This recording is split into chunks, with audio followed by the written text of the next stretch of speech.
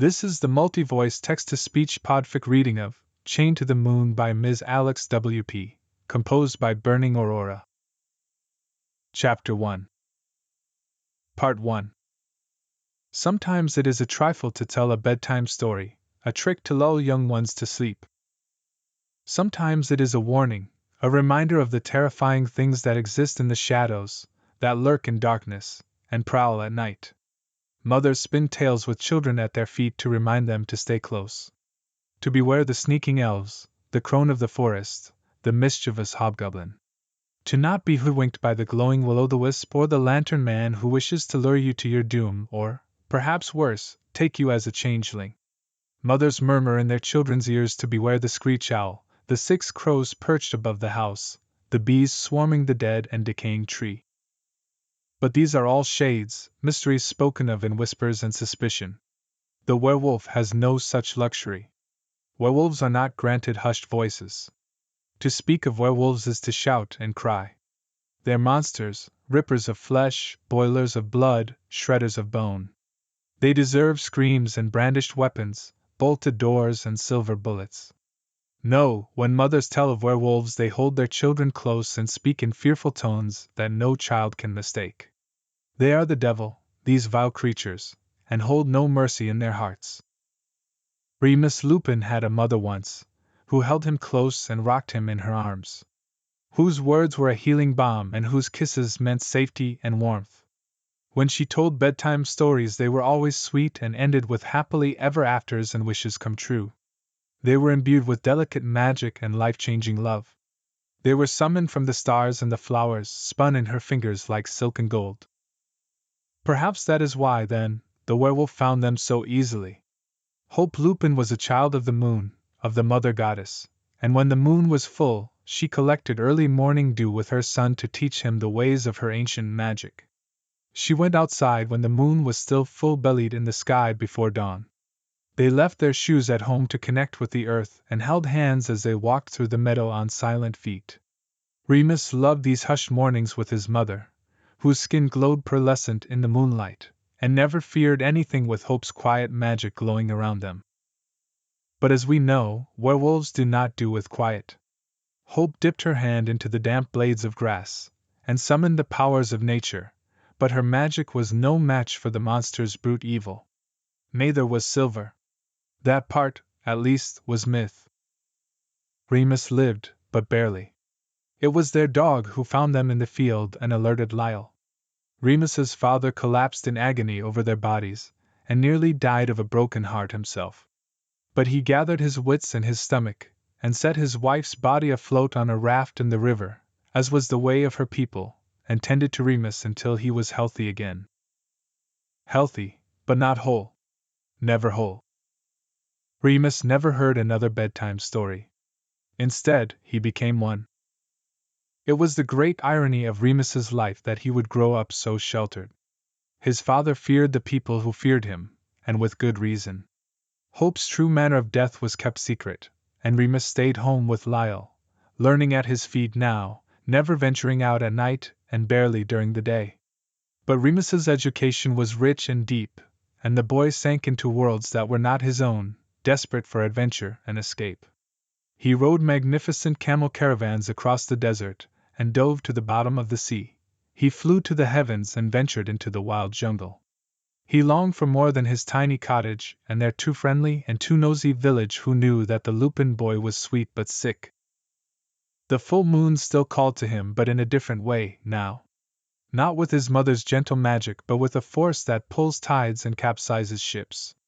It ripped his beautiful body open, broke it into pieces and reassembled it into something terrible, a curse and a scourge on himself and everything around him. And Remus's body was beautiful. Every bit of him was beautiful, although Remus didn't know it, and Lyle would never tell him.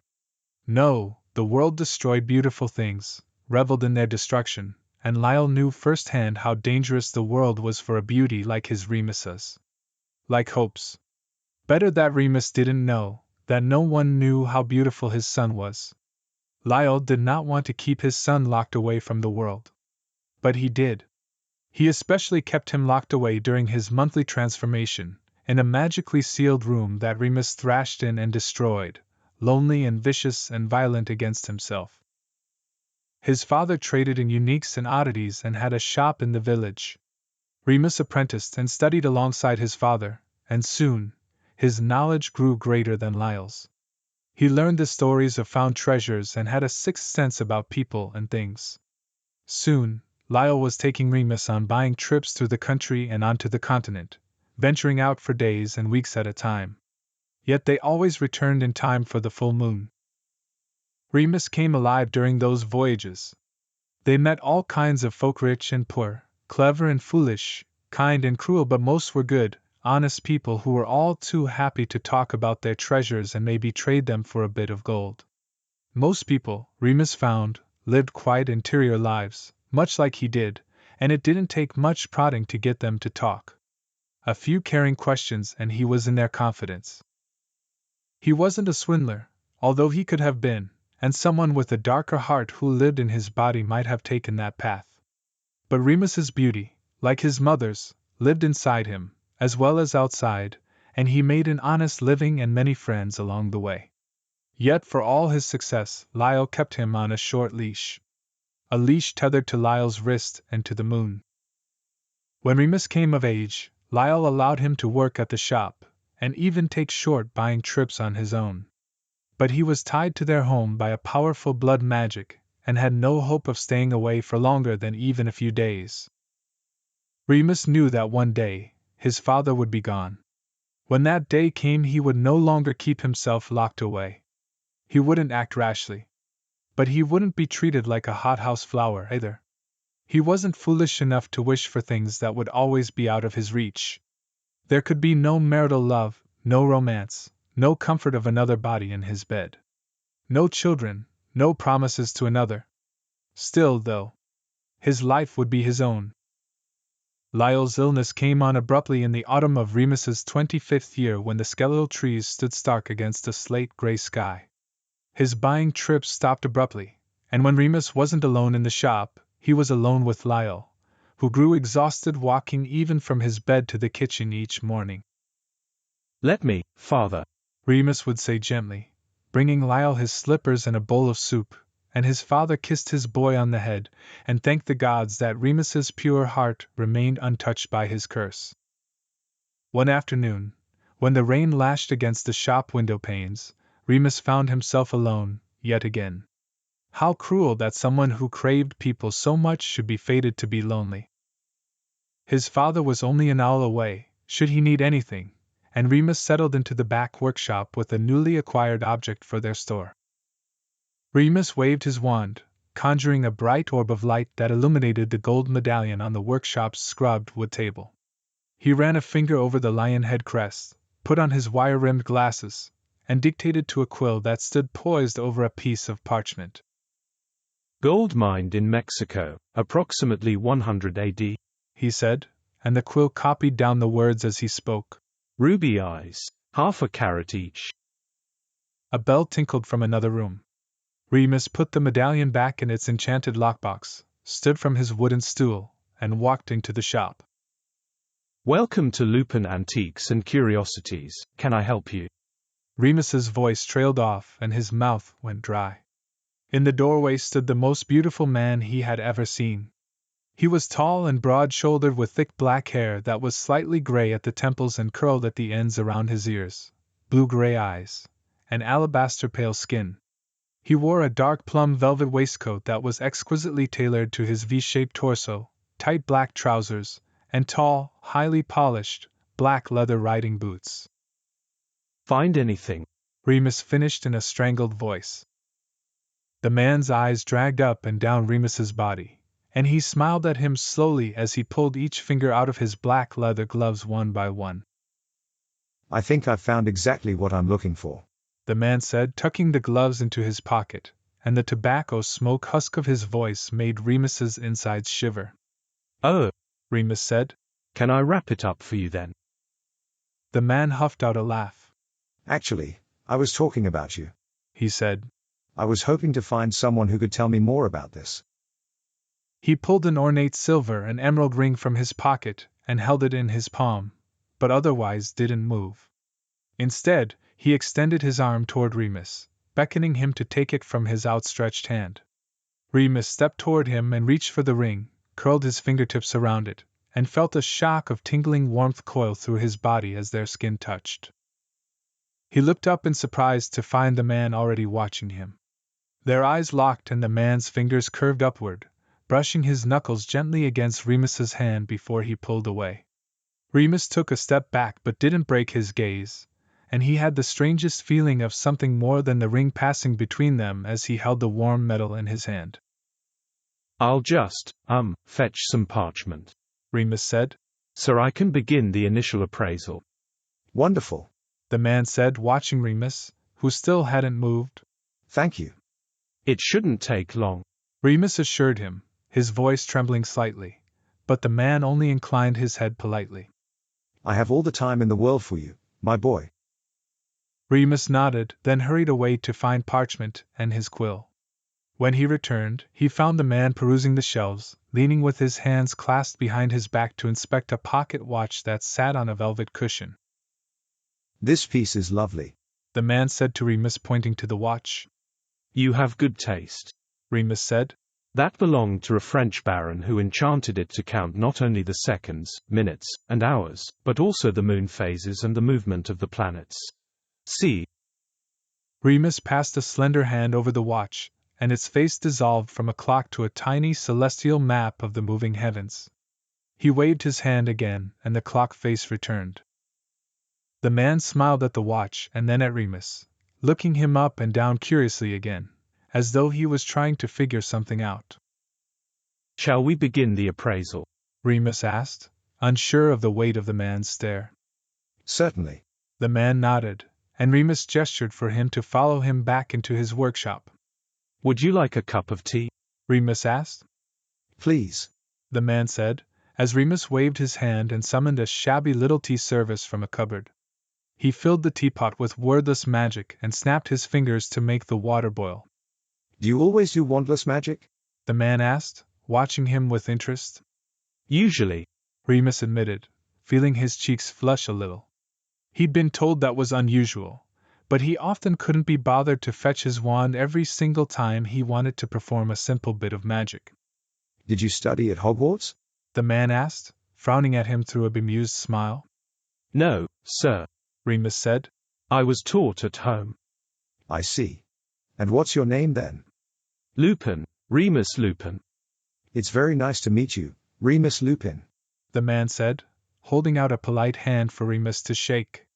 Remus took it, and felt that same tingling warmth pass through him where their skin met. My name is Sirius Black. "Lord Black," Remus said, unable to stop himself, but Mr. Black only laughed. No, that's my father, he said. Although I suppose I will inherit that title one day. "I'm so sorry, sir, I had no idea," Remus said. "It's not proper for you to be back here. You should have sent a servant, or—" Nonsense, Remus, Black said. I've no interest in sending servants out into the world in my stead. I want to live. What use am I rattling around an empty manor house when there are places to visit and people to meet? People like you. He inclined his head toward Remus, whose face warmed again, although he wasn't sure why. "That's very kind of you," Remus said. Oh no, it's very selfish of me. Black assured him. I enjoy it too much for it to be considered philanthropic in any way. Remus nodded and poured them each some tea, put on his glasses, and started the appraisal. Black watched him work, his quicksilver eyes darting between Remus's concentrated expression and the ring that sat illuminated underneath the conjured orb of light.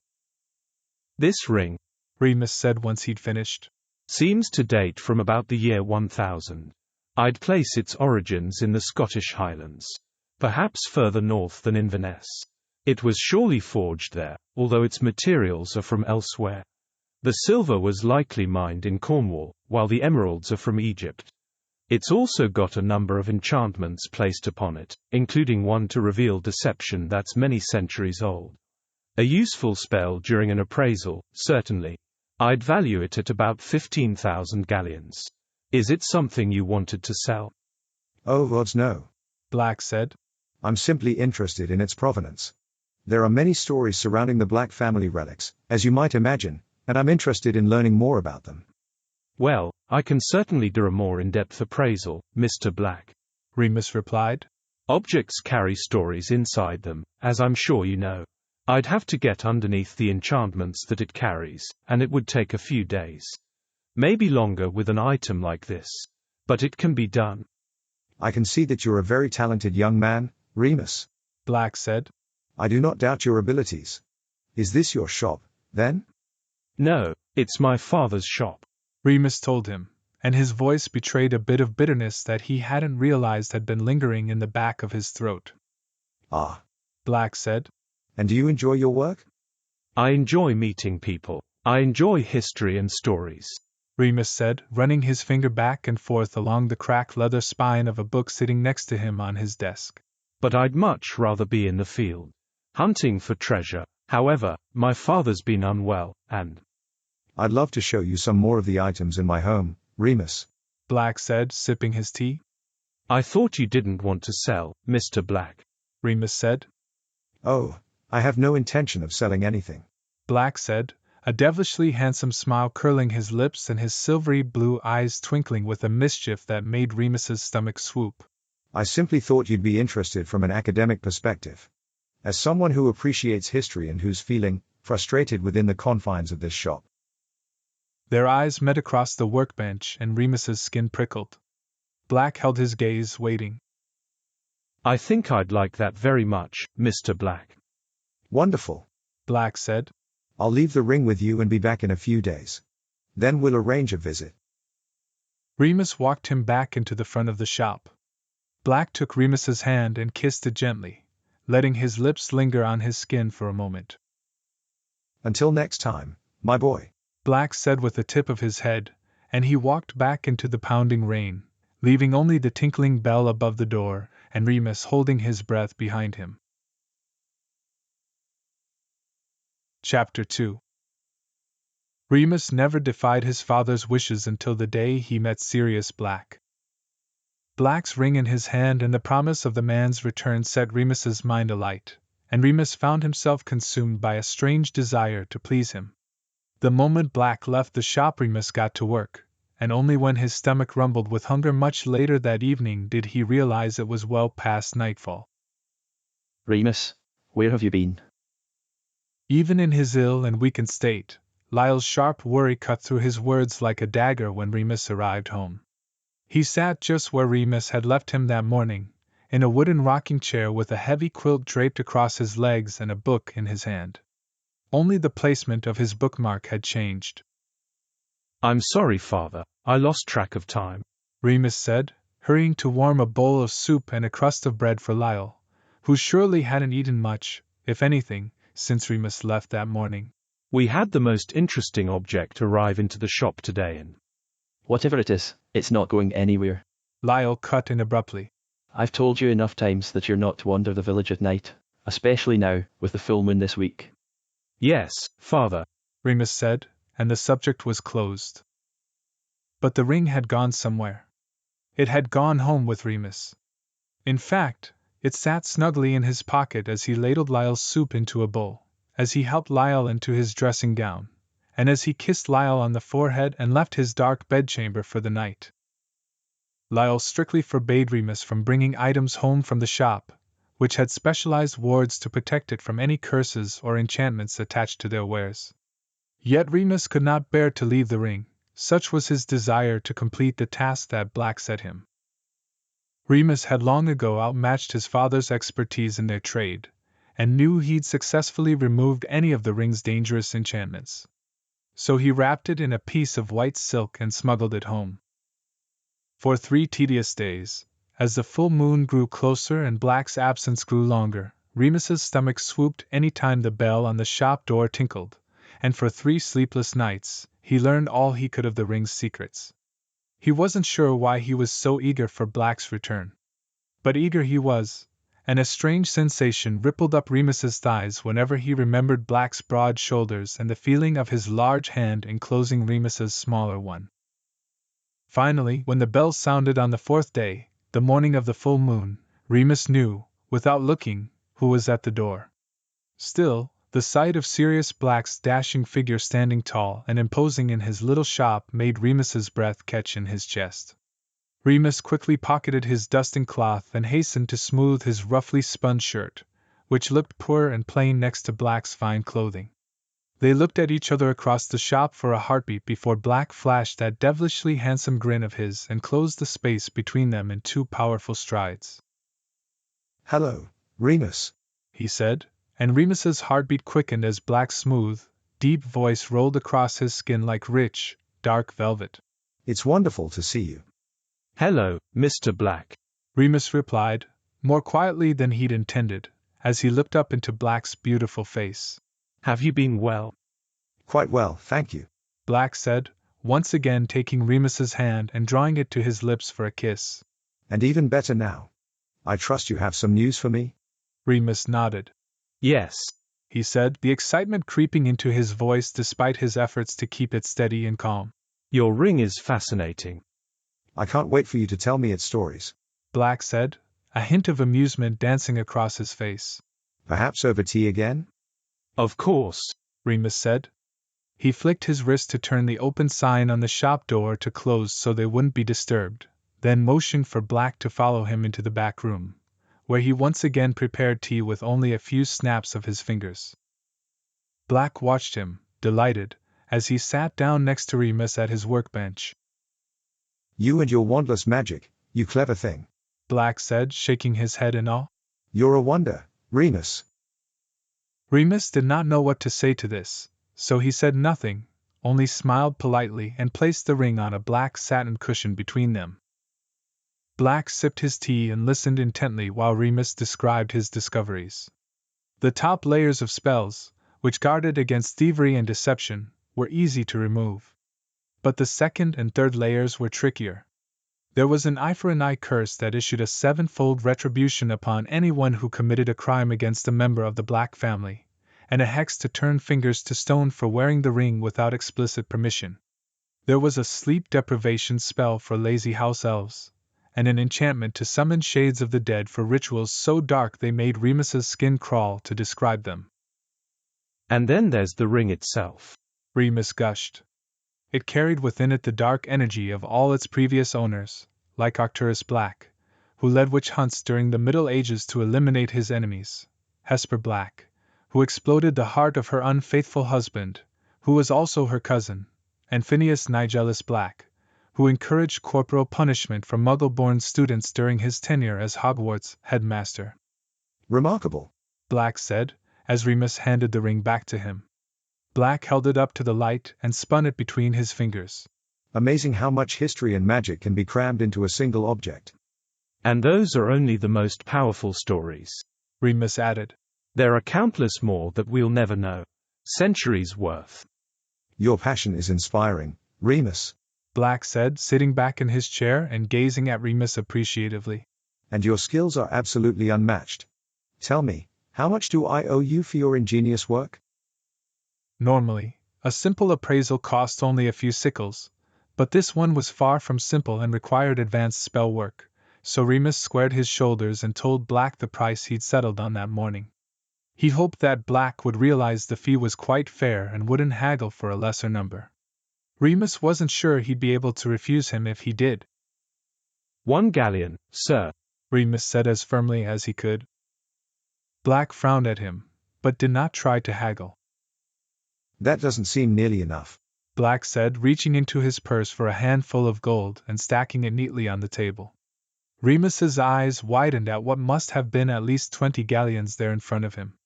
That was often more than the shop made in a month. "Oh, no, Mr. Black, that's far too much," Remus stammered. "Please, sir, 1 galleon is a very fair price." Remus began to push the gold away, but Black's large hand stopped him, his strong fingers curling around Remus's wrist in a way that felt commanding and decisive, making Remus's heartbeat quicken for reasons he could not explain. "I disagree," Black said calmly, without relinquishing his grip on Remus's wrist. "The price is very unfair to someone with talents like yours. You should know your worth, Remus." "I'm not sure I have much worth, sir." The words escaped Remus's lips before he realized they'd even formed in his brain, and his humiliating honesty made his face flush a hot, blotchy red. In Remus's darkest moments, the futility of his life threatened to suffocate him. His lycanthropy faded him to the ragged edges of humanity, and his existence was of no consequence, except for threatening the existence of others. These thoughts pushed their way to the surface of Remus's mind far more often than he'd like to admit, but he had never spoken them out loud before now. Remus felt the thick fingers around his wrist loosen and slide downward into his hand, and Black gently ran his thumb across the soft skin of Remus's slender fingers. Perhaps I can convince you otherwise, Black said softly. An odd feeling stirred in Remus's heart, and he thought inexplicably of his mother. Hope died when Remus was only 5, and his memories seemed shrouded in a thick, silver mist. But glimmers of her shone through, often when he least expected it. The way her long, silvery gold hair swished across her back and caught the early morning sunlight, the soft warmth of her lap, her sweet voice singing the moon songs of her people. But mostly Remus remembered how his mother made him feel, safe, cherished, and loved. When was the last time he'd felt that way? When was the last time he thought of himself as anything other than a dangerous burden? And how dare he feel any of those things ever again? He couldn't. So he pushed the curious feeling away and withdrew his trembling hand from Black's grasp. 1 galleon, Remus repeated, but Black's lips curved into a wry smile. You drive a very hard bargain, Remus. Black said and removed 2 galleons from the pile. Fine. I shall settle for 18 galleons. 4 galleons, Remus negotiated back, trying, and failing, not to smile in return. 17, and that's my final offer. Black replied decisively. Please, Remus. Allow me to show you what you're worth. What you're worth? A werewolf hide is worth 50 galleons on the black market. A handful of werewolf teeth is worth another 10. A pint of a werewolf's blood, if taken during the January wolf moon, is worth 100 galleons, thanks to its usefulness in dark rites and potions.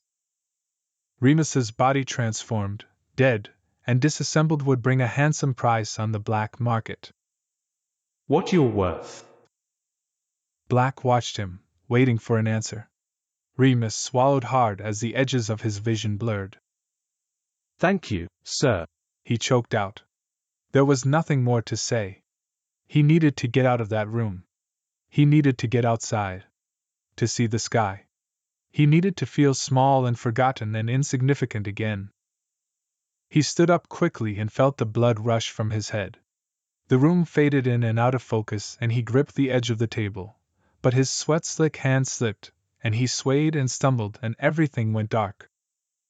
He opened his eyes in a familiar, dew-covered meadow under a dusty gray sky, where the full moon glowed, strong and powerful above his head, despite the early morning sunlight just starting to crack around the rim of the earth. A wisp of gray cloud passed across the moon's silvery face, and the wind whispered a forgotten melody in his ear. Child of the moon, chained to the moon, she makes you, breaks you, reshapes you. Answer the call. Restore the balance. Do not be afraid. There has never been another like you. Remus. Remus. Remus's body felt warm and safe, engulfed by a pair of strong arms that held him close. A hand across his forehead brushed away his sweaty hair, then traced down his cheek and jaw, settling on the back of his neck. Remus. The voice said again, and Remus felt it radiate through his body, soothing him like a calming draught.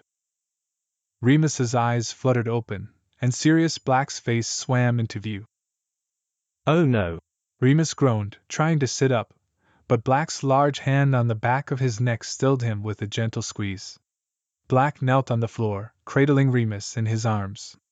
Hush, don't try to move. You fainted, darling, Black said, his voice impossibly soft and gentle. He waved his wand and conjured a small cup of water which he held to Remus's lips, and Remus drank obediently. Are you all right? Remus nodded and closed his eyes, pressing a hand to his forehead. Yes, thank you, Remus said, his breathing still a little shallow. Does this happen often? Black asked, his eyebrows drawn together, and his voice laced with concern as he pushed his fingers into Remus's hair and started gently massaging the nape of his neck.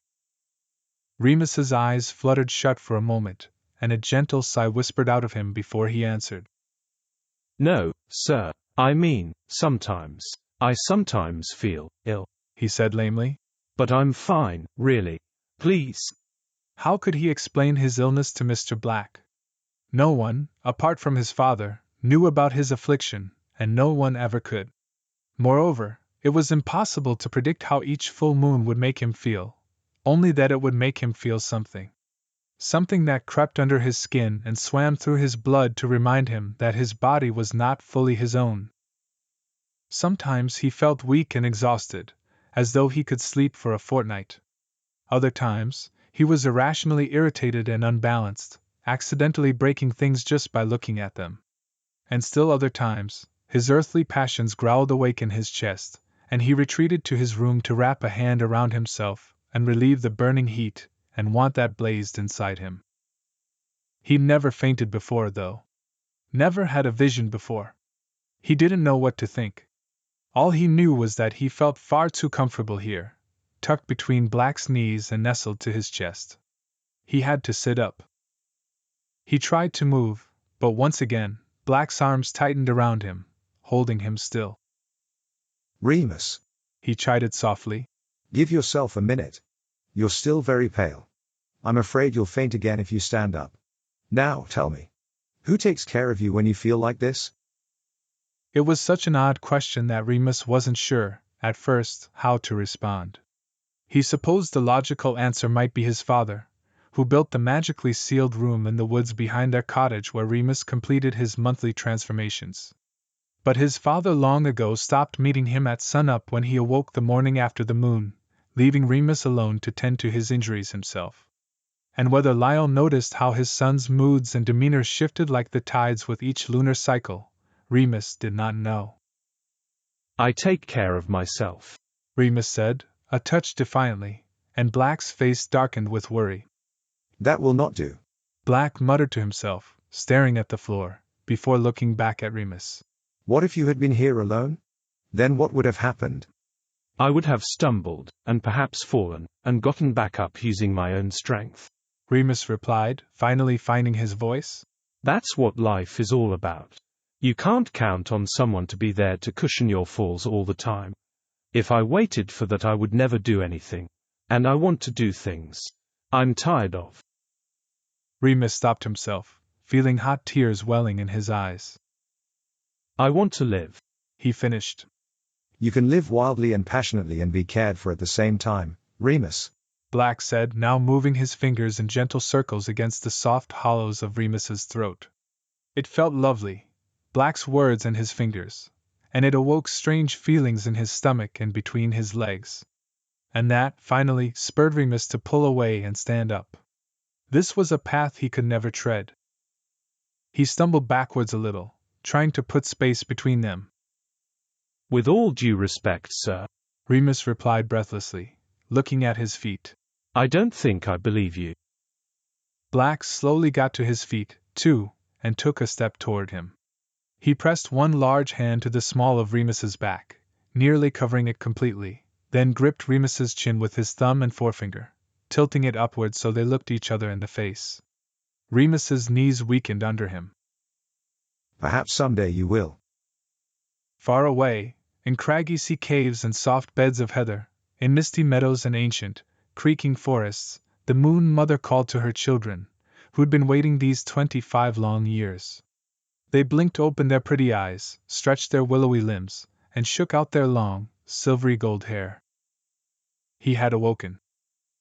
And even further away, in a terrible fortress that rose from the cracked earth like a horrific, blackened flower, Fenrir Greyback sniffed the air and waited for moonrise, hungry, eager, and ready to pounce. Chapter 3. Where is your head, Sirius? Sirius looked down the long banquet table laden with breads, cold meats, cheeses, and tea, at his brother, Regulus, who watched him irritably. His brother was astute, as always. Sirius's mind was not here at breakfast in this godforsaken house, but at a small antiques and oddities shop in the village near his country manor where a brilliant and beautiful young man fainted into his arms the day before. Our father is on his deathbed, and I've scarcely been able to keep your attention for a single moment, Regulus said. Our father has been on and off his deathbed for 20 years, Reg. Sirius replied, sitting in his high-backed wooden chair and sipping his tea. I'd rather he just get on with it. I've got things to do today and didn't expect to be summoned back to this hellhole before I'd even had my tea. He sighed and looked around the imposing dining room with its high ceilings, dark mahogany walls, heavy silver candelabras, dark green velvet curtains, and portraits of sneering ancestors in gilded frames. He hated coming back to 12 Grimmauld Place and avoided it at all costs, preferring instead the bucolic quiet of his country manor or even his small apartment in Mayfair. So would I, truth be told, Regulus replied. He tapped one long finger on the highly polished table to summon Creature, the family's elderly and decrepit house elf, who answered most readily to Regulus. Fetch another pot of tea, please. Regulus asked the elf, motioning to the silver pot with a wave of his hand. This one's gone cold. Yes, sir. Creature croaked and disappeared with a sharp crack. I do have a feeling this deathbed visit will be the lucky one, Regulus said of their father. When I saw him last night he looked positively green. Must have looked a right sight better than he normally does, then, Sirius said, spreading marmalade on a piece of toast. You're not wrong, there. Regulus agreed. Pass me the. But what Regulus wanted Sirius to pass him, he never said, because suddenly, a violent, throat-shredding scream rang through the house, followed by a cacophony of crashes and shattering glass. The brothers' eyes snapped to each other in alarm for a half-second before pushing their heavy chairs backwards and rushing from the dining room into the cavernous foyer. They looked up to see their mother tearing across the top landing in a vicious rage, screaming and pointing her wand at anything in her line of sight. Her silvery eyes sparkled with insanity, and wild strands of graying black hair escaped her bun as she shrieked and raged. Vases exploded, sconces flew off the walls, and decorative bowls careened into the ceiling, while house elves cowered in fear. Sirius grabbed Regulus by the collar and yanked him down to the floor just as a suit of armor came hurtling over the banister toward them, narrowly missing their heads and skidding across the ground behind them with a clang of metal against stone. That's quite enough, Sirius said over his mother's raging, and wordlessly pointed his wand at her. She hit the floor like a sack of stones as Sirius's full-body bind curse hit her squarely in the chest. Sirius and Regulus climbed the grand staircase and stood over her impassively as her seething eyes darted between them. Mother, Sirius said coolly, looking down at her body laid out on the handsome dark green rug at his feet. we cannot have you behaving like a rabid animal. I shall unbind you, but you must promise to refrain from this tasteless conduct. Blink once if you agree. Regulus sighed, sounding vaguely bored and slinging a hand into his pocket. Walburga Black blinked once. Sirius flicked his wand lazily, and she immediately scrambled to her knees and resumed her screaming. Oh, for Merlin's sake, you vile woman, Sirius muttered. He flicked his wand so she froze again and turned to look at his brother with a shrug. Creature, Regulus called, and Creature appeared at their knees with a crack. Yes, master. what's got her bloomers in a twist? Regulus asked the elf. Your father. Creature sniffed, wiping his eyes with the corner of the tea towel he wore slung around his waist. He is dead, sir. I say. I didn't think the old man had it in him. Sirius said thoughtfully. I thought he'd live forever out of sheer spite. Creature turned to Sirius and bowed so low that his long nose brushed the top of Sirius's shiny black boot. I am your faithful servant, Lord Black. Creature said, and Sirius inclined his head politely in acknowledgement of the old elf. At this, Walburga screamed again, her powerful fury breaking through Sirius's full-body bind curse. She got to her feet. Filth, vile blood traitor, sullying the name of. She screamed until Regulus cut her off. What are you on about, you hateful old hag? Regulus demanded. Him. Walburga screeched, pointing at Sirius. He'll banish me now that he's Lord Black. Well, I wasn't going to, but now that you mention it. Sirius said, twirling his wand idly between his fingers. Banishment would suit you. Where would you like to go? Antarctica? Siberia? The Amazon jungle? Name your favorite harsh climate, and I shall send you there, mother. Why you ungrateful, horrid piece of... All right, that's quite enough. Sirius sighed. He waved his wand once more, and his mother vanished. Where did you send her? Regulus asked, more out of curiosity than anything else. Only the attic. Sirius said. I'll think of somewhere more suitable in due course. She certainly can't stay here, not if we plan to rehabilitate this place. We need to start cleaning out the rubbish, and that includes her. He waved his wand again, and every item that Wolberta had exploded in her rage came flying back together, landing in their original spots, including an ugly 12th century woodcarving hanging on the wall next to Sirius's head depicting the Black family crest and its motto, Toujours pure. On second thought, Sirius said, looking at it with a tilt of his head. He waved his wand again, and the woodcarving disintegrated in a puff of black smoke. Much better. Sirius nodded, admiring the newly blank stretch of wall. Sirius, as tempting as it may be, you can't just go blowing things up and throwing everything away now that father's finally gone. Regulus said. There are valuable relics in this house that are very historically important. Sirius turned and led them back down the wide staircase, running his hand thoughtfully down the highly polished serpentine banister. I'm well aware of that, Reg. Sirius said. Which is why I've already found us an appraiser. Let me guess. Regulus said. Young, handsome, and eager. Sirius bristled at this but chose to take the high road. He happens to be an expert in his field. I've never seen anything like it, actually. Sirius replied. You found an expert. Regulus snorted. In what? Cocksucking. Sirius had Regulus against the wall before he even realized he'd moved. He towered over his younger brother, and pinned him still with one strong hand shoved to his shoulder. You'll take care to watch your mouth, Regulus, Sirius said in a low voice, pressing his brother's chin upward with the tip of his wand. When that boy is in this house, you will show him nothing but respect, do you understand me? Oh my, Lord Black. Regulus laughed. In deep, aren't we? Sirius felt a touch of the rage and madness that ran through his family's veins as he thought about how easy it would be to simply tie his brother's tongue to the roof of his mouth like he used to when they were children. Instead, he gave Regulus one more hard shove and relinquished his grip, taking a step back but not looking away. I asked if you understood me, he said quietly, and the smile faded from his brother's face. Yes. Good, Sirius said lightly. Now, shall we discuss arrangements for the corpse? Orion Black's body hadn't fully gone cold before the doorbell rang at 12 Grimmauld Place to reveal Sirius's cousins, Andromeda, Bellatrix, and Narcissa. They were as beautiful as they were arrogant and swanned into the house past creature, as though the battered old elf weren't even there.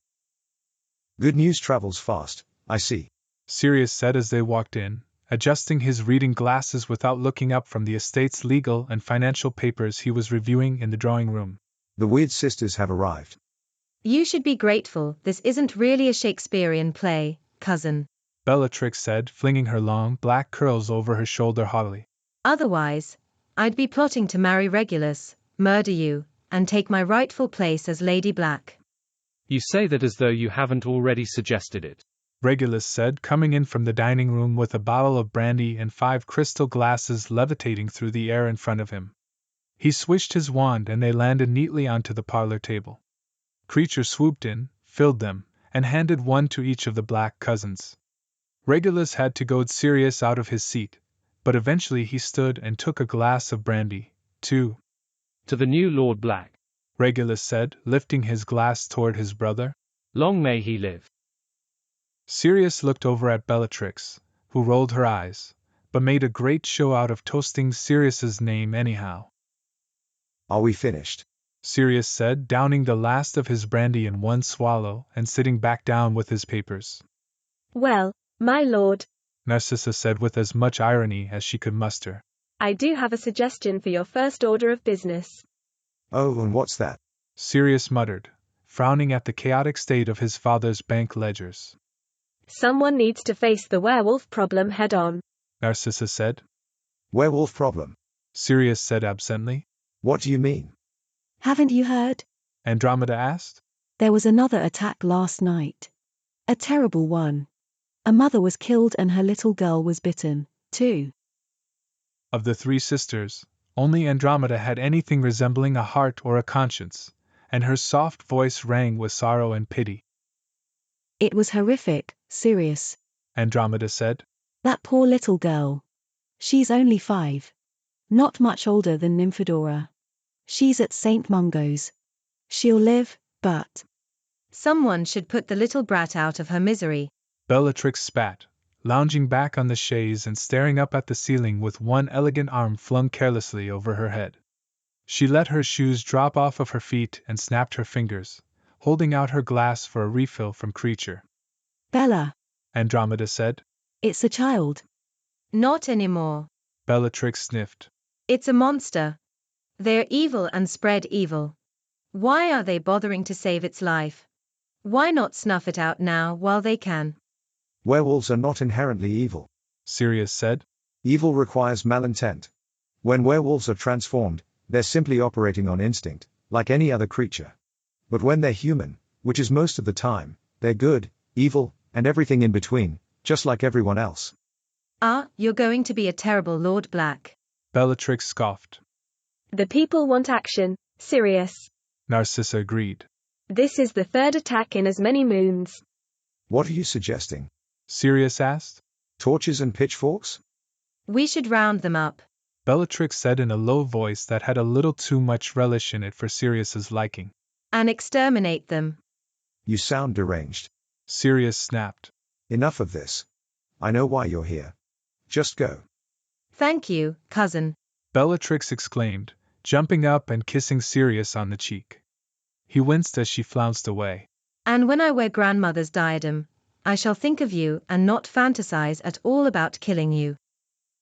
And she grabbed each of her sister's hands, pulled them out of the drawing room, and ran upstairs. Vultures. Sirius grumbled, pouring himself another brandy. Father's been dead 45 minutes and they're already here cleaning out his wardrobe to scrounge for grandmother's jewels. Hey, perhaps we'll get lucky and they'll find a cursed locket or something. Regulus said brightly and looked at his watch. The Undertaker should be here any minute. Want to get one last look at the old bastard before they take him away? Not particularly. Sirius said, now attempting to sort the papers by subject and date. He'd get through this mess eventually. It's a wonder we have any money at all. The accounts look like they were managed by a mountain troll. Rent is a wondrous thing, brother. Regulus said.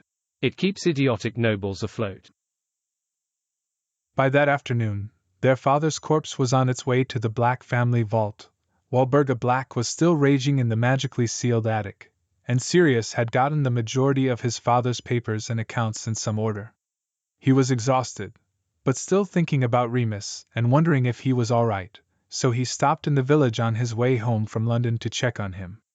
But when he arrived at the shop, it was empty, the shades drawn, the door locked, and the little wooden sign flipped to closed. Sirius's stomach dropped, and his heart filled with worry. What if Remus was still ill? What if he was alone with a sick father and unconscious on the floor? Or worse? Excuse me. Sirius said to a woman hurrying by with a basket of bread on her arm. Does the young man who runs this shop live here in the village? Ah, the Lupin boy. She asked in a rough tongue, and Sirius nodded. She pointed down the street. They live about a mile hence. Right at the edge of the wood. Not too friendly, the father. Remus is a sweet boy, though. Quiet as anything, of course. Ill, you know. Yes, I know. Sirius said, his heartbeat quickening. Thank you. She nodded him on his way, and Sirius rushed down the street, which got wilder and thicker with trees the further on he walked.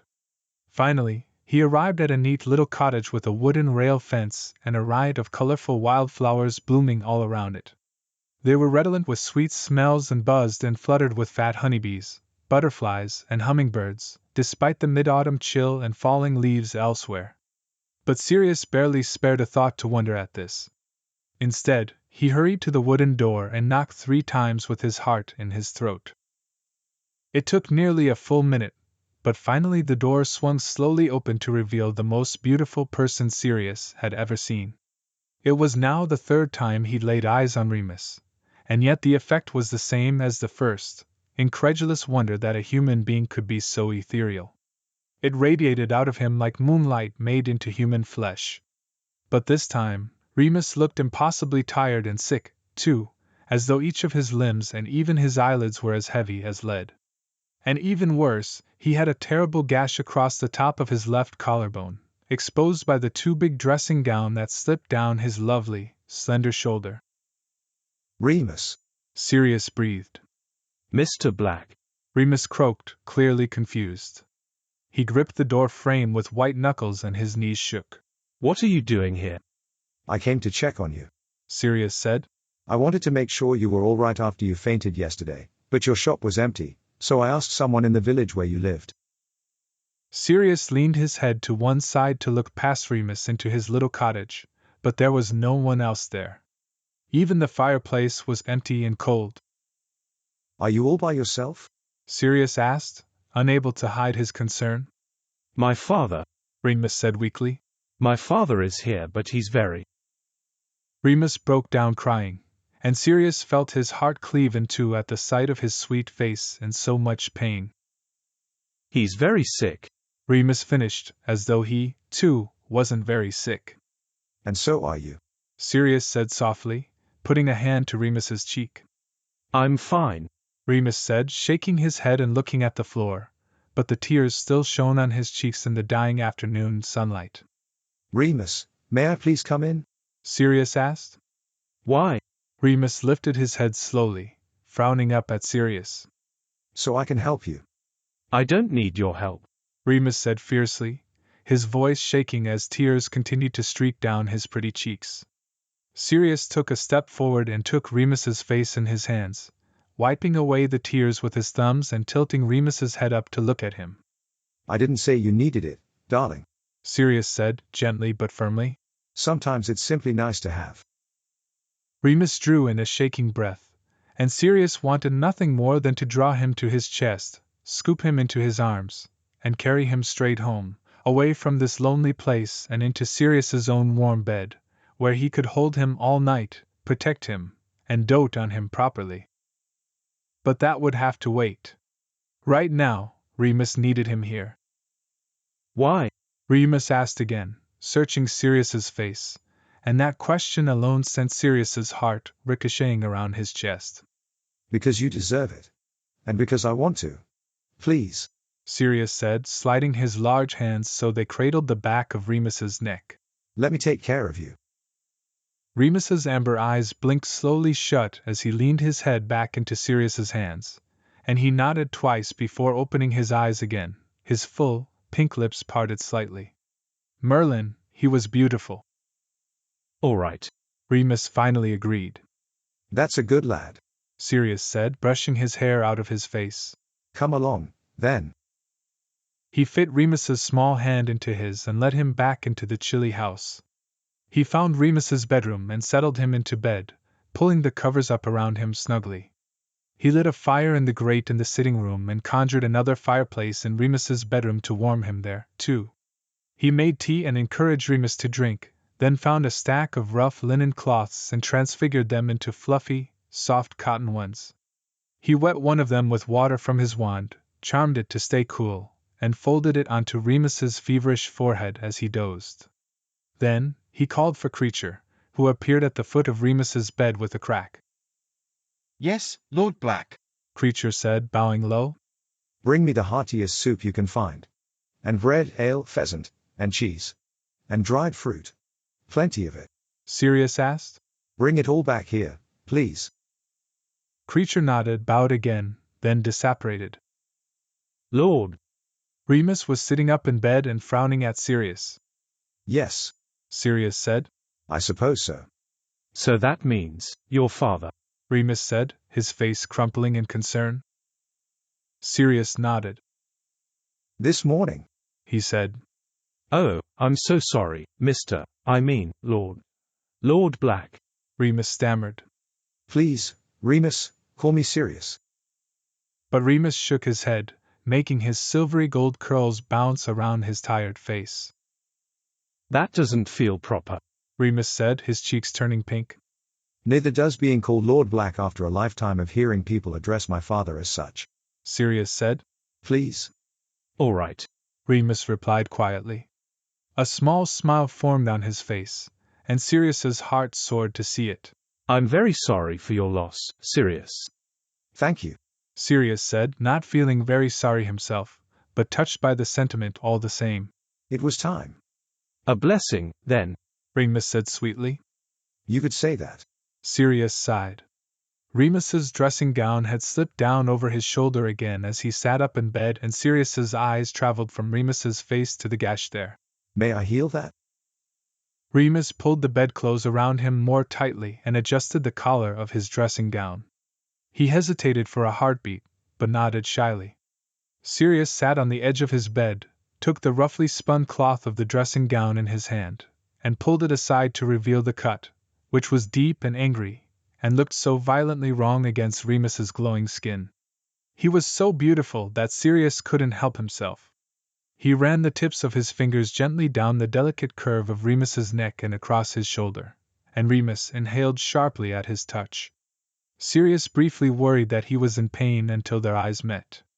Desire stirred in his stomach at the sight of Remus's darkened pupils staring back at him, at his parted, shining lips, half-lidded eyes, and heaving chest. He wondered whether Remus had ever been touched before, whether he'd ever been kissed, whether he'd ever known the kind of pleasure that Sirius was quite practiced at giving. But he forced those thoughts out of his mind. This won't hurt, Sirius said, ignoring the stirring in his trousers as he imagined Remus's lithe body underneath his. He touched the tip of his wand to the cut and muttered the incantation. The wound stitched back together, but was not fully healed as it should have been. Instead, a thin scar, pink and still fresh-looking, was left, marring Remus's otherwise perfect expanse of skin. If Sirius didn't know better, he'd think it was a cursed wound, and frown down at it curiously. He ran his thumb over the newly formed scar and his attention was snapped back to Remus, who let out a desperate little sigh as their skin brushed together. Feel better, then? Sirius asked, and Remus nodded once more. Yes, sir, he whispered. Thank you. Remus's eyelids drooped again, as though the healing process had completely sapped his energy away, and Sirius ran a hand across his forehead. Sleep, darling, he said, trying to gently guide Remus's head back onto his pillow. Remus laid back and nestled down into the bed, closing his eyes for a second before dragging them open once more. But my father, he mumbled, half asleep already. Don't worry, Sirius said, stroking his hair until his eyes fell shut again. I'll tend to everything. It didn't take long for Remus's breathing to become slow and steady in the warm room with the magically crackling fire. Sirius looked down at his sweet, sleeping face, kissed his forehead gently, and conjured himself a chair, his glasses, and a book, and settled in to sit with him for the night. Chapter 4. Sirius woke the next morning with a gentle hand on his shoulder and a soft voice in his ear. My lord, Sirius. He opened his eyes to see Remus standing over him, fully dressed and holding a cup of tea. Remus looked remarkably better than he had the night before. Still a bit tired, perhaps, but a dewy pink blush had returned to his cheeks, and his eyes were bright and lively. Would you like some tea, sir? Remus asked, offering the cup with a soft smile. Sirius ran a hand through his hair and unfolded himself from the chair where he'd spent the night curled awkwardly at Remus's bedside. His neck and shoulders were stiff and sore, and he stretched gingerly as he sat up and accepted the tea. He wished he'd thought to add a few more cushions to the chair when he'd conjured it. Thank you, Sirius said blearily, taking a sip of the hot, pleasantly sweet tea. How are you feeling? I'm feeling much better, thank you, Remus said, and even his voice sounded spirited and cheerful. He sat on the edge of his small, wooden bed across from Sirius and put his hands on his knees. He looked down at his feet for a moment before meeting Sirius's eyes, and again Sirius was struck not only by his radiant beauty, but by the vitality and magic that seemed to glow from within him. I don't know how to thank you for last night, Remus said, gazing at him fondly. How can I ever repay you? There is no need for repayment, Remus, Sirius said, and hoped Remus believed it. He sipped his tea again and felt a sense of contentment wash over him. He looked down into his cup, where a few flower petals, soft yellow and delicate, floated on top of the pink-hued liquid. What kind of tea is this? Sirius asked. I can't place the flavor. It's a blend that I created, Remus said, sitting up straighter, and his voice rang with the same shy excitement as when he told Sirius about the ring. It contains schisandra and rosemary for energy, and I also added rosehips and linden to soothe your grief for your father. A soft "oh" was all Sirius could manage at first, and he stared at Remus, trying to fully appreciate and understand him.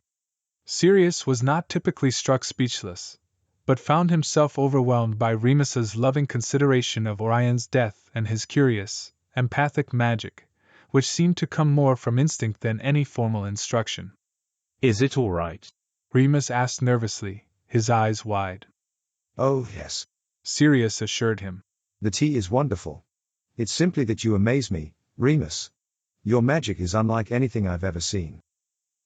Remus nodded and looked down at his hands. I know it's a bit unusual, he said, sounding embarrassed. But I meant that it's beautiful. Sirius cut in. At this, Remus looked up at him in surprise. His cheeks colored a charming rose-petal pink, and he smiled, a full, radiant smile, almost despite himself. Thank you, he said, and paused, now looking at Sirius with as much wonder as Sirius felt toward him. Why are you so kind? How could Sirius answer that question? Was he truly kind? He was surely kinder than the rest of his family, and he was determined to finally bring a bit of benevolence and tolerance to the title of Lord Black. But whether he possessed true kindness, the sort that comes from being pure of heart, Sirius did not know. He suspected not. The kindness he felt toward Remus was born of many things. Some of them, perhaps, were superficial, just as Regulus had suspected. Sirius loved looking at Remus, and who could blame him? He loved watching his clever magic and listening to him speak. But more than anything else, Sirius felt an overwhelming urge to protect him and to give him things he'd never had before. He felt that, somehow, Remus had within him a caged creature that never had a chance to be free. Sirius wanted to open the world to him, to throw his arms wide, and say, This is all for you. He looked into Remus's earnest, amber eyes, and saw a pure kindness there that Sirius himself surely lacked. Because I enjoy being kind to you, Sirius said, which was the truest explanation he could think of. And because I appreciate your company. You do? Remus asked. Very much, Sirius replied. Remus took a deep breath and answered quietly when he spoke again. I very much appreciate your company as well, Sirius, Remus said, and Sirius loved the way his name sounded on Remus's lips. I'm quite glad of that, Remus, because I was hoping to retain your services on a more regular basis, Sirius said. He went on to describe in as little detail as possible his desire to clean out his ancestral home. I need an expert, and you are the best, he said. I think you probably know my family's reputation for the dark arts. I'd like to rid 12 Grimmauld Place of anything dangerous or distasteful, while also preserving what should be preserved. I envision us going room by room to do so. I realize this is demanding and would take you away from your shop, so I'd pay you 50 galleons a day for your work. 50 galleons a day? Remus sputtered. Yes. Sirius nodded. Of course, I'm open to negotiation should you find the challenging nature of the work demands a higher fee. Higher than 50 galleons a day? Remus laughed nervously. I already told you, Remus, I'm eager to show you what you're worth, Sirius said. And frankly 50 galleons a day is nowhere near close. Remus didn't answer, only looked slightly stricken, so Sirius put his teacup on the floor and moved to sit on the edge of the bed next to him. He brushed one soft curl behind Remus's ear, then traced his jaw with the tip of his thumb. He put a finger under Remus's chin and lifted it until their eyes met. Remus gazed up at him with a sweet innocence, and Sirius wished that Remus could live, cozy and safe, in his breast pocket, right over his heart. As far as I am concerned, Sirius said. You are priceless. And he leaned down, and gently kissed Remus's cheek. His skin was soft under his lips, and Sirius could feel Remus's hand trembling against his thigh. When Sirius pulled away, Remus's eyes were closed and his breathing was shaky, and he couldn't help thinking that if a kiss on the cheek could make Remus nearly come undone, what would other things do to him? Open your eyes, darling, Sirius whispered, and Remus obeyed. He looked soft and pliant, like warm wax in Sirius's hands. You're not going to faint on me again, are you?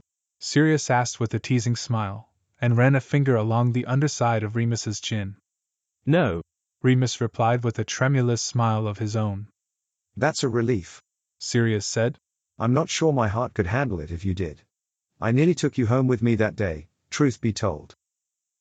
Sirius watched him carefully, looking for signs that he'd crossed a line.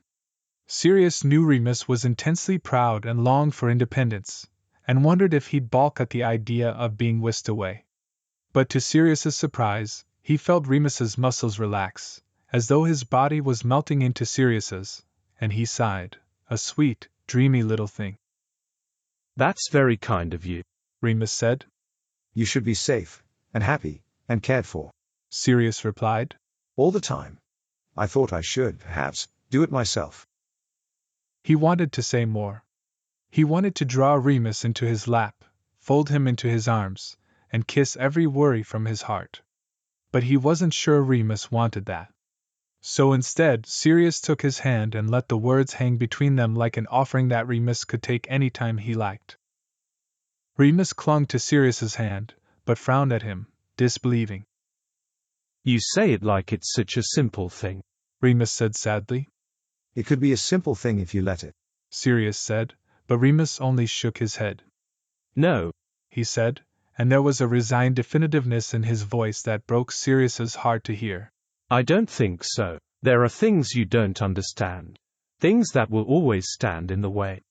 You could help me understand them, Sirius said, putting his other hand to Remus's cheek and gently caressing his skin. You do not always have to do everything alone, my angel. Remus looked down at their joined hands.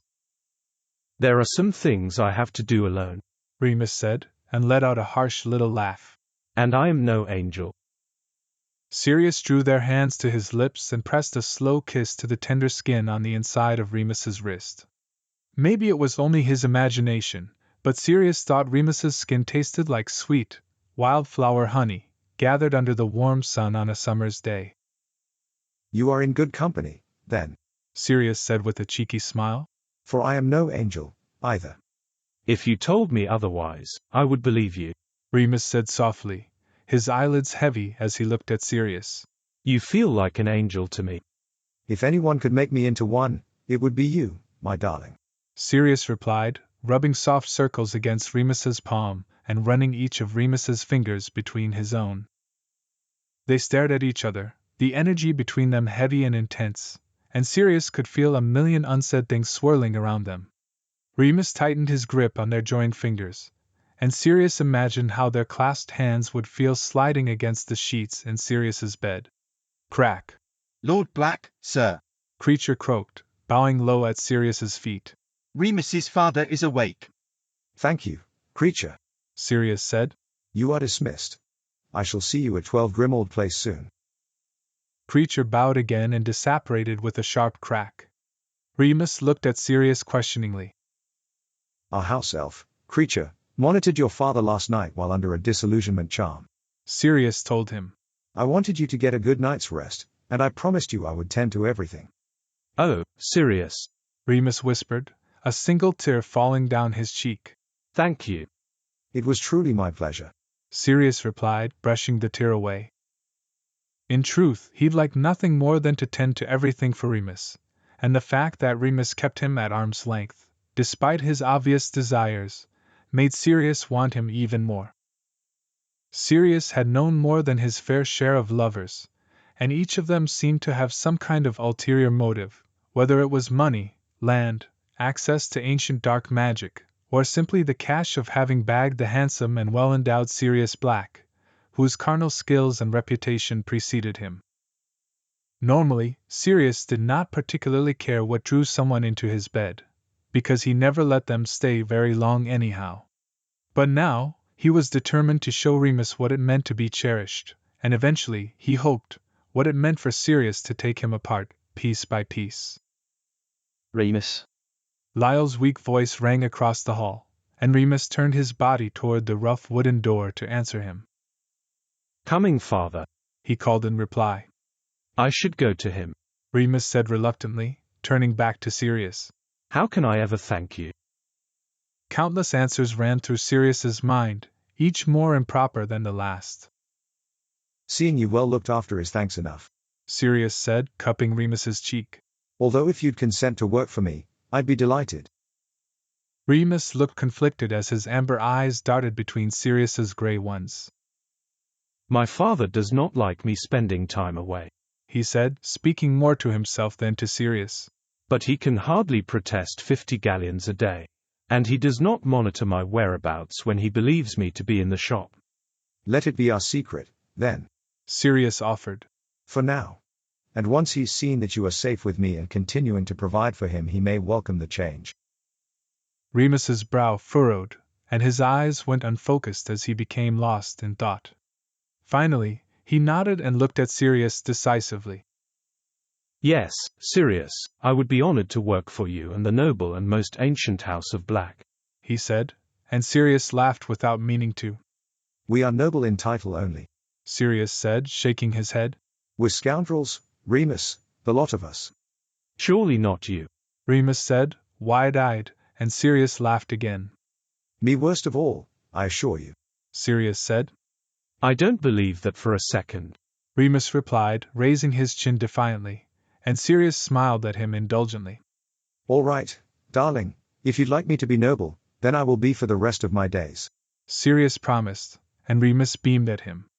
The sight of Remus's unguarded smile was enough to make Sirius renounce his family's wicked ways forever. Now, are you feeling up for visiting me later today? Yes, I'm feeling fine. Better than fine, Remus insisted. Shall I come around noontide? By flu. That's perfect, I can't wait.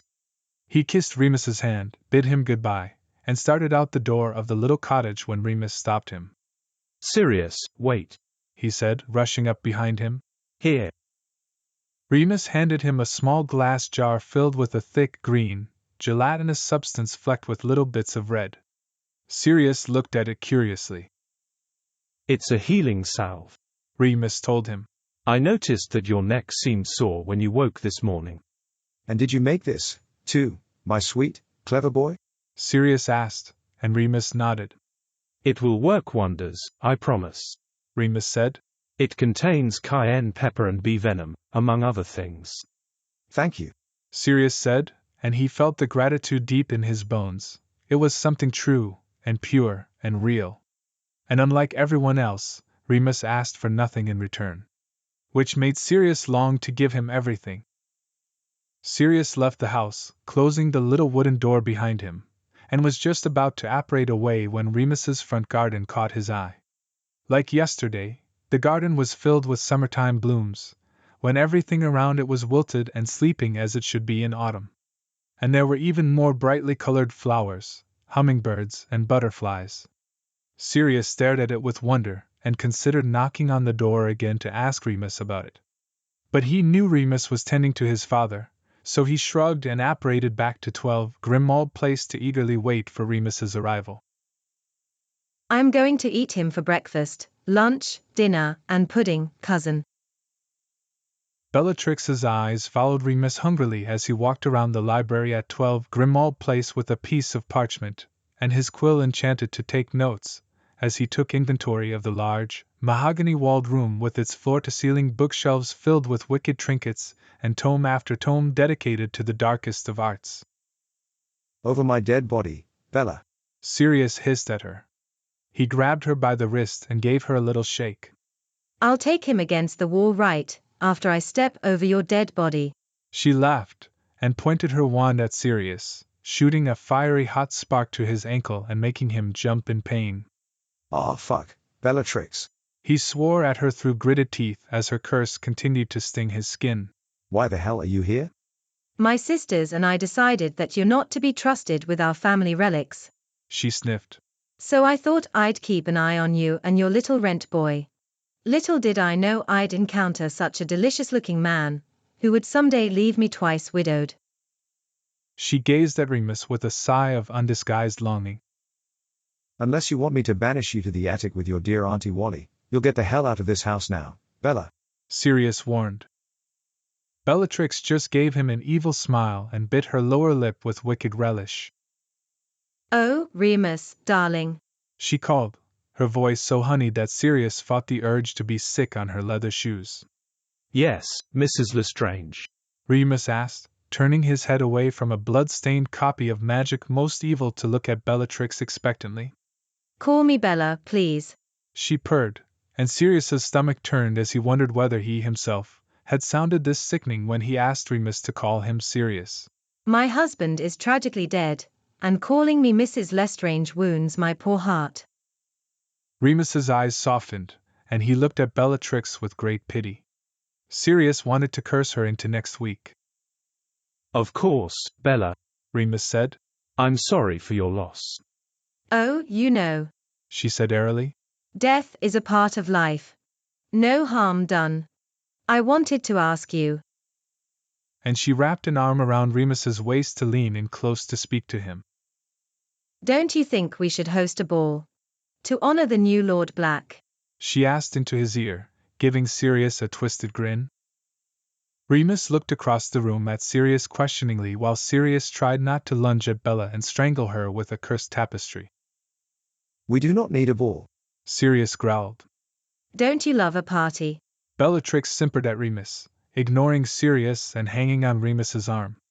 Sirius watched her fingers trace little circles along his bicep and bit the inside of his cheek in angry frustration. If Remus hadn't been there, he would have already hexed Bellatrix's hair off. But Sirius had to say something stupid, like promising to be noble for the rest of his days. I've never been to a party, Remus confessed, and Bellatrix gasped dramatically, throwing a hand to her heart and casting a simpering, desperate look at her cousin, who stood fuming across the room. Never been to a party. Serious. Did you hear? It's tragic. She turned back to Remus and put a hand on each of his arms. Would you like to go to one, darling? She cooed. They are very amusing. There's fantastic food, and music, and dancing. And people from all over the world apparate in for the night. Yes, I'd love to go to a party, Remus said. It sounds wonderful.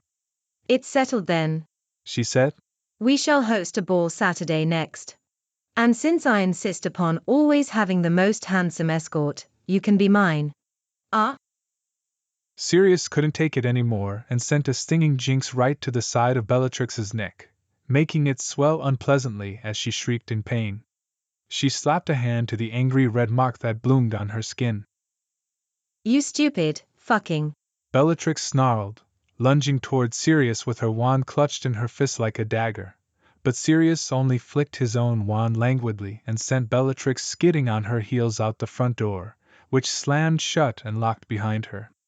My apologies, Remus, Sirius said, hurrying over to him.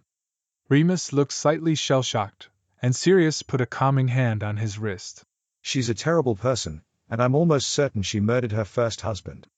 Oh, Remus gasped. That's horrible. Yes, quite. I suppose a ball is out of the question then. Remus laughed nervously, turning back to his parchment and quill, but Sirius thought he heard a tone of disappointment in his voice. Would you really like to go to a ball? Sirius asked, and Remus looked back at him, his eyes bright. Oh, yes, someday, I hope, Remus replied, and Sirius pictured him in a perfectly tailored suit that accentuated every cut and curve of his beautiful body, and Sirius's large hands roaming said body during a Viennese waltz. Well then, my darling, Sirius said, taking Remus's face in his hands. A ball you shall have. Chapter 5. It's been a while since you've done any deflowering, Padfoot. Bet you're looking forward to this one. I know I would be. James Potter had an appreciative glint in his eye as he leaned across the banister on the upper landing at 12 Grimmauld Place and tracked Remus walking around the foyer below. This one is different, Sirius said quietly, slinging one hand into his pocket and resting the other on the banister next to James. He, too, watched Remus walk slowly around the foyer, cataloging the art on the walls. Even here, in the dark gloom of 12 Grimmauld Place, Remus seemed to emit an otherworldly, golden glow. If you don't have your sights on him, does that mean he's up for grabs? James asked eagerly, running a hand through his messy black hair. I'm sure Reg and I could make excellent use of him. Keep such thoughts to yourself, Potter. Sirius said coolly, his eyes not leaving Remus. Unless you fancy having your balls hexed off. James and Sirius were more akin to brothers than best friends, and had been since their first year at Hogwarts, despite being sorted into different houses. In fact, being in Gryffindor and Slytherin, respectively, and the heirs to two of the wizarding world's most important pure-blood families simply made them a more formidable duo, and by their 5th year, no one, not even the teachers, would have dared cross them. When James married Regulus, Sirius was thrilled that his best friend was finally, truly one of his family. No, I'm quite fond of my balls, thank you, and so is your brother. James laughed. It would just be such a shame to let someone so exquisite go to waste. I've no plans to let him go to waste, I assure you. Sirius said. But I'm moving with careful intention. His virtue will be the last one I take. Meaning what? James asked, looking at him curiously through his wire-rimmed glasses. Meaning that my heart will be his. Sirius replied. Forever. It likely already is. I find that hard to believe. James snorted. Your reputation precedes you, Lord Black. You haven't even bedded the boy yet. He could be terrible at fucking, and then what will you do? Sirius didn't reply, but knew that when he finally took Remus to bed it would be anything but terrible. Remus's lithe body responded like kindling to fire whenever they were near each other, and his skin heated and breath quickened at even the merest touch. No, this was a boy who was eager and willing to learn, and oh, the things Sirius could teach him. Believe it, James. He's ensnared me, Sirius said. I can't fully explain it. But I plan to spoil him rotten once he lets me. He'll be the most pampered creature in England. But James only looked at him with an expression that was half impressed, half concerned. He's not used dark magic on you, has he? James asked, now eyeing Remus suspiciously, but Sirius only laughed. As though anyone could use dark magic on me and get away with it. Sirius replied. Did it ever occur to you that I could simply be in love? Now it was James's turn to laugh. You? In love? He asked, incredulous. No, actually, that never did occur to me. A strange expression crossed James's face, and he stood up straight from where he was leaning over the banister, fixing Sirius with a disbelieving look. Oh, for fuck's sake, Sirius, is that why you've agreed to give this godforsaken ball? That's precisely why, Sirius said, without an ounce of embarrassment or self-consciousness. He said he'd never been to one and dearly wishes to go. And if my darling boy wants a ball, I shall give him one. It will be distastefully extravagant, and you and your husband will be there with a smile. Yes, Lord Black. Of course, Lord Black. Anything you command, Lord Black. James replied with a smirk, leaning back onto the banister to continue watching Remus, who was now sitting cross-legged on the floor to write, his head bowed over his parchment intently, and quickly scribbling across the page with his quill. Sirius recognized the look of pure concentration and thoughtfulness in Remus's furrowed brow, and pride swelled in his heart that Remus's intellect matched his stunning beauty. Oh, my poor darling. Sirius frowned to himself. He must be uncomfortable there on the floor. James rolled his eyes. God help us, Sirius. Only you would fall in love so dramatically. But Sirius ignored him, and waved his wand to conjure a handsome, plush, green velvet wing chair, which appeared in the foyer at Remus's knees with a little pop. Remus jumped in surprise at its sudden arrival. He looked around for its source and smiled up at Sirius. Hello, sir, he said brightly, his smile lighting up his face and, indeed, the entire room. Sirius glanced over at James, whose eyebrows raised in surprise at this new facet of Remus's incandescent splendor. I didn't know you were there. Simply enjoying the view, Sirius said, leaning his elbow on the banister and resting his chin on the heel of his hand. It's such a pretty one. But I don't wish to bother you. I'm sorry if we did. I merely hoped to check in.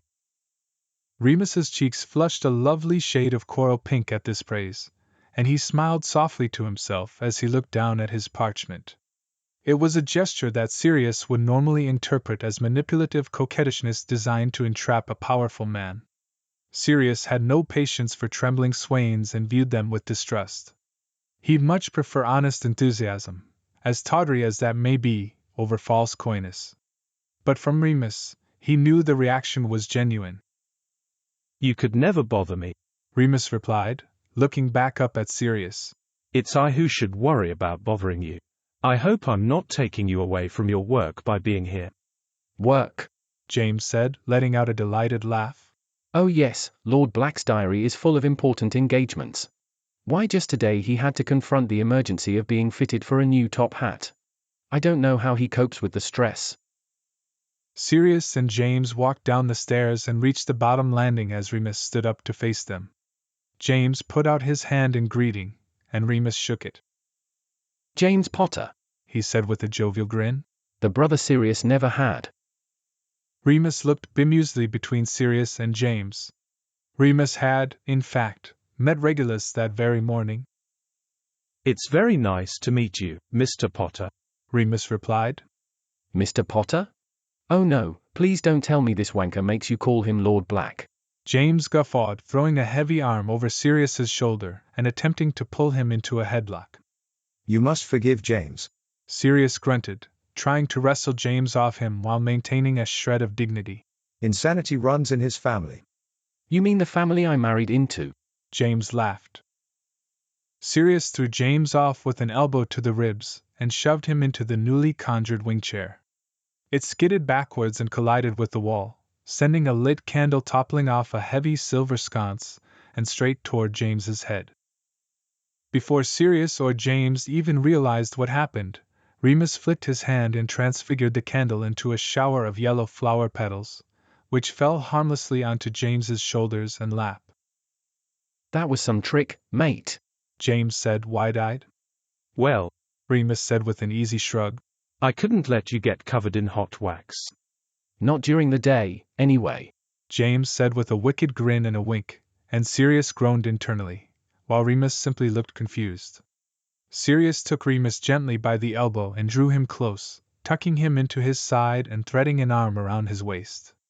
Like always, he felt Remus melt into him and lean in closer. Remus is one of the most gifted wizards I've ever met, Sirius told James, looking down at Remus adoringly. His magic is intuitive, and the control he wields over it is like nothing I've ever seen. Remus looked back up at him with just as much affection and laced his fingers through the ones Sirius had around his waist, seemingly without even thinking about. It felt so natural and easy, the way their bodies sought each other out and slotted together. You're too sweet to me, Sirius. Remus blushed. No such thing, Sirius replied. He leaned down and kissed him on the cheek, and Remus hummed contentedly, tilting his head against Sirius's shoulder. You sound like quite the catch, Remus, James said, leaning back in the chair regally and crossing one leg over the other. At James's words, Remus seemed to startle back to himself. He let go of Sirius's hand and adopted a more formal countenance, stiffening slightly in Sirius's embrace. I'm very fortunate to have an employer as kind as Lord Black, Remus said, and James shot Sirius a questioning look. Sirius shook his head imperceptibly, but James could plainly see the disappointment all over his face. You know, Remus, I was only speaking in jest about Sirius's personal commitments, James said lightly. As the new Lord Black, he's already shown himself to be a capable and compassionate leader. In fact, he began his morning with a meeting of local parish councils to address the werewolf issue head-on. Sirius gave his best friend a grateful smile. Good old James, he thought, always talking him up. Werewolf issue? Remus asked in a small, quavering voice, his face suddenly white and awash with fear. He must be terrified of such a thing, Sirius thought, and pulled him closer, even as Remus's body trembled, and his breathing became shallow. No need to be frightened, my darling. Sirius assured Remus, giving him a comforting squeeze. We're taking care of it. How? Remus asked. In light of the recent attacks, I'm going to arrange a summit with one of their more visible leaders, for lack of a better word. Sirius told him. I'd like to open a dialogue first. What do you mean, first? Remus asked.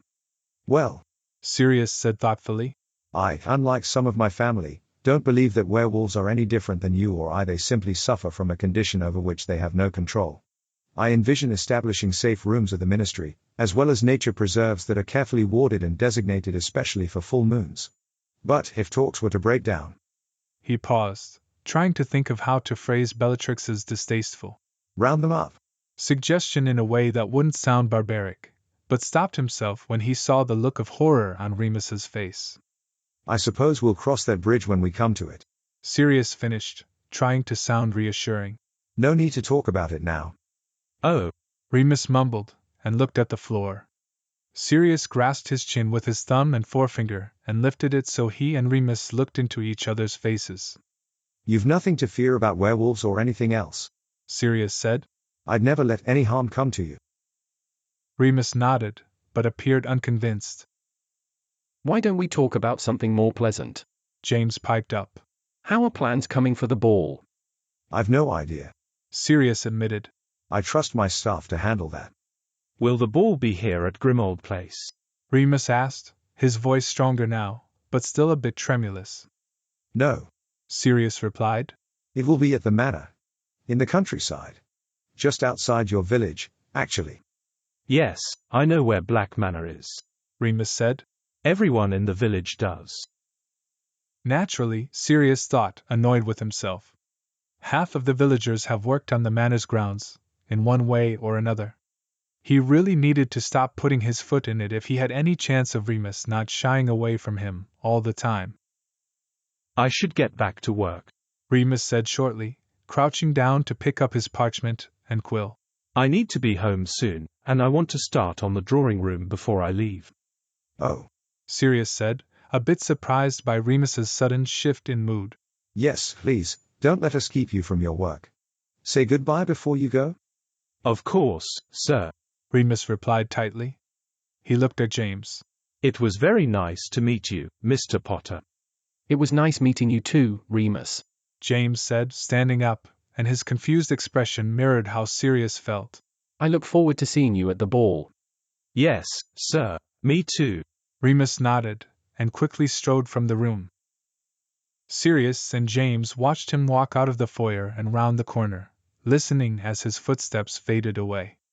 James turned to Sirius with an amused expression. So, will you be engraving your wedding invitations today, or? James said. Very funny, Sirius said. He positively ran from you. James laughed. He's very hard to read and sometimes quite mysterious, Sirius admitted. I get the feeling that he's holding something back. I'm determined to win him over, though. I could make him very happy. James's face softened as he listened to Sirius. I'm just taking the mickey, Padfoot. It's clear that he's good and won over already. He seems to genuinely care for you, James conceded. He just got a little jumpy over the werewolf thing. And who can blame him, really? They're terrifying. Sirius considered this. Remus had lived quite a sheltered life under his father's thumb and likely had never encountered something as horrifying as a werewolf outside the confines of a storybook. Yes, I suppose you're right, Sirius said. All the more reason to get the issue under control. I still can't believe you plan to seek a meeting with Greyback, James said, shuddering. I hated him before he was bitten. He was such a slimy, entitled git at Hogwarts. His family is well respected and one of the largest landowners in their county. He's in line for a lordship himself, as you well know, Sirius said. Plus, he's one of the only werewolves who lives with his condition publicly. It makes sense to start with him. Perhaps it can generate a bit of respectability for the larger cause. Money does not make you respectable, Padfoot, you of all people should know that, James said, gesturing around at their surroundings. No, it doesn't. Sirius bristled. But unfortunately, Wealth and status still carry a great deal of weight with most people. I can't ignore that. James gripped Sirius's shoulder and fixed him with a steady stare. All I'm saying is to be careful who you choose to get into bed with. Remus moved through the rest of his day in a clouded haze of anxiety. He'd been so swept away by Sirius's words, his touch, his loving soul that he'd forgotten himself, and who and what he was. He'd been foolish and reckless with his own heart, ignoring the voice in his head reminding him that he could never have the kind of life Sirius seemed to want to give him. And even if he somehow thought he could, Sirius would no longer want him if he knew the truth. He gripped the parchment and tried to focus on the task Sirius had set him, but found himself staring straight through the paintings, books, and trinkets that littered the drawing room in Grimmauld Place. In fact, he'd been paying so little attention to his surroundings that he'd allowed himself to be bitten by a cursed snuffbox that was hiding in a writing desk drawer. When it sunk its little metal teeth into Remus's hand, he cried out in pain and shock. He shook the thing off, but not before it put a bloody gash into his skin, which quickly bloomed green around the wound. Remus? Sirius ran into the drawing room, looking around for him, then rushed to his side and gripped his bleeding hand. You're hurt, he said, staring down at the injury. It's fine, Remus said, pulling away and attempting to laugh it off, but it really did hurt quite a lot, and he winced in pain. It just took me by surprise, that's all. I can heal it. It's dangerous to heal yourself, Sirius said. Let me. Sirius put out a tentative hand, as though trying not to scare Remus away, and Remus's heart broke a little more at the sight of the caring gesture and the softness on his face. If Sirius only knew how much he wanted to run into his arms and stay there, sheltered from the world. But he couldn't. Still, though, Sirius was right about the wound. Healing oneself was always risky, even for someone with magic as powerful as Remus's. The curse made things even dodgier. Remus reluctantly returned his hand to Sirius's and allowed him to fuss over it.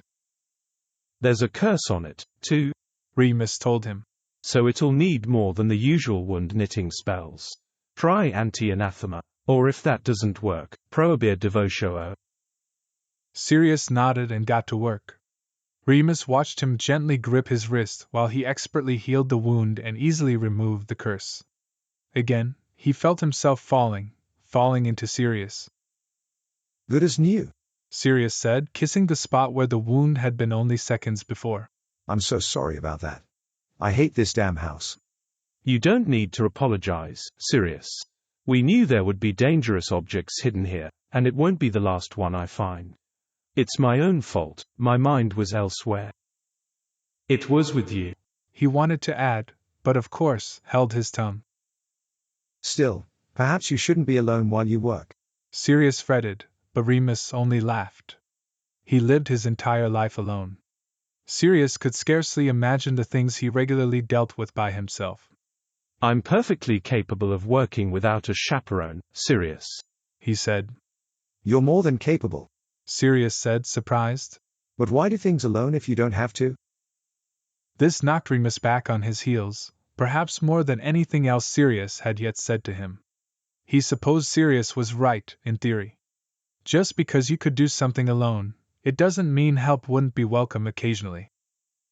But what Sirius didn't understand was that Remus did have to do things alone. He told him as much, even if Sirius didn't seem to believe him. Besides, Sirius continued, still holding his hand, where's the harm in letting me follow you around like a puppy if doing so makes me happy and keeps you safe? Why did he have to say things like that? Remus wondered. He found himself agreeing despite knowing better, and he and Sirius spent the next hour carefully emptying the rest of the writing desk. Remus showed him how to properly destroy cursed objects, and Sirius caught on quickly, mastering the spells and techniques that Remus taught him with ease. We really would have made a good team, Remus thought sadly. When the large grandfather clock struck 5 o'clock, Remus stood. I should be going, he said, snapping his fingers to neatly stack the items they hadn't yet sorted on top of the desk. May I escort you back to your cottage? Sirius asked, standing up too. You're very kind, but no. Remus said. My father. His voice trailed away, but Sirius nodded in understanding. I shall see you tomorrow, then? Sirius asked, stepping closer and taking his hand. Yes, tomorrow, Remus said, but didn't move and didn't pull his hand away. He held his breath as Sirius took a step still closer. Sirius was captivating, bewitching. His hand was warm and strong, and Remus couldn't look away if he tried. I'll think of you until then, Sirius said, placing his other hand softly against Remus's cheek. Remus tried valiantly to calm his racing heart, but it was no use. He closed his eyes at Sirius's touch and softened against him. Has anyone ever kissed you, Remus? Sirius asked quietly, and Remus opened his eyes, only to get immediately lost in Sirius's. They looked like a storm at sea, beautiful and dangerous. No, Remus replied, and his voice shook with desire. Sirius moved his fingers in delicate strokes against his skin. May I?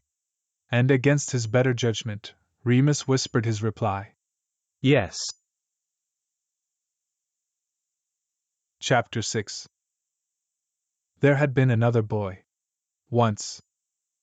Romania was beautiful in summer, with warm, floral-scented air and sharply cut valleys that dipped and plunged through the Carpathian Mountains.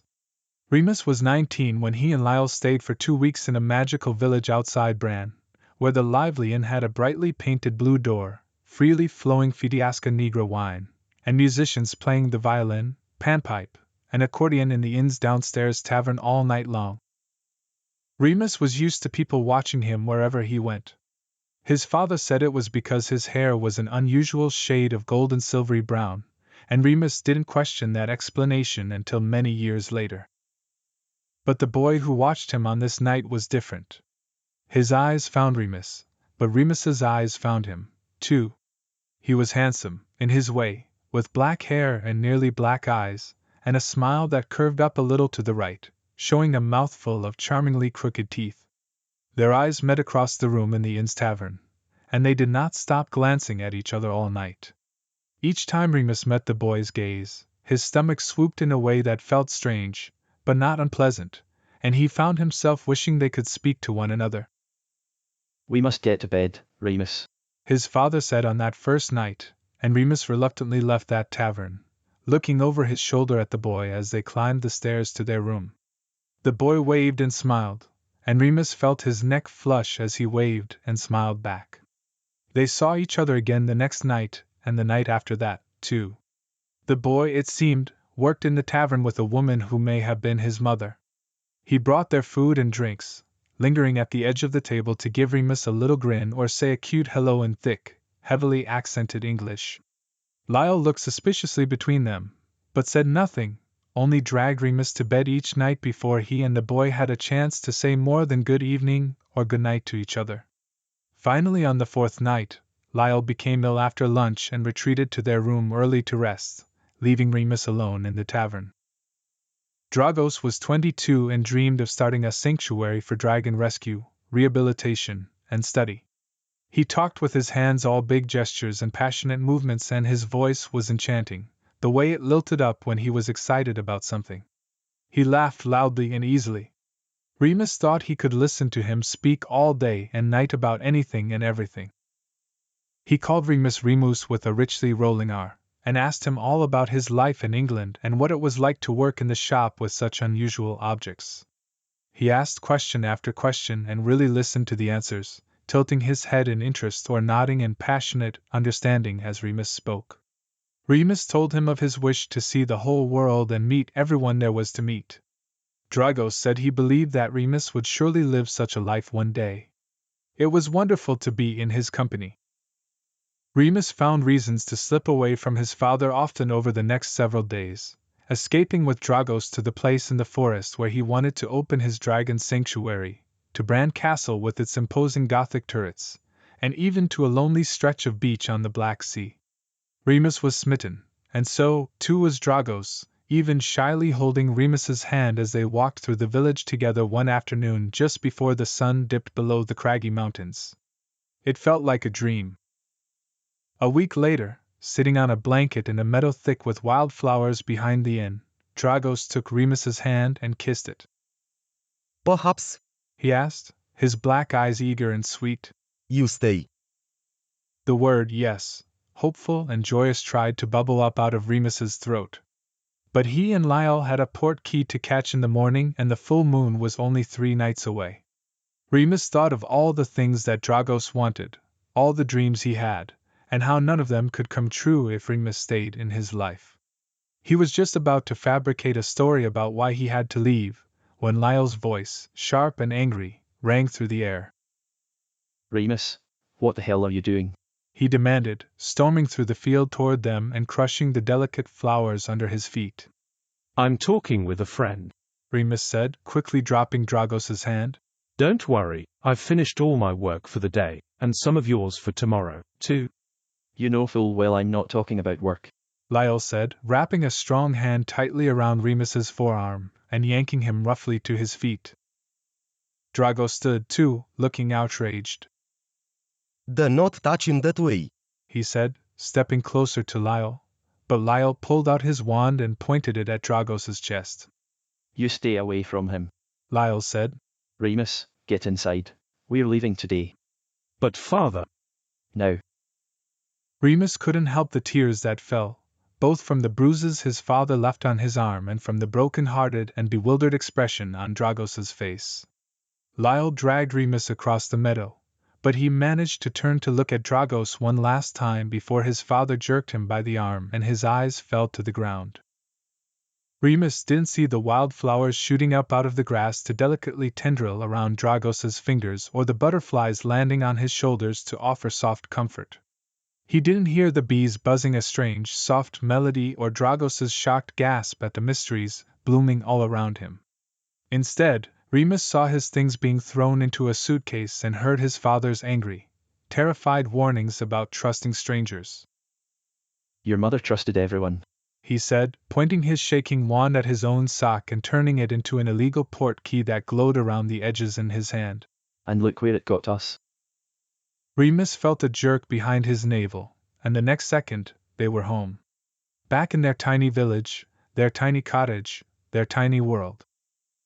But now, with Sirius's lips on his, the world felt infinite again.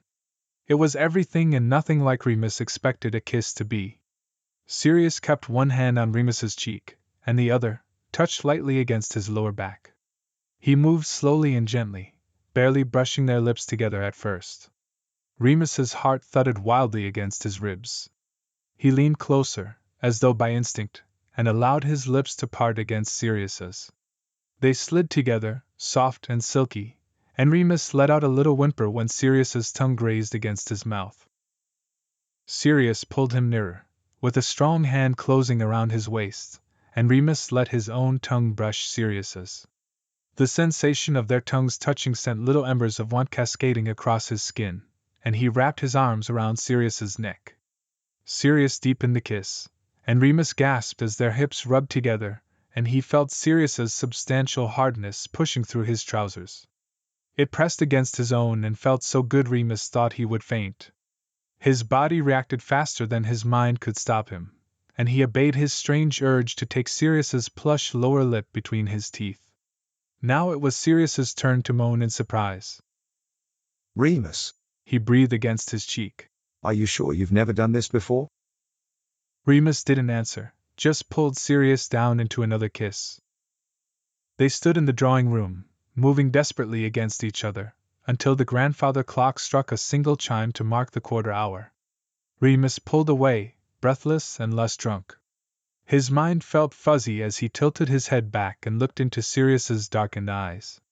His strong, muscular arms were still threaded around Remus's waist, and Remus longed to stay in them all night.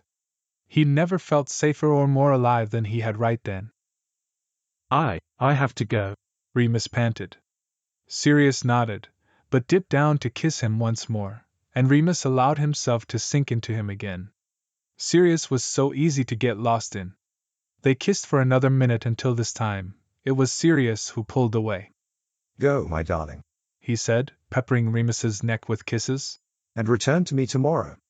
Remus couldn't believe he managed to step into the drawing-room fireplace and said, Lupin Antiques and Curiosities. with a clear enough voice and mind to actually arrive safely. But he did. He looked around the little shop in a daze. It felt both totally familiar and completely foreign.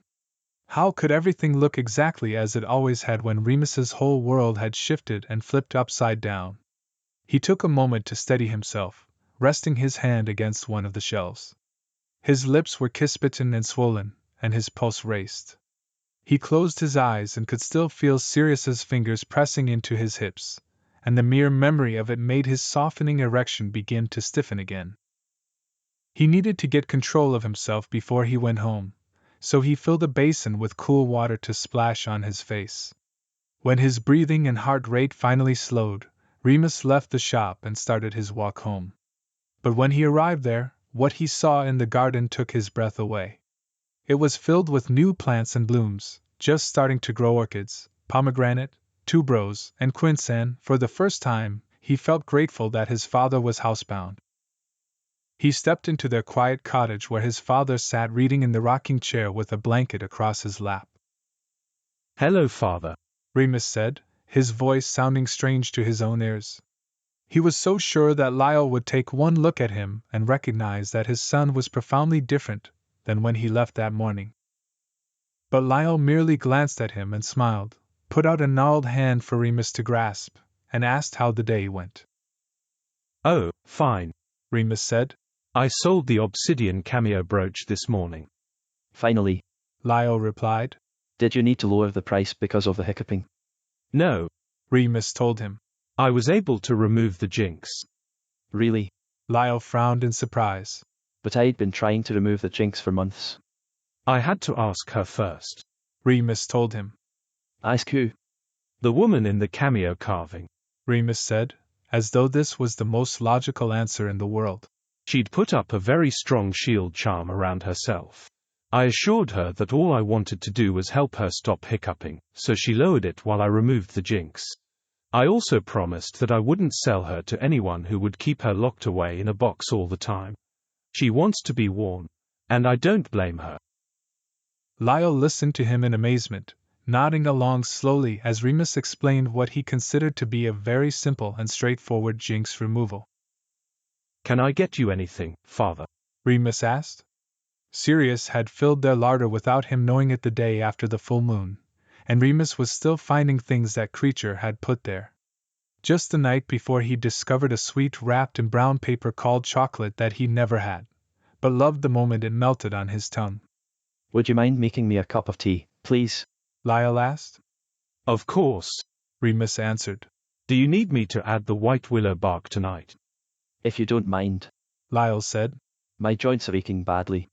No surprise, rain is coming tomorrow, Remus muttered, as he busied himself in the kitchen, nodding his chin or flicking his fingers to summon the herbs from the shelf. And a cold snap, too. I'll put some turmeric in as well. Remus, Lyle chided. where is your wand? Remus sighed. His father never liked it when he used wandless magic. He said it drew needless attention. What's the harm in not using it at home? Remus asked without turning around. It's a bad habit to get into, Lyle said. and it draws needless. But Remus cut him off. Fine, Father, he said shortly, pulling his wand out of the little leather holster on his hip. As you wish. They ate dinner in silence an hour later, and after, sat reading by the crackling fire. Remus stared at the book in his hands, but didn't read any of the words on the page. His mind was still filled with Sirius, and their kiss blazed in his mind's eye, burning so brightly that it blinded him to everything else that had happened that day. But other things did happen that day, things Remus couldn't ignore. Sirius was not just Sirius. He was Lord Black, and he was confronting the werewolf problem. And he was doing so while unknowingly welcoming one of those vile creatures into his own home. One of the creatures the Black family and everyone else wanted to subdue and snuff out. Even if Remus gave in to his bodily desires and ignored every warning that rang in his mind, in his father's voice, he knew that even his presence in Grimmauld Place risked ruin and violence against Sirius. Remus made reckless decisions whenever they were next to each other, and he could not continue to put Sirius in such danger. Remus made his choice, and cried himself to sleep with it. Remus was eating his lunch alone in the shop's back room the next day when a sharp knock pounded against the door. He ignored it. He'd already flipped the sign outside to closed and was not beholden to anyone to open the door. But the knocking didn't stop, and a voice joined it. Remus? Remus, I know you're there. Please let me in. Sirius called, and it broke Remus's heart to hear it. Perhaps Remus had been cowardly to only send an owl that morning saying he was very sorry, but he couldn't work at Grimmauld Place anymore. He knew what Sirius did to him, though, how weak he made Remus when they were together, and he saw no other choice. He thought he was only hurting himself. Surely, he reasoned, Lord Sirius Black, the richest, cleverest, and handsomest man in England, would move on quickly to the next young lad who caught his fancy. Remus truly did not expect him to show up at his door, begging to be let in. He would just have to tell him face to face. Hello, Lord Black, Remus said, and Sirius winced at the formal title. I trust you received my owl. Yes, I received it. Sirius replied, his eyes not leaving Remus's face. Why did you send it? I cannot work for you anymore, Remus said stubbornly, and Sirius sighed in frustration. But you gave no reason, and I'm here to ask you for one, he said. At the very least, as your employer I should know. Remus was shocked to see Sirius holding back tears. I can't tell you, Remus said, and he too tried not to cry. Why not? Sirius asked, taking both of Remus's hands in his. Sirius's fingers were cold, and Remus wanted nothing more than to warm them against his own skin. After only seconds he began to feel that blissful surrender that touching Sirius brought. Please, Remus, don't close yourself off to me. I'm very sorry, but it has to be this way, Remus said in a trembling voice. When I'm with you I act foolishly. It is not foolish to fall in love, Remus, Sirius said, stepping closer. Love? Remus asked, astonished. Perhaps I am only speaking for myself, Sirius said. But yes. Love. I've never felt it before, but so far, it's how the poets described. No, Remus whispered to himself, shaking his head.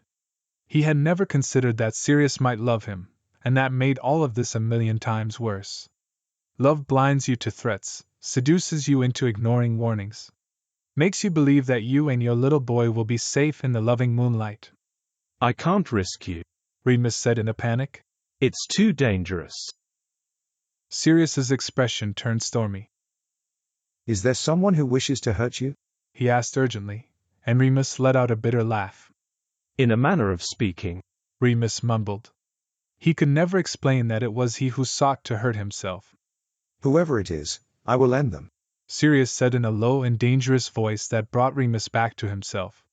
He squeezed Sirius's hands and looked up at him intently. Sirius, please, there isn't anyone. I cannot say more than this, but you must trust me, Remus begged. It has to be this way. I can't carry on with you like this. When I am with you, I want you. Have me, then, Sirius said simply. All of me. I offer myself to you, Remus. But Remus only shook his head. There are things about me, he said, his voice breaking as it trailed away, unsure how to continue. He hung his head, but Sirius cupped his cheeks in his hands and lifted his face. I know everything I need to know about you, Sirius said, his eyes sparkling and earnest.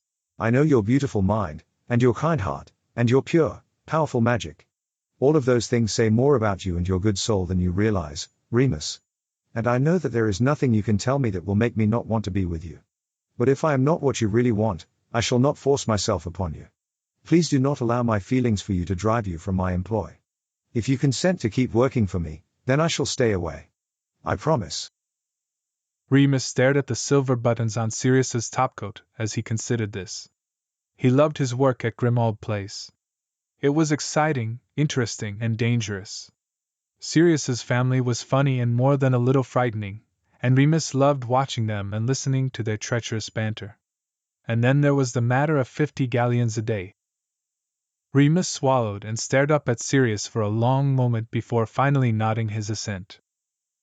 All right, Remus agreed, pushing away the nagging voice in the back of his mind telling him that no matter where Sirius was in the house, or in England, or in the world, he'd never be able to stay away.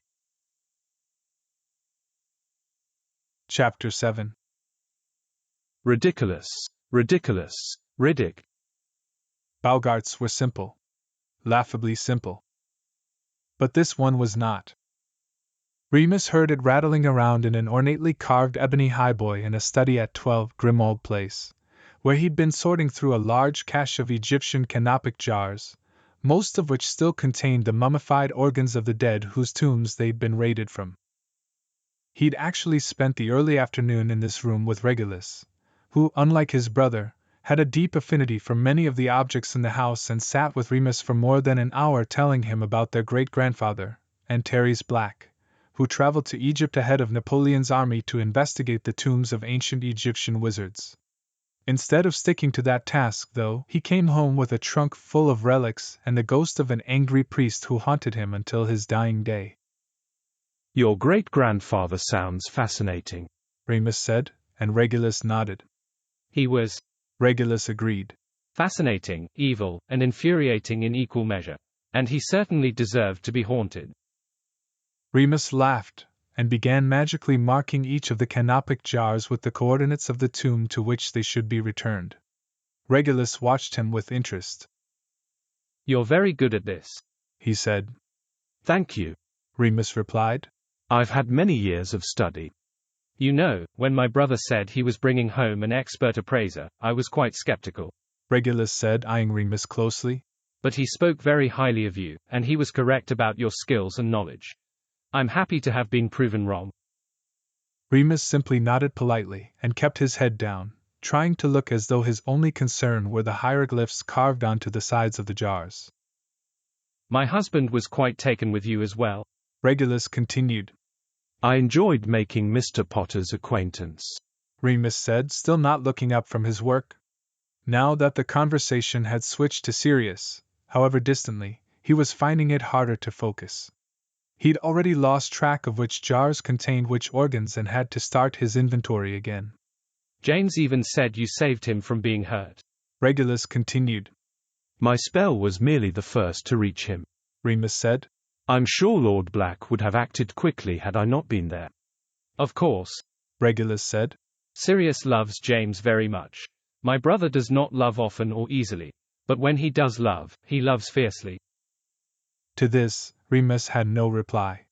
He could not talk about Sirius, or even think about him, without betraying some kind of emotion. As it was, he'd spent the past 4 nights crying alone in his bed. It was remarkable how, after only a few weeks, Sirius occupied such an enormous spot in Remus's heart. Sirius had been true to his word and not set foot in either Remus's shop or Grimmauld Place since they'd last spoken. He made sure Remus got paid, though, making daily deposits into his Gringotts account. In fact, Sirius had been overpaying him by quite a large margin, something Remus would have to address sooner or later. When Remus didn't answer, Regulus pressed on. Have you spoken to Sirius lately? He asked. No. Well, that certainly explains a few things, Regulus said. Oh, Remus asked, trying hard not to reveal his desperate interest in what Regulus meant. He's not been himself over the last few days, Regulus said, and Remus finally looked up. Regulus was like a dialed-down version of his older brother. Handsome but not as handsome, tall but not as tall. Whereas Sirius was dashing and roguish, Regulus was reserved and practical.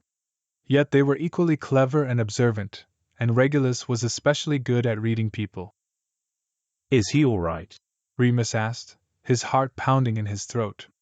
Physically, he's as healthy as they come, Regulus said, an interested expression crossing his face as he took in Remus's worried countenance. And a more powerful wizard you'll never meet. But a broken heart shows no outer wounds, and I suspect that is what's plaguing him. It's hard for me to judge, though, you see. He's never had one before. Remus only nodded and looked at the floor, and soon after, Regulus said his goodbyes. Only a few minutes later, Remus heard the agitated racket of a Bogart clattering around in the highboy tucked into the corner. He put down a jar containing a mummified heart, pulled his wand out of the little leather strap at his hip, and flicked his hand to make the highboy drawers fly open. The Bogart immediately took the shape of the full moon, and seeing it hanging, yellow and foreboding, over his head sent a chill down Remus's spine, despite knowing of the creature's deception. Riddick. But before Remus could even finish the spell, the moon transformed into something new and terrible. Remus's eyes widened in horror, and his muscles stiffened and shook at the sight of Sirius being pursued by the wolf.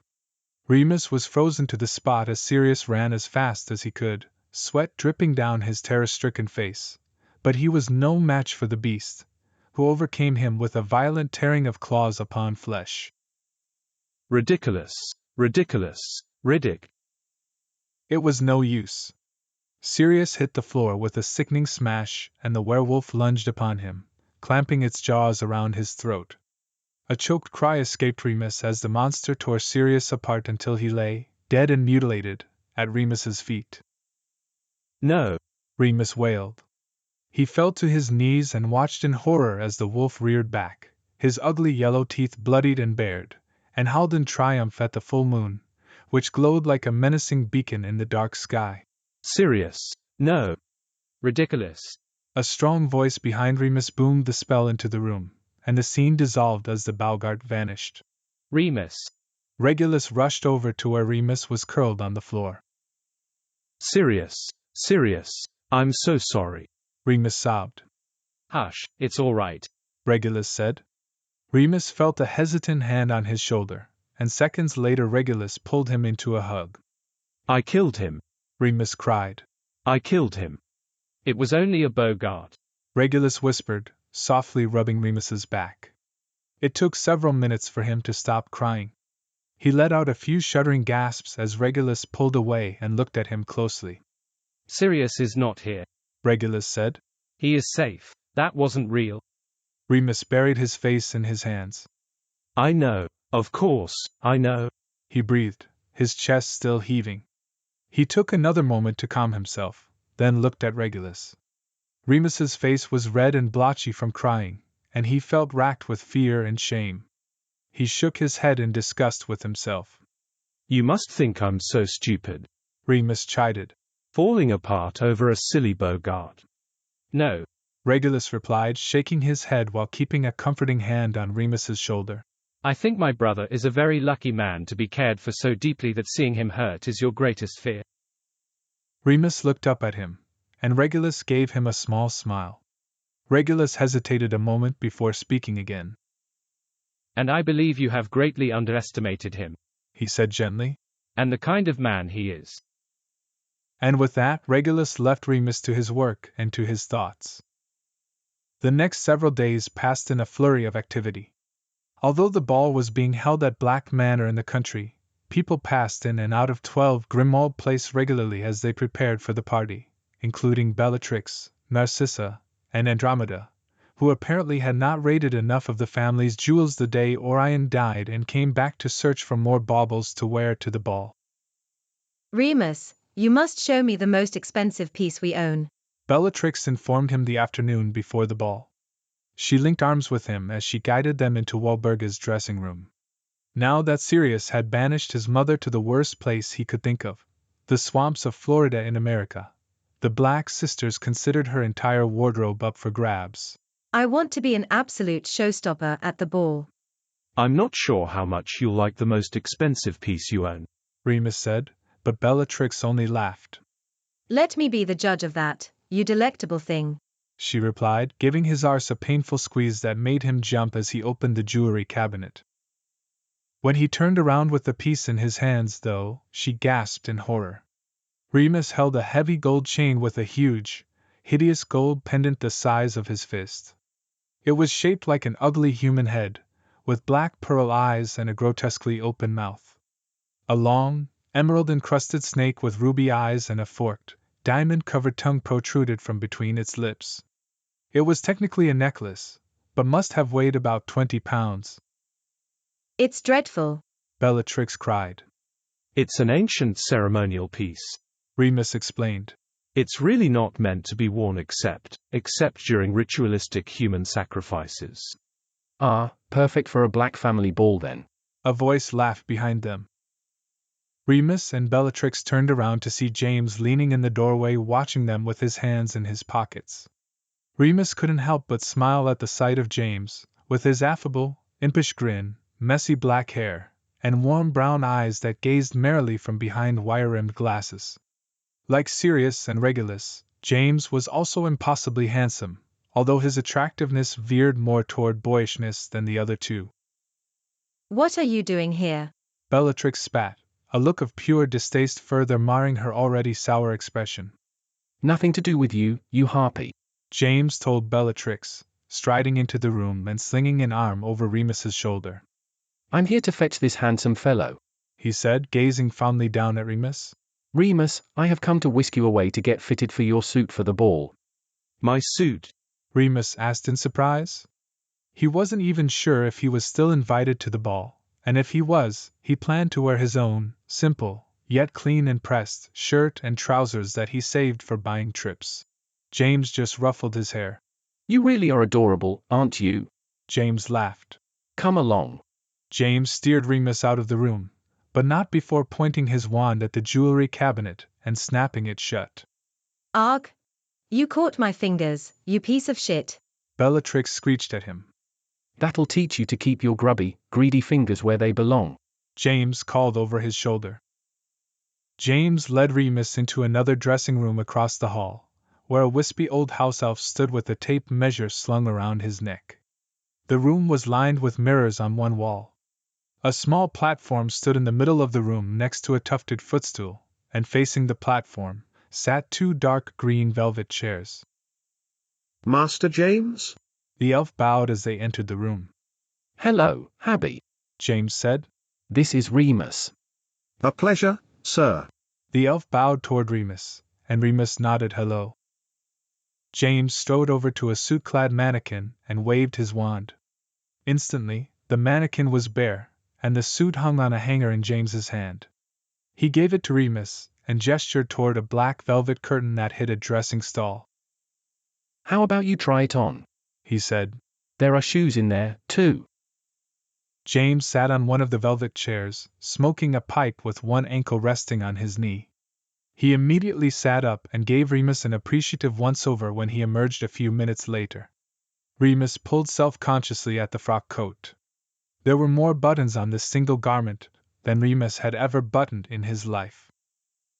Damn, Sirius, you've got an eye for measurements, James said to himself as he stood up and walked slowly around Remus.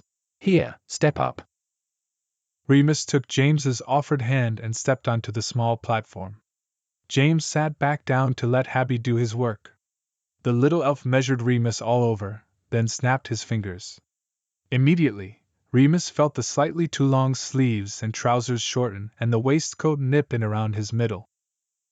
Turn around, James said, and Remus obeyed. Take in the trousers a bit more, Habby, James said, and Remus felt them tighten around his bottom. A little more. More. A touch more. Yes. Excellent. Merlin and Circe, Remus, you have the most perfect arse I've ever seen. Remus had never given his arse much thought before and was unsure how to respond. Thank you, he said, his cheeks turning pink. On the contrary, it is the world who should be thanking you, James said, then leaned forward with his elbows on his knees, looking at Remus very seriously. Now, do you know how to dance? A woman in Bavaria taught me the Schuhplattler once, Remus replied, and James shook his head. That's not what I meant. It's fine, though. I'll teach you, James replied, standing up. Sirius is an excellent dancer. All you have to do is let him lead. Every step he takes, you take the same step backwards.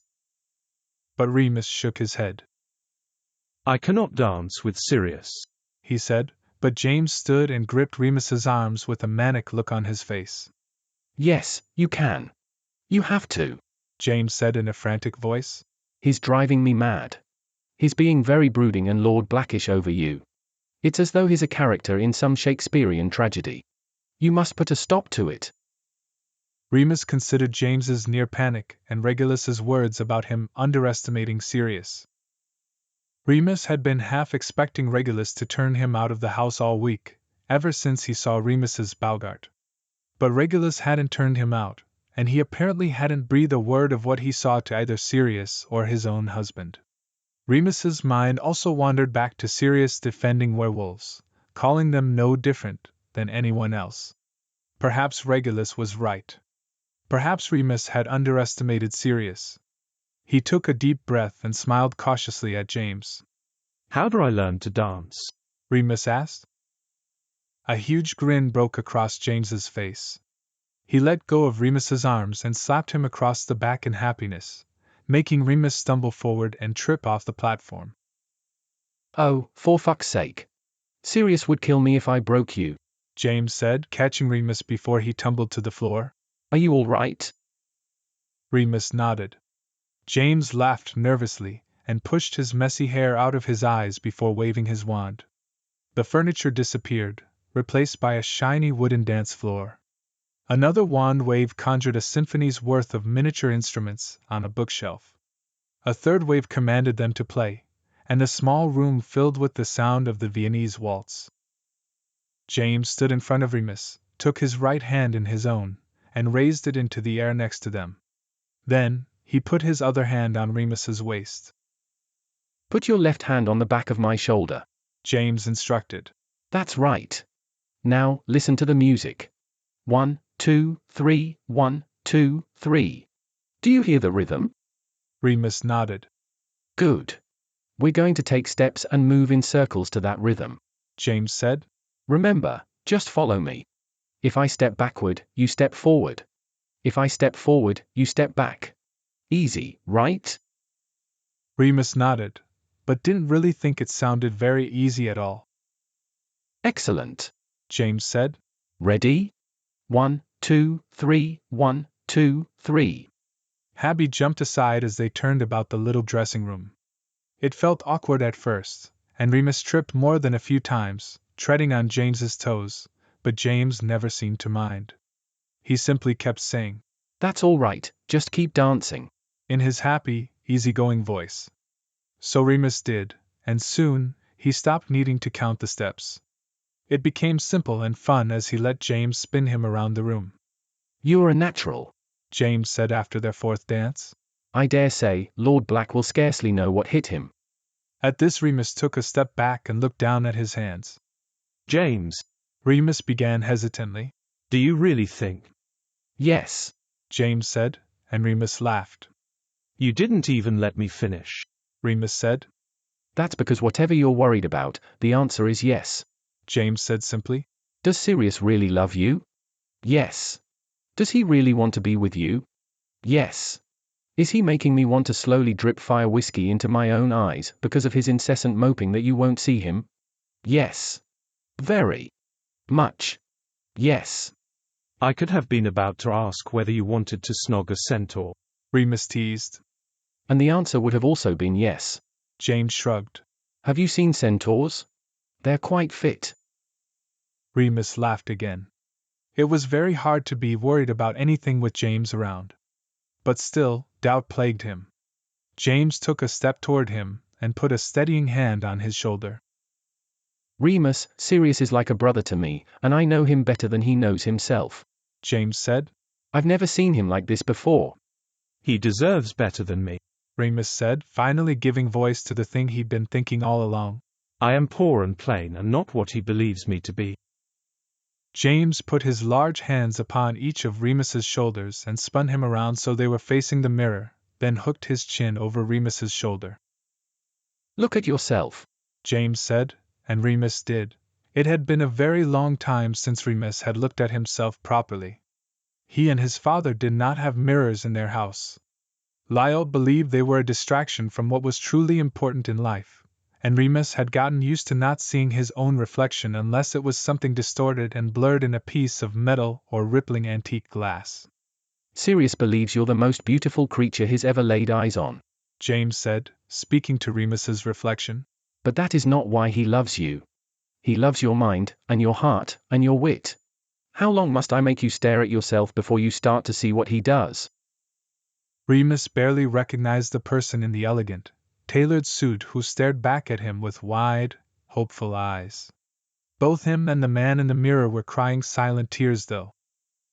James reached around and wiped the tears from Remus's cheeks, then poked him playfully. If you really want to cry, he said with a wink, turn around and look at that ass. The next night, Remus trembled nearly uncontrollably as he prepared tea and supper for his father. He tried to keep his voice steady as he asked whether Lyle wanted calendula or chamomile tonight, peppermint, or lemon balm. He feigned interest in the book Lyle was reading, and solicitously refilled his soup bowl without being asked. And finally, just before the clock struck 6:30, Remus grasped his own wrist to prevent his hand from shaking as he added 3 drops of somnum potiot to Lyle's nighttime tea, a powerful potion to keep his father fast asleep for 18 hours. When Lyle was good and sleeping, Remus levitated him carefully to his bed, covered him gently with a blanket, and cast a complex series of charms that would immediately alert him to any emergencies in the house. Then, he quickly dressed in his new suit and shoes, kissed his father on the forehead with a silent apology, and apparated to the doorstep of Black Manor. Before he could even place his hand upon the serpent-shaped knocker, however, the large oak front door swung open, and Remus's breath caught in his throat. Hello, my darling. Sirius offered Remus his hand, and Remus took it. Chapter 8. It was a dazzling, shimmering world, and at its center was the brightest star. Sirius. He shone like the sun and held court like a king, with the whole world moving around him. Everyone wanted a bit of him, to congratulate the new Lord Black, to shake his hand and move in his powerful orbit. Yet he had eyes for only one person amidst all the splendor. You look wonderful, Remus, Sirius said, raising Remus's hand to his lips, and Remus shivered remembering the blissful, heady feeling of those lips against his. I'm so happy you came tonight. This is all for you. Remus looked around the grand ballroom bedecked in opulent grandeur. He'd never seen anything so rich and decadent in his life. Crystal chandeliers sparkled and twinkled in the candlelight. Towering topiaries of blossoming white roses and fluttering, iridescent fairies encircled the room. An orchestra played a soaring melody as dancers floated and spun around the dance floor, and black-clad waiters passed champagne and hors d'oeuvres on wide silver platters. The ballroom was a glorious sea of silk, satin, organza, and jewels, and the guests glittered as much as their lavish surroundings. All for you, he murmured again, touching Remus's face with a silken caress and gazing upon him as though the beauty of the ballroom was no match for the young man standing before him. But then, a shadow brief, but there crossed Sirius's face and he lowered his hand. In a flash, the shadow was gone, replaced by Sirius's dazzling smile, but still Remus sensed a small barrier between them. It was, Remus realized, a barrier he had forced Sirius to erect, and his heart ached with it. Shall we? Sirius asked, offering his arm gallantly to Remus, who took it and allowed Sirius to lead him into the very heart of the party. Immediately, they found James and Regulus, who had just left the dance floor hand in hand. I told you, Reg, James said with a jovial grin as they approached Sirius and Remus. Look at the ass on this kid. He took Remus's hand and spun him around, making Remus laugh and blush. Good Lord, James, have you no shame? Regulus asked, shaking his head. His voice was stern, but he was unable to hide his smile. You know better than anyone that shame and I are unacquainted, James said, dropping Remus's hand and pulling Regulus into a filthy kiss. My best friend and brother, paragons of blood purity and every other kind of purity there is, Sirius said with a laugh. Is it too soon to hope that father is rolling in his grave at the sight of you being manhandled at a formal ball, Reg? He and mother would be losing their shit, wouldn't they? Regulus agreed joyfully as James moved behind him and wrapped his arms around Reg's waist. Perhaps we can persuade the musicians into playing a polka and set off a true scandal. Or even worse, the can-can, James said, sucking a bruise into Regulus's neck. I'd like to see you in pantalettes, sugar plum. Ugh, will you two please get a room? Remus, Sirius, James, and Regulus looked up to see Bellatrix approaching them. She flounced across the room imperiously, with her dark green taffeta gown tied around her cinched waist and her breasts spilling out of the low-cut neckline.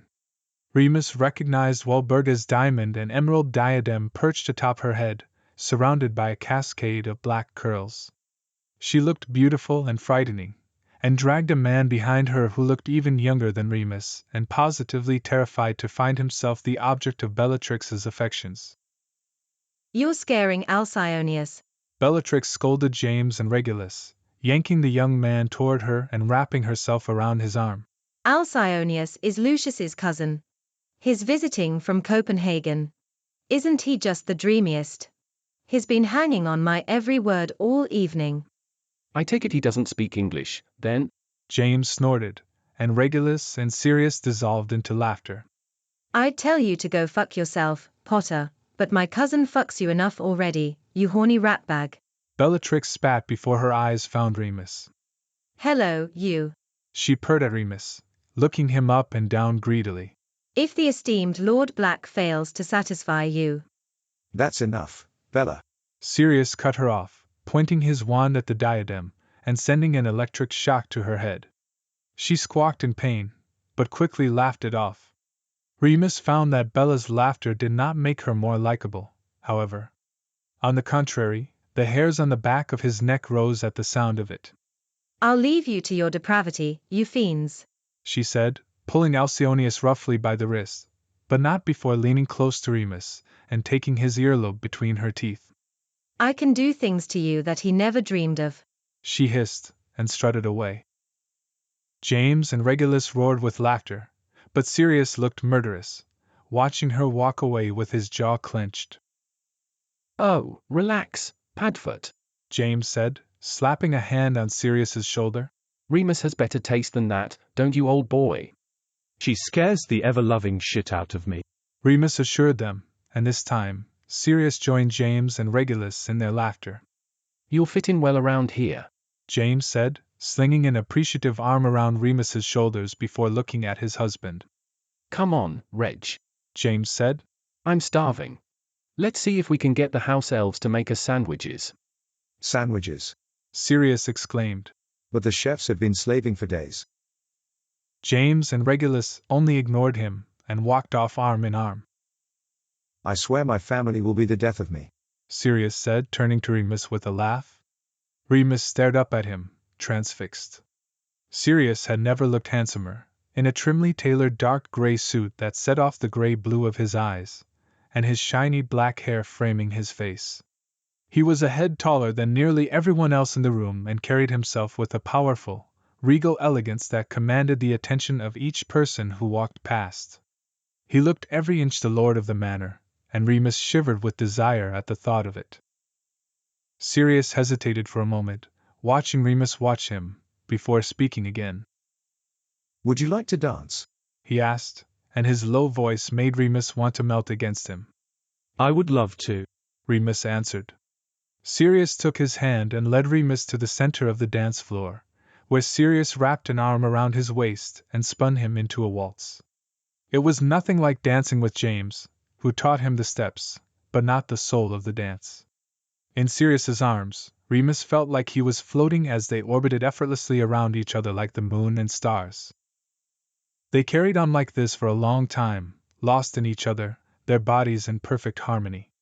Remus felt as though they were the only two people in the world, despite the lively party. Finally, after the fourth song ended, Sirius took Remus's hand and walked him to the banquet table where a sumptuous feast of pheasant, chestnut stuffing, venison pies, roasted potatoes, and every other delicious thing you could imagine was laid out. Remus had never seen so much food in his life. Are you hungry? Sirius asked, and at that moment, Remus realized he was very hungry. It was easy to forget things like food when Sirius was holding him. They were loading up plates, when a low voice spoke behind them. Hello, Lord Black. They turned around to see a man with long brown hair, dark eyes, and a snobbish, aristocratic expression standing behind them. He was as tall as Sirius, darkly handsome, and dressed in a beautiful blue wool suit. Despite his fine clothing, though, something about him felt strange and foreboding.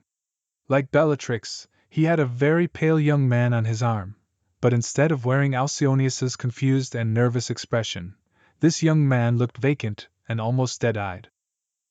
Fenrir, Sirius said, extending a hand to shake. Glad you could make it. It's quite the event. The man named Fenrir said, looking around the ballroom. You pulled the cream of society, Sirius.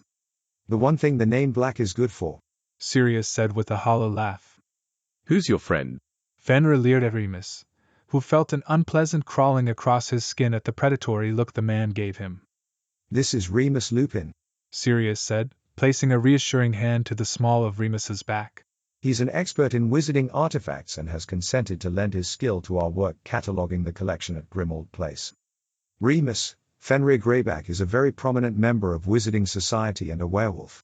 Sirius explained as calmly as if he was telling Remus the time. He and I are working together on an agreement to better the lives of people living with lycanthropy. Remus tried to keep his composure, but nearly choked on air. A werewolf? At the party? Openly mixing with regular people and living among the creme de la creme of Wizarding Society?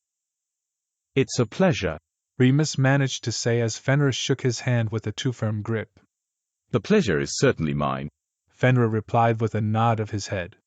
He held on to Remus's hand for several moments too long and looked at him hungrily, not bothering to introduce the young man he was with. Remus pulled his hand away, but Fenrir kept his yellowish eyes on him. Lupin, is it? Fenrir asked, tilting his head to one side, his eyes raking over Remus's body. Have we met before, boy? I don't believe so, sir, Remus replied shakily. Yes, I suppose I'd remember someone like you, he said in his deep, almost growling voice. His eyes lingered on Remus for a second longer before finding Sirius, and speaking to him as though Remus wasn't there. He's a pretty one, isn't he?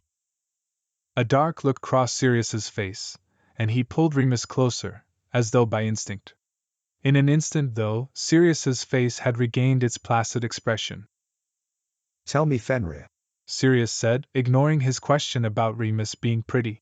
Have you decided on a location for our meeting? Greyback Castle would be most convenient for me, Fenrir said, sipping his champagne lazily. Then I shall see you there, Sirius said, smiling and inclining his head. if you'll excuse us. Of course, Fenrir said, nodding back before grabbing Sirius by the upper arm. Remus noticed that unlike the rest of him, which looked every inch the aristocrat, Greyback's fingernails were long, dirty, and ragged. He leaned close to speak in Sirius's ear, pretending to whisper, but speaking loudly enough to make sure Remus heard him. If you ever want to lend him out, let me know, Fenrir said, his eyes finding Remus's with a terrible smirk. Remus does not get lent out, Greyback. Sirius said dangerously, not backing away from Fenrir's face. And I'll thank you never to speak about him that way again. If I see you even looking in his direction, you will wish you'd never been born. Fenrir stepped back and gave Sirius an unabashed smile. See you next week, Lord Black, Fenrir said with an exaggerated bow, and walked away. They watched him go, and Remus was dumbfounded, unable to move or speak. A werewolf is at your party, He finally blurted out. and people know about it. Unfortunately, yes. Sirius said darkly. Fenrir is not a well-liked man. I'm very sorry for what he said. Of course he's not well liked. He's a werewolf.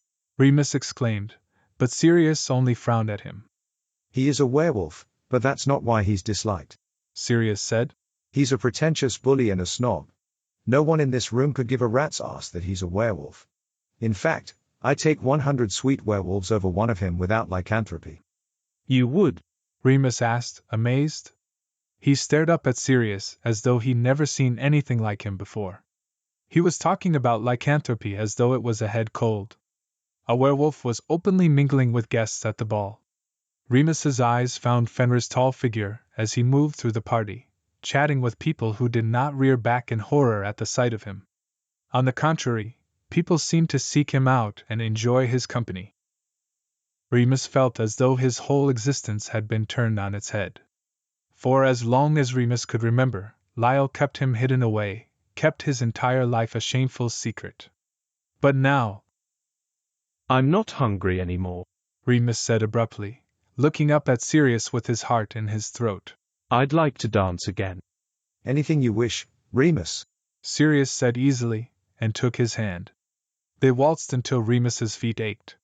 He let himself get lost in the music, the movement, and Sirius himself, as he tried to reconcile everything he thought he knew against this brand new world where werewolves weren't hated or hunted. What else had he been wrong about? What else was there to know and learn? When they were pink-faced and breathless from hours of dancing, Sirius led Remus to a dim corner of the ballroom. Remus's body was pleasantly exhausted, and he had never felt lighter or freer in all his life. tell me, how did you manage to slip away from home tonight? Sirius asked him, plucking 2 champagne flutes from a passing tray and handing one to Remus. Please do not think me a terrible person if I tell you, Remus said, leaning closer, a small smile creeping onto his face despite himself. Promise, Sirius said, his eyes sparkling mischievously. I put somnum potio in my father's tea, Remus confessed, and Sirius's face broke into that devilishly handsome grin of his. Remus Lupin, you naughty, naughty thing, he said, cocking an impressed eyebrow. I dare say, Grimmauld Place has been a bad influence on you. Remus's heart raced as he took a sip of champagne and looked up at Sirius. Sirius, the most beautiful man he'd ever laid eyes on, whose broad shoulders and strong hands held him tenderly, and made his knees shake with desire. Sirius, whose smooth, deep voice vibrated through his body and warmed his skin like a licking flame. Sirius, whose crushed berry lips and clever tongue spoke sonnets of love and held the promise of lust. Sirius, who Remus wanted like he'd never wanted anything before in his life. Perhaps it was the champagne, or the violins, or the candlelight, or the spinning, joyful dancing. Perhaps it was the brand new realization that Remus's father had been wrong about so many things, and perhaps had even lied about them. But more likely it was simply Sirius himself that made Remus place a tentative hand on his forearm and stand on his tiptoes to whisper, letting his lips graze the shell of Sirius's ear, ever so slightly, as he did. On the contrary, Lord Black, he breathed. I think it's been an excellent influence on me. Sirius took a small step back and swallowed, staring down at Remus with darkened eyes and parted lips, looking every inch like a man torn between his conscience and his desires.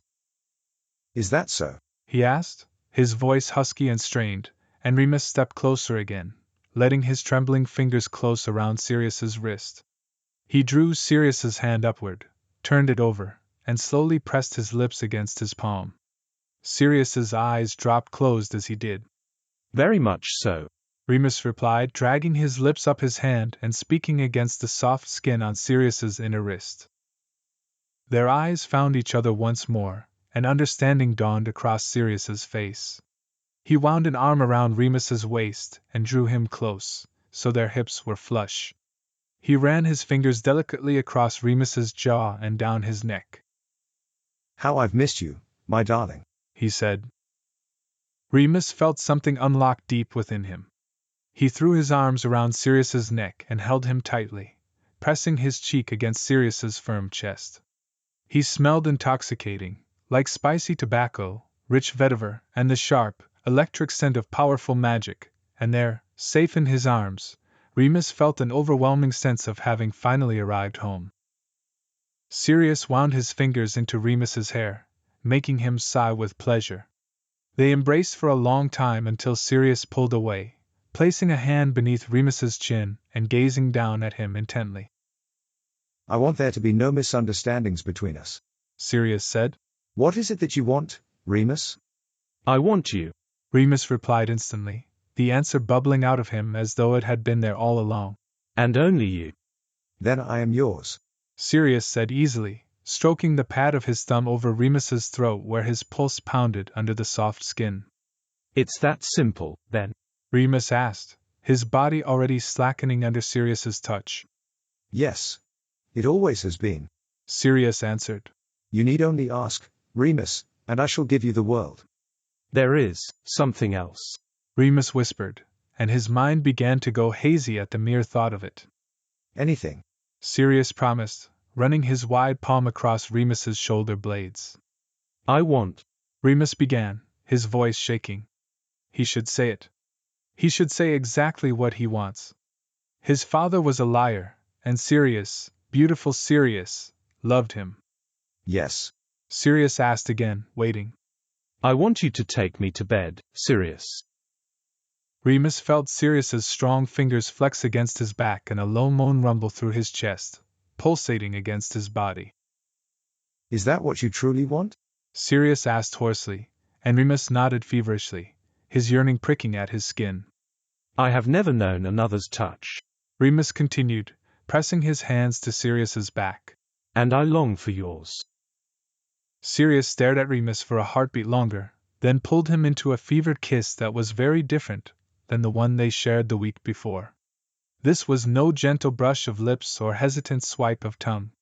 This kiss was forged in fire and made of molten gold. Remus's shoulders hit the ballroom wall as Sirius backed him against it, running his hands down Remus's waist and gripping his hips. Remus sighed into Sirius's mouth, reveling in the feeling of being consumed by someone so powerful. He was used to being chained to the moon and helpless against it, but this kind of dominance was designed for something different, something wonderful. He allowed his body to rule over his mind and canted his hips forward fervently. Sirius ran his hands down his arse in reply, pulling them closer and pressing them together. Remus moaned a hungry, desperate sound and tipped his head back against the wall. Sirius's lips and tongue found his exposed throat instantly, and Remus writhed beneath him as he kissed and sucked at the delicate skin. Sirius pushed his thigh between Remus's legs and caged him against the wall with his forearms resting on either side of his head. He pressed one more bruising kiss against Remus's lips before pulling back.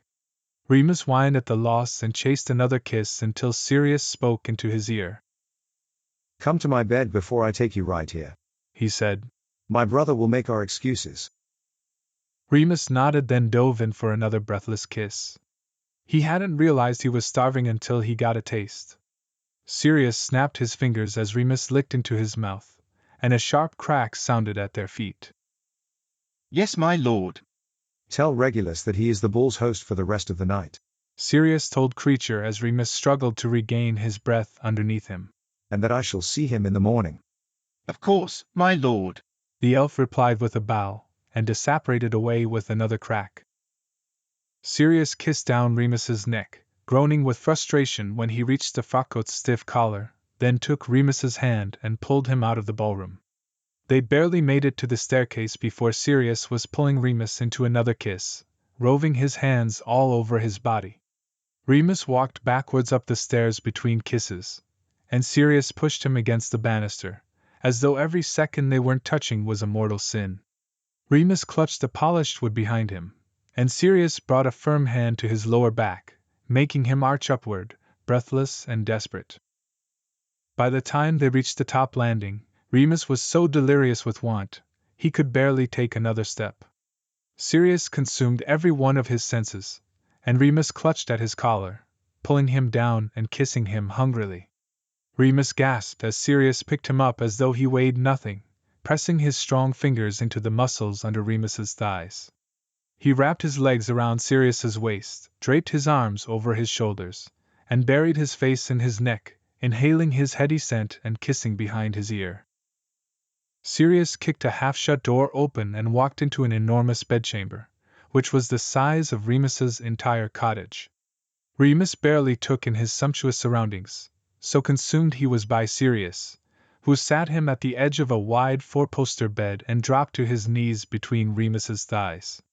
He reached his hands up to cup Remus's face, running his thumbs over his cheekbones and across his lips, gazing at him with a reverence and devotion usually reserved for deities. I can't believe I get to have you, Sirius said, his eyes raking over Remus's face. When everyone wants you. I am yours, Remus said, brushing his knuckles along Sirius's cheek. And yours alone. And I am your obedient and faithful servant, Sirius replied. He grasped Remus's hands and slowly kissed his palms and up and down each one of his fingers. He removed Remus's cufflinks and kissed the thin skin inside his wrists, grazing his lips and tongue along the tender veins.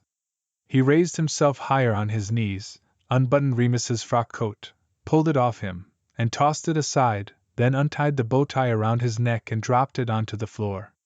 His careful and nimble fingers found the buttons on Remus's shirt, and started working them open. Remus watched him as though in a trance.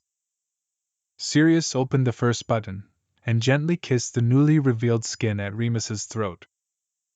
Another button, and Sirius kissed the hollow just above Remus's collarbone. The next button, and a kiss to the sternum. The next, and Sirius's lips and tongue found Remus's nipple, sending waves of pleasure through his body. Remus braced his hands behind him and gripped the silk bedclothes in his fists, tipping his head back breathlessly. 2 more buttons, and Sirius dragged his mouth even lower, his teeth scraping against the bottom of Remus's ribs, his tongue swirling across the edge of his stomach. With the very last button, Sirius pushed the shirt off him completely, kissing Remus's hips along the edge of his trousers and dipping his fingers maddeningly, teasingly below the waistband. Remus's thighs clenched around Sirius's torso, and an unholy sound came from his throat as Sirius palmed Remus's cock that strained against his already too tight trousers. Sirius unbuttoned Remus's trousers next. He pulled them down and off, and his undergarments along with them, until he was completely naked on the bed. Sirius ran his hands up and down Remus's bare thighs, his fingers curling into the firm muscle, and kissed them again and again with an increasingly desperate veneration. Finally, Sirius stood up and took a step backwards, one hand steadying himself against the polished oak bedpost as he took in Remus's entire body. He looked upon him with an expression of helpless astonishment. My God! Look at you, he said weakly. You are the most beautiful thing I've ever seen. He was seemingly unable to tear his eyes away from Remus's face and body, yet strangely, this did not make Remus feel self-conscious. Instead, he felt loved. May I see you too? Remus asked, and watched hungrily as Sirius quickly pulled off his own clothes, revealing a form more godlike than Remus could have possibly imagined. He looked like the drawings that Remus had studied as a boy in books about classical art, but even better. Those sketches could not compare to Sirius, and the way he moved, the graceful power of his limbs, the soft, dark hair that dusted over his skin, the feeling of him pressed against Remus's body. Remus's hand trembled as he reached out to brush his fingertips along the firm muscles of Sirius's arms, chest, and stomach, which rippled under his hand. What are these? Remus asked, his fingers tracing black lines of pictures that decorated Sirius's chest as though inked into his skin with a quill. They're called tattoos, Sirius told him, his own fingers closing around Remus's wrist and following its movement across his chest. It's art for the body. I got them on a journey to Tahiti many years ago. They are very beautiful, Remus breathed. He pressed his entire palm against Sirius's chest and kissed along the fine black lines, his eyes falling shut at the feeling of strong muscles under his lips. Remus drew back again and his eyes found Sirius's thick cock that fell heavily between his legs. The sight of it stirred something primal within him, a rippling desire in his gut, and Remus felt a strange and hungry urge to take it in his mouth, yet he wasn't sure if that was normal. He wanted to touch Sirius all over, kiss him everywhere, taste every part of him, but I do not know what to do, Remus confessed in a small voice, dragging his eyes away from Sirius's beautiful length, and staring up into his face. Sirius only smiled, gentle and reassuring. He placed a hand to the back of Remus's neck, ran his thumb across his Adam's apple, and kissed him deeply before answering. No need to worry, my darling, Sirius said. I'll teach you everything. Chapter 9. At first, Sirius thought it was his imagination run wild. But his senses did not lie. Remus was sugared and rich under his tongue, like sweet cream spooned over sun-ripened fruit. He tasted of warm vanilla and sharp quince, of tart pomegranate, cracked open and jewel-red, of raw honey, thick and dripping on sticky fingers. Sirius was on his knees, prostrate as though before a god, this most precious of idols, pressing kisses to the soft skin of Remus's inner thighs. Remus's fingers carted through Sirius's hair, and his breath came in heavy gasps as Sirius tasted high, verdant summer upon his skin. That he'd found his way to his knees once again came as no surprise to Sirius. How else to show his devotion, what better place from which to worship than between this nymph's life-giving legs? Yet it was an unfamiliar posture for him. It was usually Sirius who was looking down at the top of a bobbing head, with little care as to whose lips were wrapped around him as long as they provided tight, wet heat. When it came time for fucking, there was no tenderness in the act, no beauty. It was simply bending someone over a table or pressing them face down onto the bed, going until they finished, and sending them on their way. And so what Remus did not know was that with every honeyed kiss, every gentle whisper, every soft touch of trembling fingers, he was teaching Sirius, too. Remus was naked, pure and unself-conscious, when he confessed that he did not know the ways of being in someone's bed. Sirius sat next to him at the edge of the mattress, wrapped him into his arms, and murmured words of reassurance. He longed to give Remus everything, show him everything, pull delight and joy from his beautiful body. That Remus wished to do the same for him was a gift Sirius could scarcely believe he'd been given. "I want to please you," Remus had whispered against his lips, unaware of the pleasure he drew from Sirius simply by being beside him, simply by allowing Sirius to look upon him and touch him. "Will you show me how?" Sirius almost laughed. Here was Eros himself, radiating life energy, pearlescent like the fertile full moon, alight on his bed, asking him, a mortal, about life and love. Sirius touched Remus's face to remind himself that this perfect creature was real, and so was he. That Remus wanted him, too. There are places on the body where senses are heightened, Sirius told him. Would you like me to show you? "Yes." Remus nodded, drawing his lower lip between his teeth, where it reddened and swelled like ripe fruit. There's here. At the neck. Sirius whispered, dragging feather-light fingers down Remus's neck, the pad of his thumb passing across his throat, over the place his pulse pounded life through his veins. And here. He continued, running his fingers down Remus's lean chest and across the planes of his stomach, feeling the hard muscles contract as Remus drew in a sharp breath. Or here, Sirius said, his fingers wandering down Remus's leg and up his inner thigh. Remus's legs slid open of their own accord and he lowered his head into the crook of Sirius's shoulder, latching his mouth onto Sirius's neck. Instinct is a powerful thing, Sirius thought vaguely, as Remus's lips and tongue worked the sensitive skin and his fingernails pierced Sirius's bicep. There's also here. Sirius dragged his fingers between Remus's legs until they found his stiff cock, which was surprisingly big for his small frame. Sirius whispered his own wordless spell, and his hand slicked as he wrapped a loose fist around Remus, and pumped slowly, his thumb running over the soft, silky head, just enough to taste, to tease. Sirius felt the edge of teeth against his neck. "Oh my," Remus said, his voice ragged and strained. There are many ways to give pleasure, too. You can use your hands, Sirius said, continuing his lazy strokes and moving his own mouth to Remus's neck. Sirius heard Remus's weak whimper at the loss of something in his mouth and offered his fingers instead, which Remus drew between his lips with relish. And your tongue. At this, Sirius swirled his tongue behind Remus's ear. He sucked indolently at Remus's neck, drawing little whimpers from the back of his throat, and licked across his collarbone. Or your teeth, he said with soft bites against Remus's golden, glowing chest, taking his nipple gently between his teeth and scraping only enough to tantalize, enough for Sirius to taste honey, but not to hurt, never to hurt. Sirius could not mar Remus's perfect flesh, no matter how powerful his feral urge to claim him and protect him against the world. He imagined monsters like Greyback cowering at the sight of Sirius's mark upon Remus's skin, imagined his own flinty want sparking when he saw the mottled spot that meant Remus was his. But another, more ancient voice in the back of his mind considered that Remus wasn't his, that he belonged to something else, something bigger than Sirius, with his trivial humanity. Sirius knew that being allowed a piece of this divine fruit was a privilege. He was a mortal permitted to taste the nectar of the gods, and he could not forget his place. You can use your mouth, too. Sirius told him. Everywhere.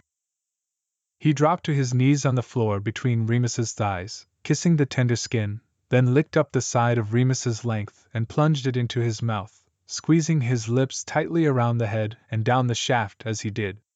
This taste was richer, like boiled honey, thick and dark at the bottom of the pot. Oh, Merlin!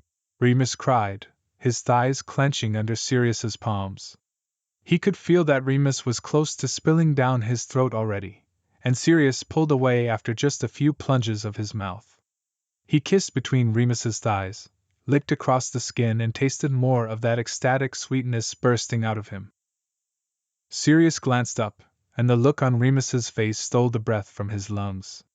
There was no shaking or hesitation, only a ferocious craving in Remus's sparkling amber eyes, wild and untamed. May I try that? Remus asked, and his voice did not waver. It was low and determined, pulled straight from his belly. Remus's gaze flicked hungrily between Sirius's face and his stiff, aching cock. Sirius didn't answer. He was struck silent, so Remus continued, his eyes cast downward and his fingers tracing hypnotic circles along Sirius's shoulders. I did not know that was something people did, he said, and Sirius watched his lips form around the words, those lips that wanted to be around him. But the minute I saw you, I longed to take you in my mouth. Oh fuck, Remus! Sirius groaned, pressing his forehead into the firm flesh of Remus's thigh. He wrapped a calming hand around the base of his cock to slow down the force of want that surged through him. He wished he hadn't uttered the coarse curse in Remus's presence, but some things cannot be helped. He closed his eyes against Remus's leg and felt Remus's gentle fingers brush aside the hair from the back of his neck.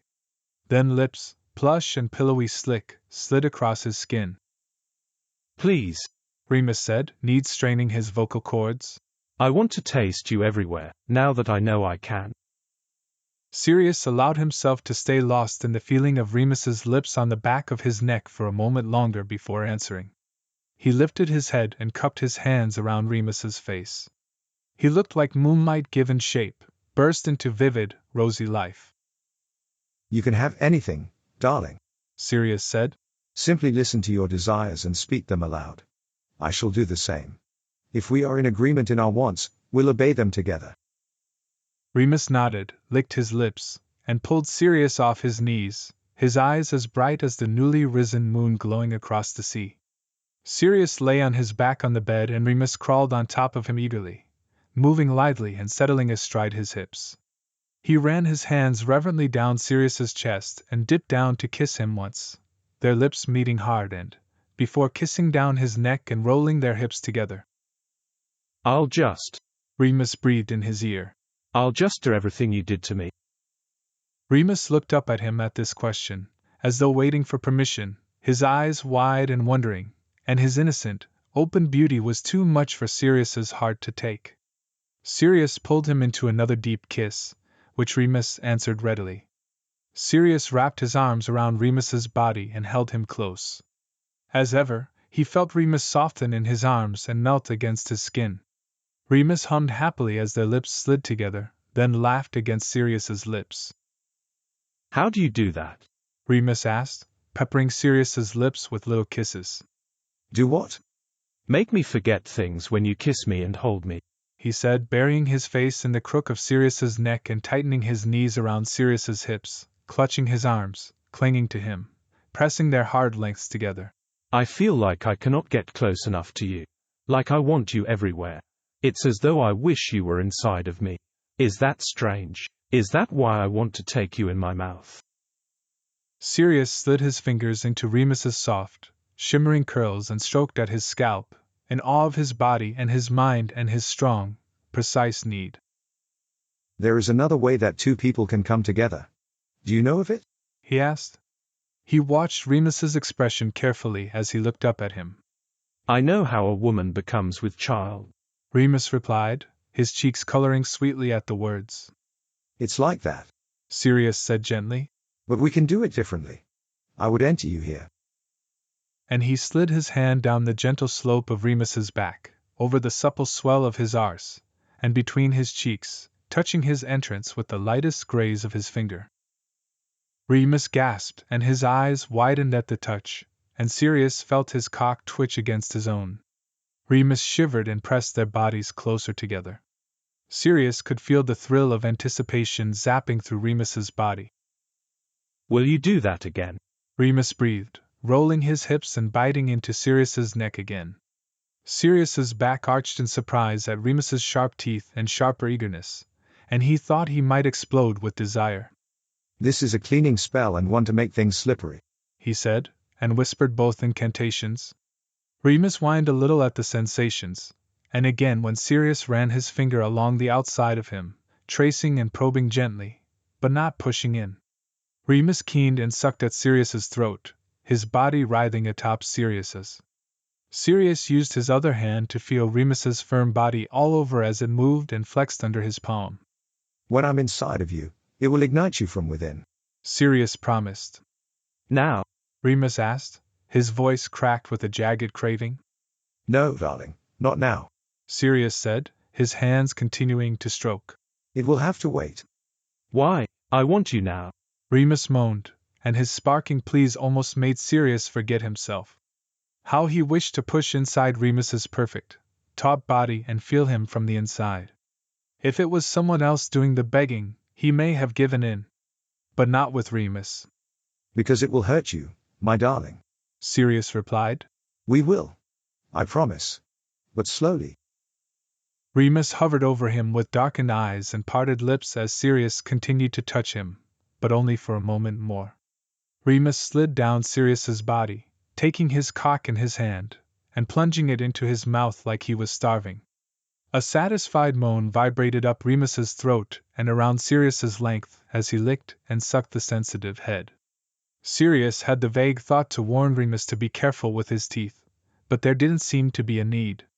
Sirius felt only white-hot softness and the slickness of his lips and tongue as Remus desperately sought to taste him and feel Sirius in his mouth. Remus gagged a little in his enthusiasm, taking Sirius too far down his throat, but before Sirius had time to worry over it, he had more than recovered, and to his amazement, Sirius felt the crest of his orgasm swelling fast and hard. Remus, stop, he panted, stilling the boy with a hand to his shoulder. Am I doing something wrong? Remus asked, looking deliciously debauched with a spit-slicked chin and cock-swollen lips, but still worried. Far from it, darling, Sirius panted with his palm to Remus's cheek, trying desperately to retain a shred of control. I felt myself about to climax into your mouth. You might not like that. Or want it. Remus's eyes flashed with need again, and his hand tightened around Sirius's sex. He kissed and licked the head, as though it was physically difficult for him to keep his mouth away. What if I do want that?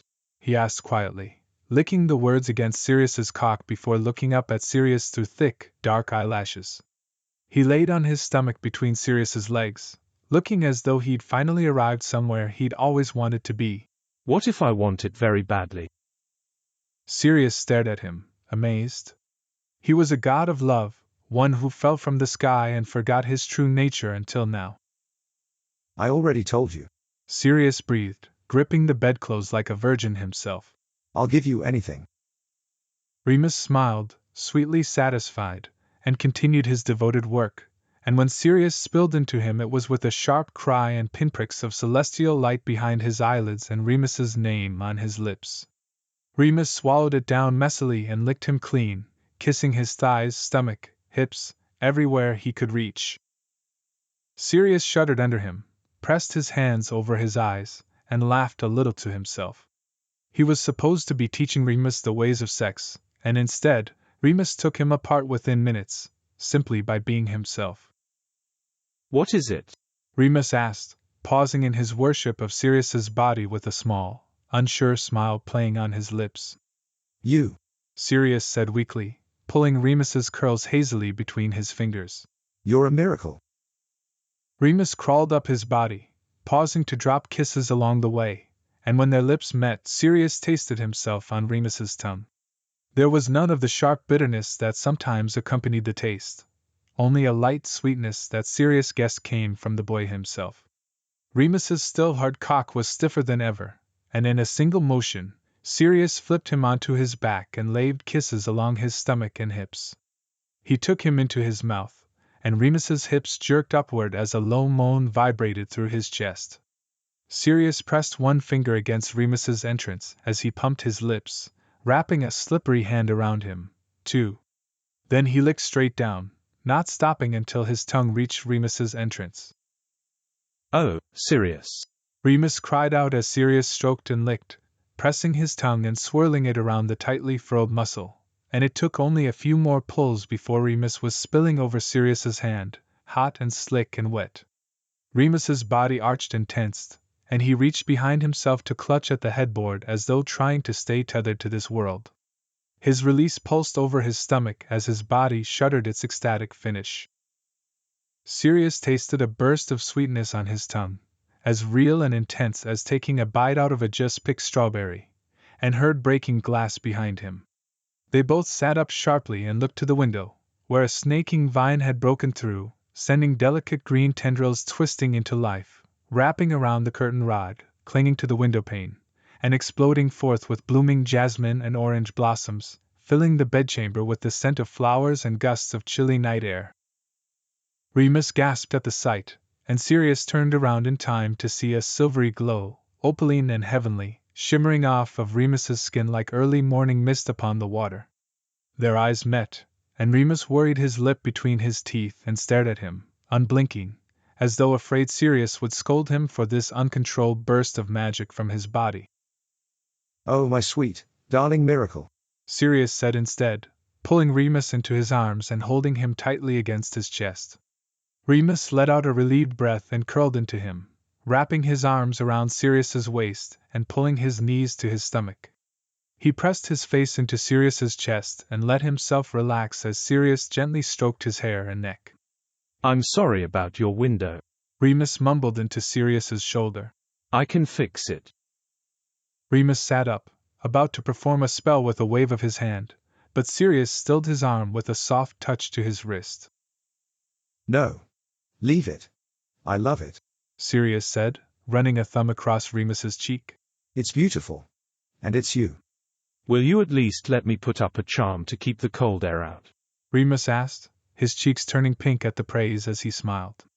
"If you must," Sirius conceded with a kiss. Remus waved a hand and instantly, rippling warmth enveloped them, as though he'd lit an invisible barrier of gently burning flame. A million questions rolled through Sirius's mind as he looked upon Remus, but he quieted each one. If Remus wanted to talk about his magic, he would in his own time. With a wave of Sirius's wand they were both cleaned and tidied, and the flickering candlelight around them dimmed to a soft glow as they pulled the blankets over themselves and settled into Sirius's bed. The bedchamber was sweetly perfumed, and Sirius didn't think he'd ever been happier than he was right then, with Remus next to him, tucked safely in his arms. What Sirius wouldn't give to keep him here all the time, protected and loved.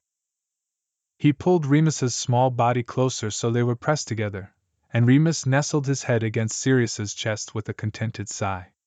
His skin was soft and warm, and his fingers curled into Sirius's back as though trying to burrow deeper into him. Sirius pressed a kiss onto the top of Remus's head and breathed him in. He smelled as sweet as the jasmine blossoms. Sweeter really, since they came from him. "I love you," Sirius whispered into Remus's hair. He'd never said those words before, and his heart thudded hard in his chest as he gently rubbed the bare skin of Remus's back. Remus leaned his head back so they could look at each other in the dim light of the magically glowing flames, then kissed him slowly and deeply. "I love you, Sirius," Remus replied, his voice thick with emotion. A single tear trickled down his cheek. It glowed and sparkled like a diamond in the firelight as it rolled across his skin. Sirius kissed it away, and kissed the next one that fell, too. "Thank you," Remus said, his eyelids heavy, "for showing me what love can be." "It's I who should be thanking you," Sirius replied, "for showing me what love is." They clasped their hands and kissed once more, and fell together into an easy, dreamless sleep. Chapter 10. Fuck you, Sirius. Fuck you too, Reg, Sirius said cheerfully, not looking up at his brother, but instead keeping his arms wrapped tightly around Remus's waist and his mouth working firmly against the soft skin of Remus's neck, which tasted like black cherries this morning, juicy and saccharine, with a bright, brilliant tang. Remus sat entwined in Sirius's lap in the Manor's large formal dining room the morning after the ball, where they ignored the breakfast feast that filled the long banquet table in front of them. They'd sat down next to each other in the high-backed wooden dining chairs and attempted to eat, but only lasted about 2 minutes before Sirius was pulling Remus onto his lap and drawing him into what must have been their 100th kiss of the morning. Good morning, Regulus, James, Remus said, sitting up a little and grasping Sirius's arms around his waist. Sirius was happy to see how unwilling he seemed to be to put too much distance between them, even as his cheeks turned pink at having an audience. Sirius plucked a pitted cherry from a bowl and popped it into Remus's mouth with a kiss on his pretty lips. Thank you, Remus whispered through a smile that hadn't left his face since they woke up, pressing their foreheads together as James and Regulus took their seats across the banquet table from them. Remus gazed at Sirius with cheerful adoration as he moved to get up off his lap. Sirius let him go with a reluctant groan and dramatically outstretched arms. Remus laughed and grabbed his hand, clasping it tightly as he settled into the seat next to him. Sirius brought Remus's hand to his lips for a kiss, then turned it over to kiss his palm. They shared a fiery look as Sirius grazed his teeth gently against Remus's soft inner wrist, and Regulus cleared his throat. Loudly. So, Reggie, Sirius said, tearing his gaze away from Remus's golden form to smile at his brother, who poured his tea with a sour look on his face. why do I deserve such a crass greeting this fine morning? You know why. Regulus grumbled. You left me to the lions last night. Considering you're something of a viper yourself, I'm sure you held your own.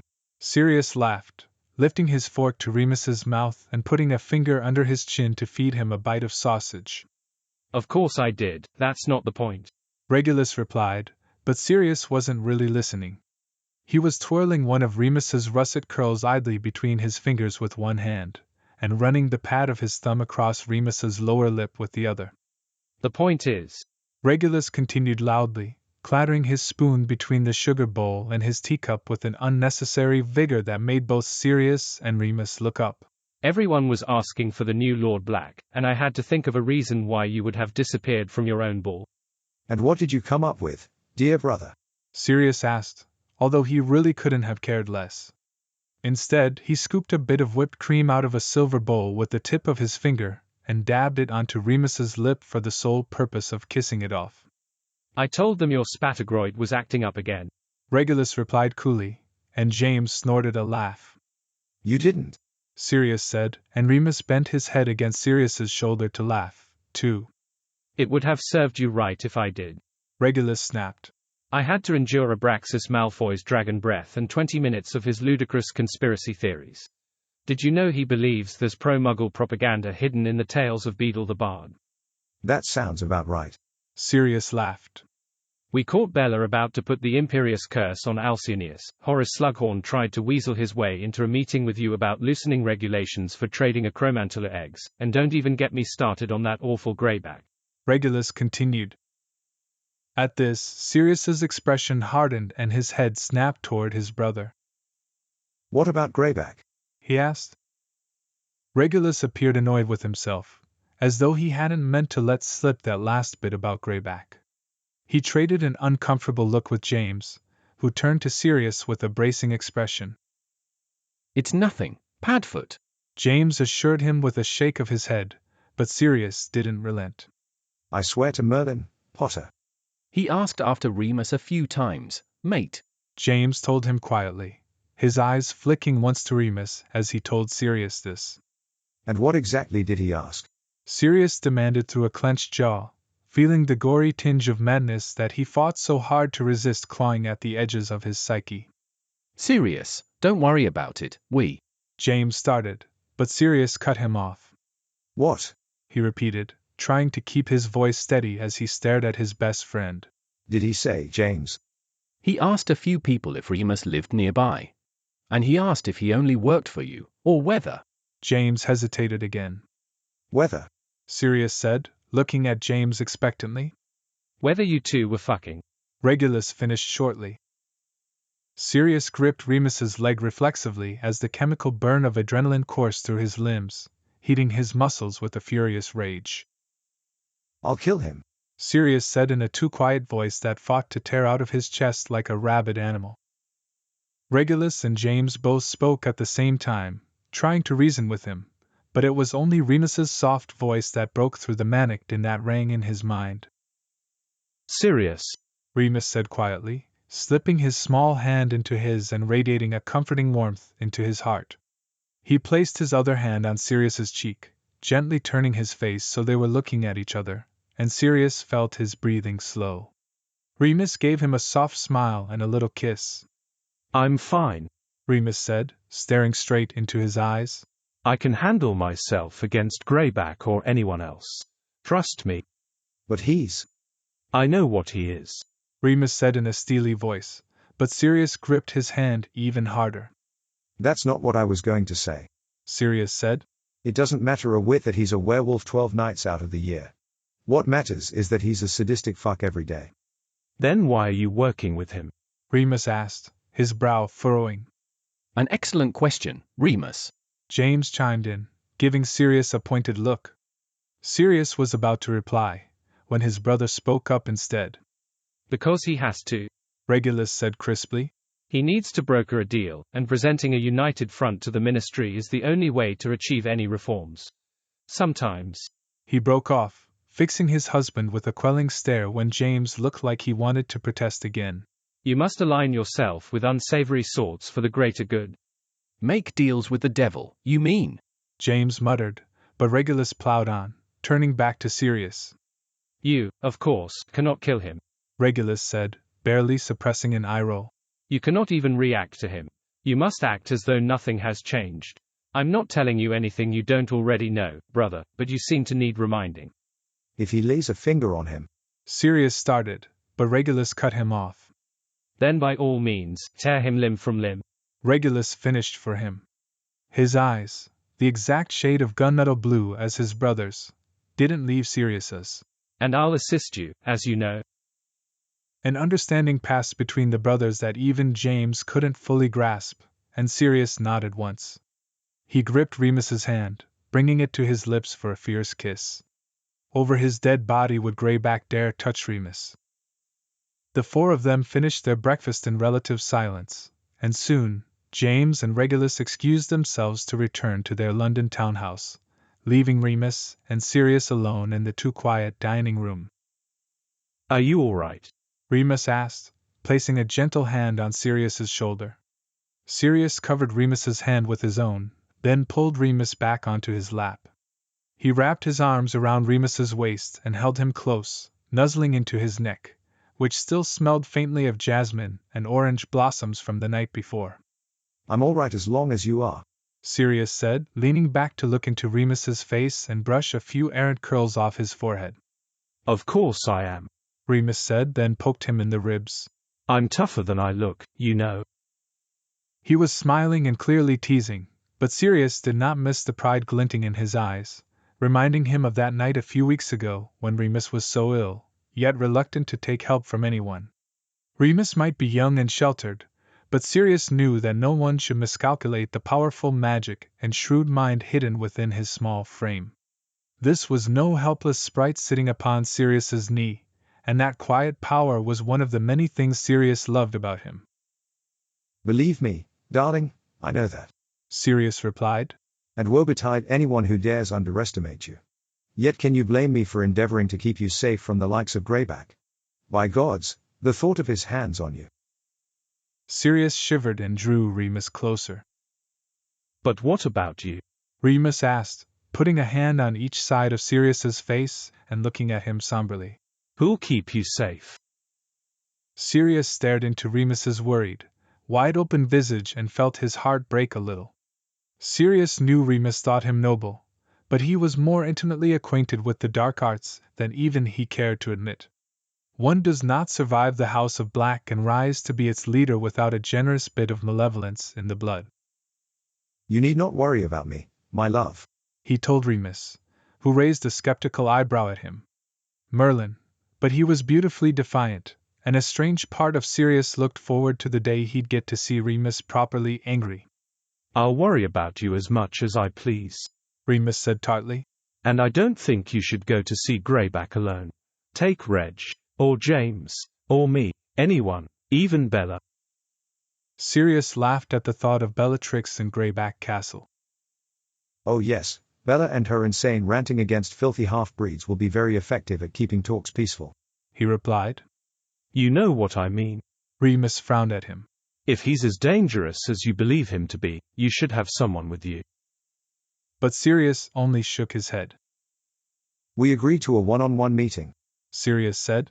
If I go back on that now, it'll end talks before they've even begun. I have to keep my word. That's assuming he'll keep his, Remus noted darkly, and Sirius sighed. He could not pretend he had not considered the very same, especially since Greyback chose his own fortress for their conference. I will not hesitate to defend myself should the situation call for it, Sirius assured him, but Remus looked unconvinced, so he continued on. How could I do anything that would take me from you? Sirius asked, running his hands across the narrow width of Remus's back. I'll hold you to that, Lord Black, Remus replied, and leaned in for a kiss. As ever, it was so much more than a simple kiss, and now that they were alone again, Sirius's burning desire simmered over within seconds. Sirius had welcomed far too many people into his bed over the past 2 decades, but had never experienced the kind of insatiable lust he now felt toward Remus. Usually, once the thrill of the chase had been satisfied, his interests waned quickly, but not now. He wondered whether it was because he was in love for the first time in his 38 years. The first thing Sirius noticed when he woke that morning, even before he opened his eyes, was how comfortable he was. The room smelled wonderful, and Remus's heating charm hadn't worn off, even after several hours. But it had changed. It burned more gently, as though the heat itself understood that a cooler room was better for sleeping. Its warmth was still as steady and strong as it had been the night before, buffering them against the cold October winds, but somehow burned at a lower temperature. Could Remus somehow have conjured a partially sentient heating charm? Sirius had never heard of such a thing, but if anyone could do so, it was the young man sleeping next to him. Sirius watched him as he slept. His angelic beauty took Sirius's breath away, and he was reminded of Muggle fairy tales that told of virgins cast into enchanted slumbers that needed a true love's kiss to wake. Even as a boy he found such stories patently ridiculous. Why would anyone kiss a sleeping stranger? Muggles are fools. But as Sirius gazed upon his own sleeping virgin, with his ethereal, moonbright skin, silk-spun hair of silvery gold, bee-stung lips, and dark eyelashes that caressed the edges of his carved-by-the-gods cheekbones, he found those Muggle legends much less far-fetched. He leaned over to kiss Remus gently on the lips, and just like in the fairy tales, his eyes fluttered open at their touch. Good morning, beautiful, Sirius said, and Remus sighed contentedly, rolling over and wrapping his bare arms around Sirius's chest and cuddling close. Good morning, he replied in a sleep-scratched voice that made Sirius want to stay in bed all day. How did you sleep, my love? Sirius asked, kissing the top of Remus's head and running his hands down his back and onto his thighs. Were you all right not being at home in your own bed? If wishes could come true, I'd never leave your bed again, Sirius, Remus replied, lifting his chin so they could look at each other. In the golden morning sunlight, Remus seemed to glow even more brightly. He closed his eyes and leaned in for a kiss, tracing along Sirius's jaw gently with the tips of his fingers. You feel more like home to me than anything ever has since my mother died. Sirius had heard Remus speak of his father many times, and always with a tone of bitterness and resentment, but Remus had never mentioned his mother before. Sirius cupped his face and ran a thumb along his cheekbone, not saying anything, just watching and waiting for Remus to continue if he wanted to. She's been gone 20 years, and even though I barely remember her, I think about her every day. What do you think about? Remus hummed and closed his eyes as Sirius pressed his fingers into Remus's hair and gently massaged the nape of his neck. I think about her voice, and her hair, and her magic, but mostly I think about the way she made me feel. Cared for, cherished, safe, loved. I thought I would never feel those things again. I thought it all died with her, but I feel them with you. Remus opened his eyes and looked upon Sirius with such radiant love that Sirius thought his heart would burst from his chest. He gripped Remus's hands under the blankets and drew them to his lips, covering them with kisses. My darling, I will cherish you for the rest of my days and longer, he promised. You'll want for nothing, and you'll never wonder how precious you are. Remus looked upon him with awe. I have said it before. Remus smiled. You're an angel, Sirius. Your angel, perhaps, Sirius said wryly. Most would disagree with you. They would be wrong, Remus replied unequivocally. You insist that you're a scoundrel, but I know your true nature. Oh. What is that, then? You, Lord Sirius Black, are as soft and sweet as a spring afternoon. At this, even Remus could not hold a straight face and burst out laughing, burying his face in Sirius's neck.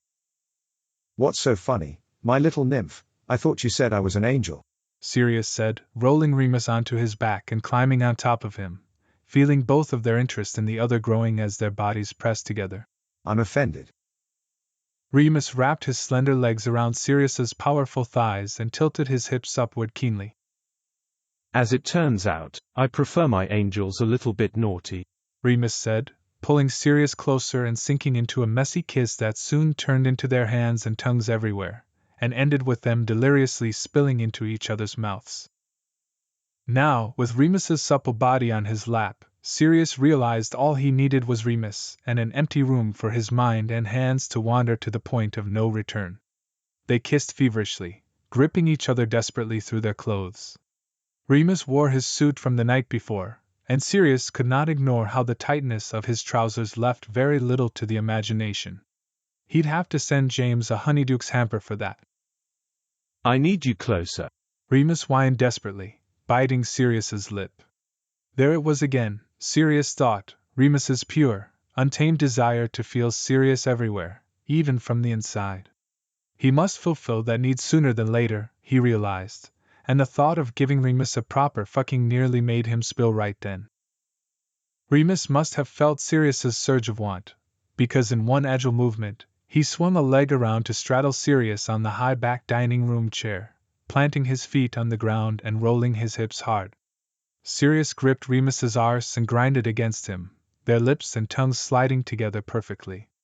Sirius drew his hands between them, opened their trousers, and drew out both of their hard cocks, slicking his hand and grasping them together in his large fist.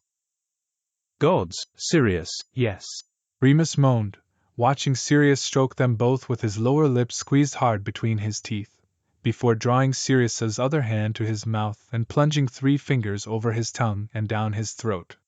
He licked like he was starving and sucked hard, biting down just above the knuckle. The sharp pains surged through Sirius, shooting straight to his groin. He tipped his head back and cried out his pulsing, blinding release, just as Remus did the same. Their cum mixing on Sirius's hand somehow made his finish last even longer, sending powerful aftershocks coursing through his stomach and thighs. Remus slumped forward onto Sirius's shoulder, panting against the fingers that were still buried in his mouth. He laved over them lazily with his tongue, and Sirius felt his cock give a feeble, oversensitive twitch at the feeling. Sirius rolled his head sideways to lavish Remus's neck with languid kisses, and felt Remus's throat vibrate a happy sigh under his lips. That Remus was already so adept at answering and acting upon his desires started out as a surprise for Sirius, but now that he considered it more readily, it made perfect sense. Remus seemed to have a deep, inborn connection with the natural world, so it would only follow that he be attuned to his own nature, too, whether or not he even realized it. And there was nothing more natural than the passion they felt for each other. In the span of 12 hours, they'd had each other 3 times. Even now, with Remus in his arms and his warm mouth sucking at his fingers, Sirius could already feel his powerful need building again. Yet that need called out for more than the animal desire for release. It sought closeness and intimacy, feeling each other from the inside out, being deeply within the other's body and bones and blood in a way that neither could explain but both felt down to their core, gnawing at their marrow. The large grandfather clock in the study struck 11:30 a.m., and Remus reluctantly lifted his head and released Sirius's fingers from his mouth with a kiss to the back of his hand. I need to get home, he said sadly, leaning their foreheads together. My father's potion wears off in an hour, and I want to be there when he wakes. Sirius vanished the sticky cum from his hand and pulled Remus into a tight embrace. I can't imagine leaving you now that I know what it means to have you, he said into Remus's flowery scented curls. When can I see you again, my love? I'll open the shop as usual tomorrow, and hurry to your side as soon as I can get away, Remus promised. How I shall miss you sleeping next to me tonight, Sirius replied, already mourning the cold spot in his bed that Remus should occupy always, and his mind reeled with thoughts of moving Remus and his father into the sprawling manor house, giving Mr. Lupin his own separate wing and a full-time caregiver, and allowing Remus to finally live the life he deserved. Perhaps it's time for me to meet your father, Sirius said cautiously, toying with the buttons on Remus's coat. Remus's face darkened with worry, but he quickly schooled it back into a smile. I'm sure that time will come soon, Remus replied noncommittally, fastening both of their trousers and standing up crisply. Will you walk me out? Sirius stood too, looked down at him for a few seconds without answering, then nodded and took Remus's offered hand. Even with the night they'd shared, Sirius still felt that too familiar barrier between them. Of course, my love, he replied, and led Remus to the front door. Oh, do you want me to fix the window before I go? Remus asked, his eyes wide with concern. No, Sirius said. I need something to remember you by. I'll keep it as long as your heating charm holds, and when it wears off, I'll fix it myself. But Remus only smiled and shook his head. It won't wear off, he said with a small laugh. So if you insist on having a broken window and an indoor garden, you should probably put up another barrier to keep the animals out, too. Use Fenestra Invisibilis. It should do the trick. He leaned up one more time to kiss Sirius, whispered, Until tomorrow, and apparated away with a crack. Sirius looked at the spot where they'd been holding each other only seconds before, then retreated back into his empty manor house with a sigh. Dull. Colorless. Lifeless. It was back to usual at Remus's cottage. Everything was just as he'd left it.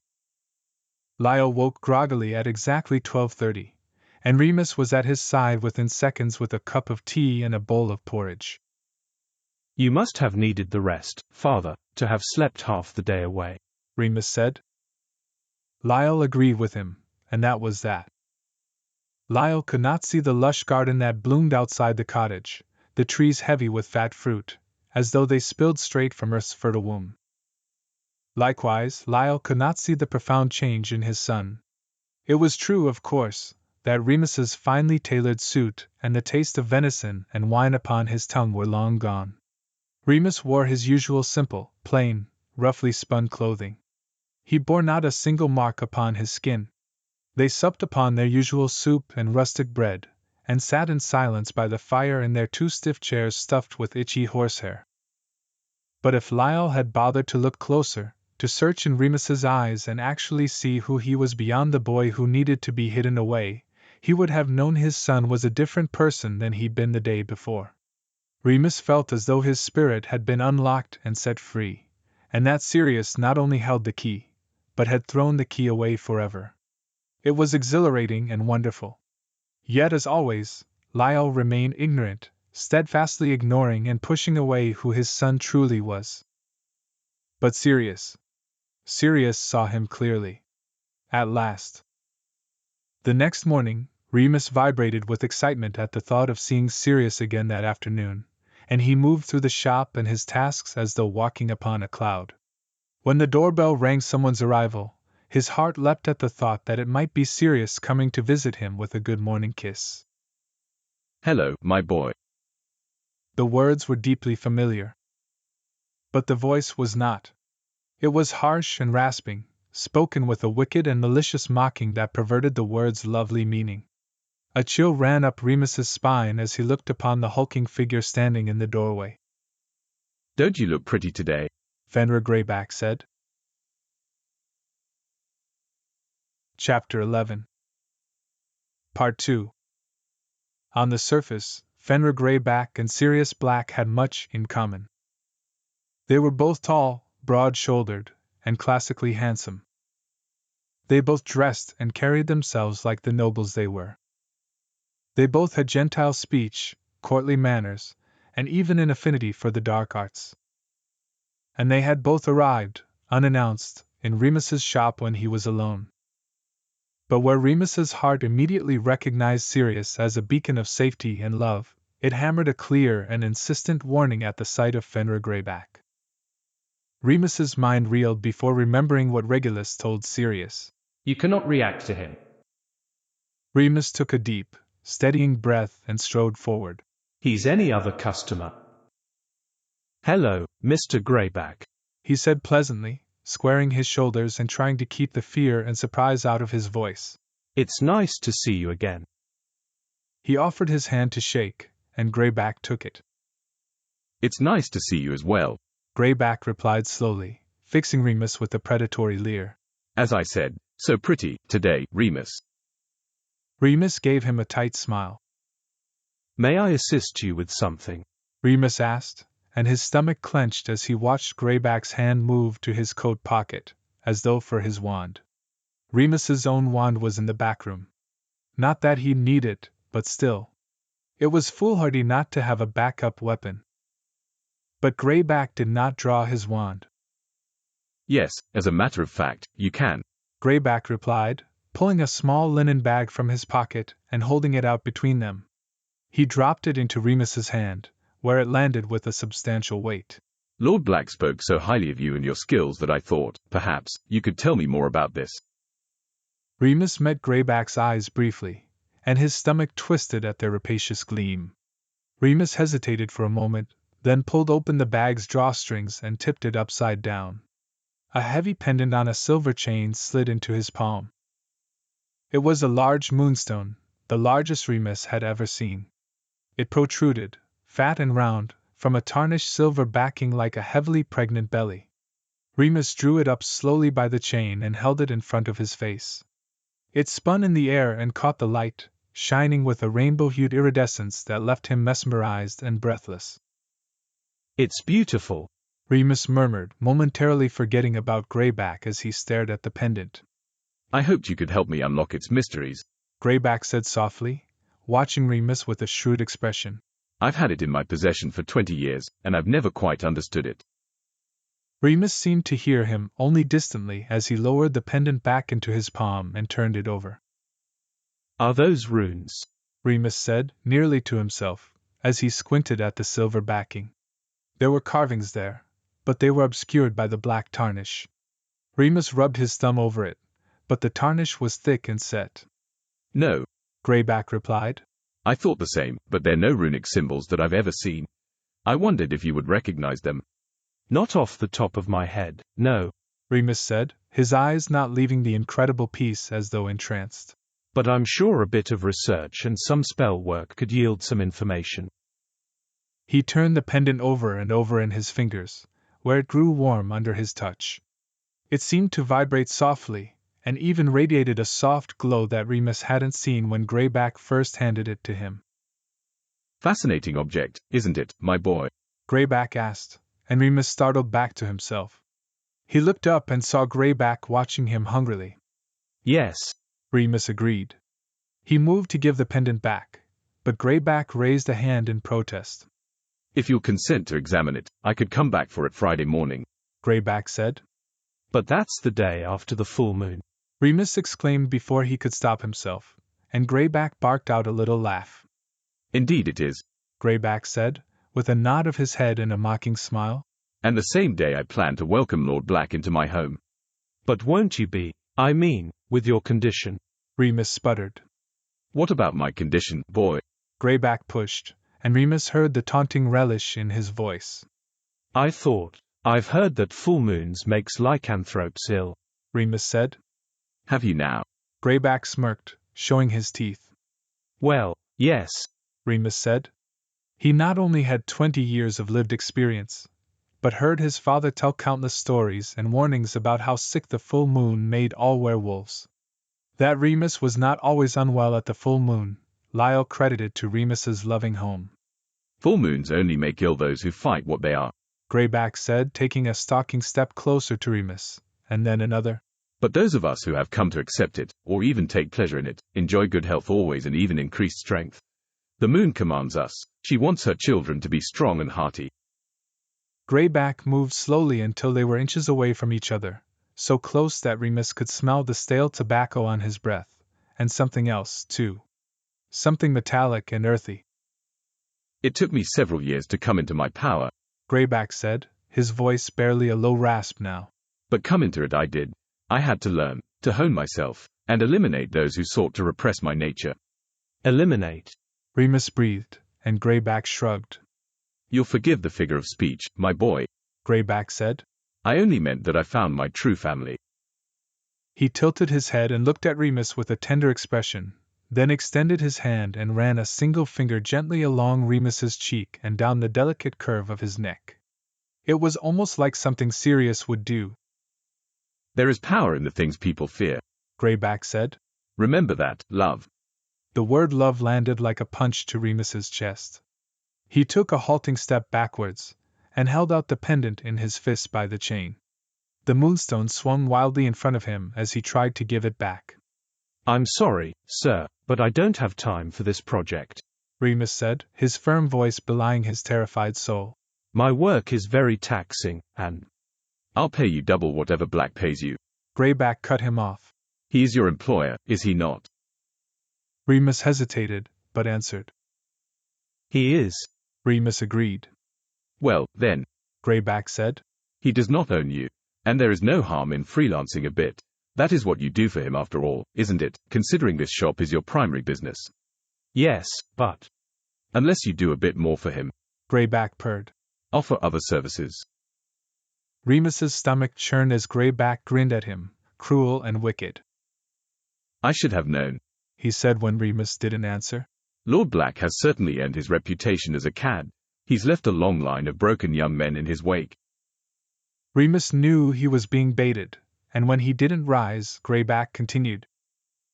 But for him to take advantage of a sweet boy like you, when you're beholden to him as your employer, he said, shaking his head. Despicable. He's lying, he's lying, he's lying, Remus thought. Perhaps he even told you he loved you, Greyback said with mawkish pity. My poor darling. Remus bit his cheek and drove his fingernails into his palm. He held out the pendant again in his shaking hand.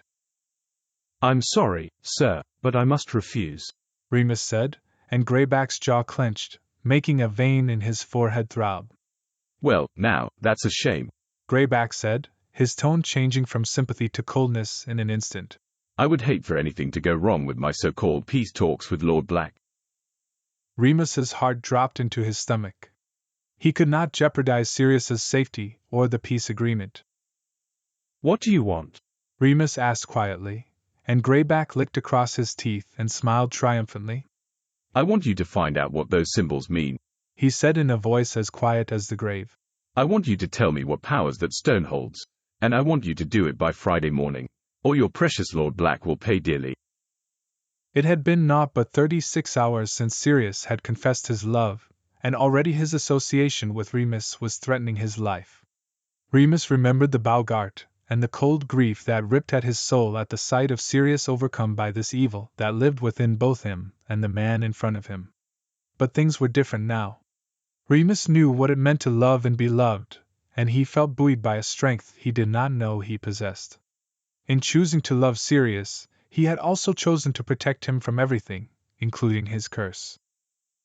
If I do this, do you swear that no harm will come to him? Remus asked. Of course, Greyback said easily. I'm a man of honor and of my word, and you'll have the satisfaction of knowing that you helped bring about peace and safety for wizards and werewolves alike. Such a noble cause, championed by the noble Lord Black. Remus withdrew his hand and slid the pendant back into its linen bag. Fine, Remus agreed. That's a good lad. Greyback simpered, patting Remus's cheek and making bile rise in his throat. I'll leave you to it, then. Greyback took a step, and Remus thought he was about to leave. Instead, he closed the space between them in a flash. He towered over Remus, but leaned his head so low that his lips grazed the shell of Remus's ear as he spoke. Oh, and one more thing, love, Greyback said, gripping Remus's chin between his thumb and forefinger. Best not to mention our little business arrangement to your Lord Black. He strikes me as the possessive type. I'd hate for him to do something we'd all regret. Greyback stepped back a little so they were eye to eye and dragged his hand along the underside of Remus's chin, the ragged edge of a fingernail scratching at his skin. He took a few steps backwards, not letting Remus out of his sight, before turning around and striding out the door.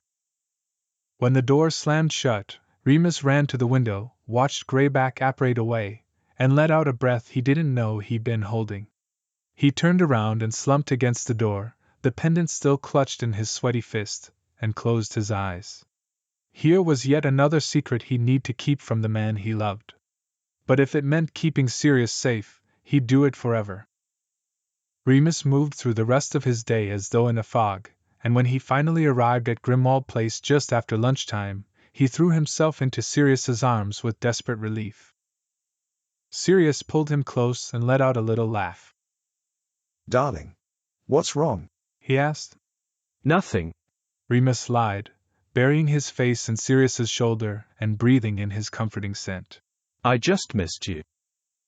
He hugged Sirius tighter, wrapping his arms around his waist and trying to get as close as he could, as though Sirius's strong body and protective embrace could somehow shield him from the rest of the world and drown out its wicked truths.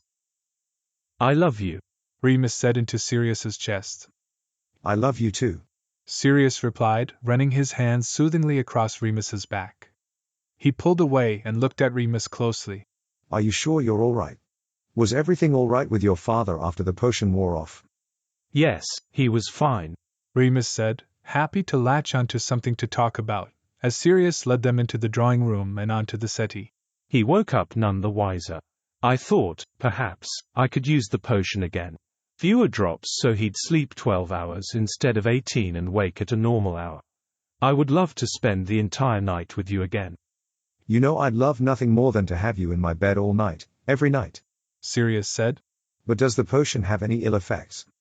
Only unusual dreams, Remus said.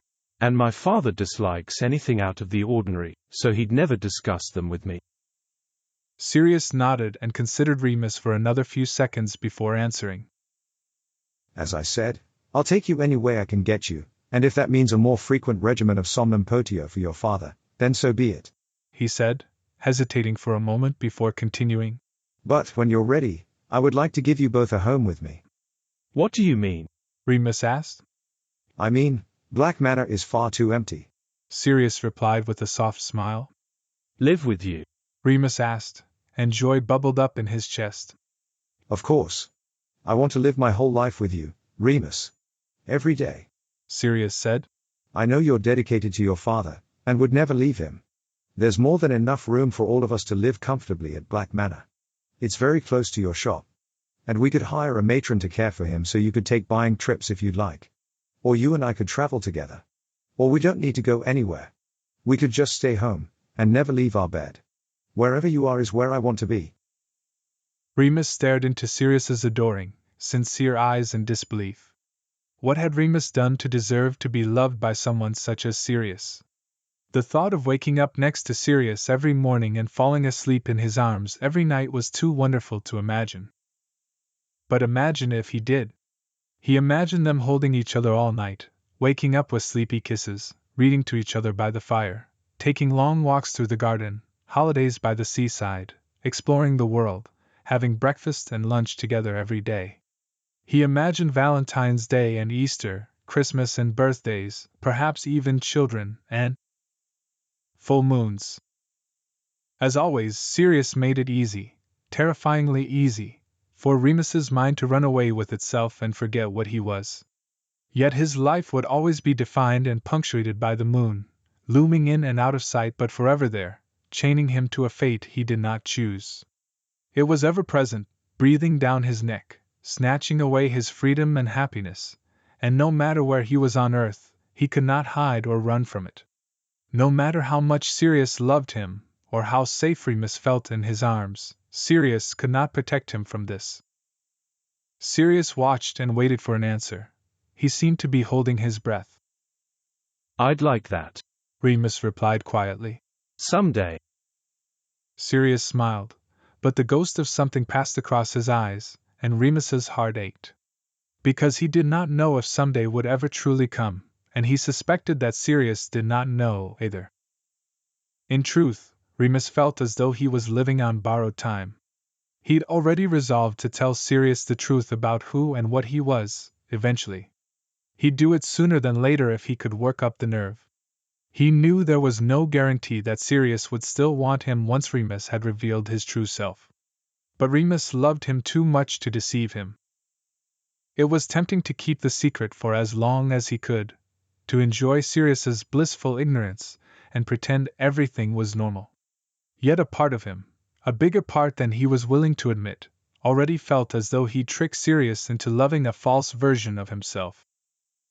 You can tell me anything, you know, Remus, Sirius said, searching Remus's face. I know. As I have told you, there is nothing you can say that will make me not want to be with you, Sirius said, as though reading Remus's mind, and Remus wondered, briefly, whether there was any truth to the rumor that the Blacks were a family of gifted legilimens. I promise. Remus nodded, but Sirius did not know what he was promising, so Remus would not blame him if he broke it.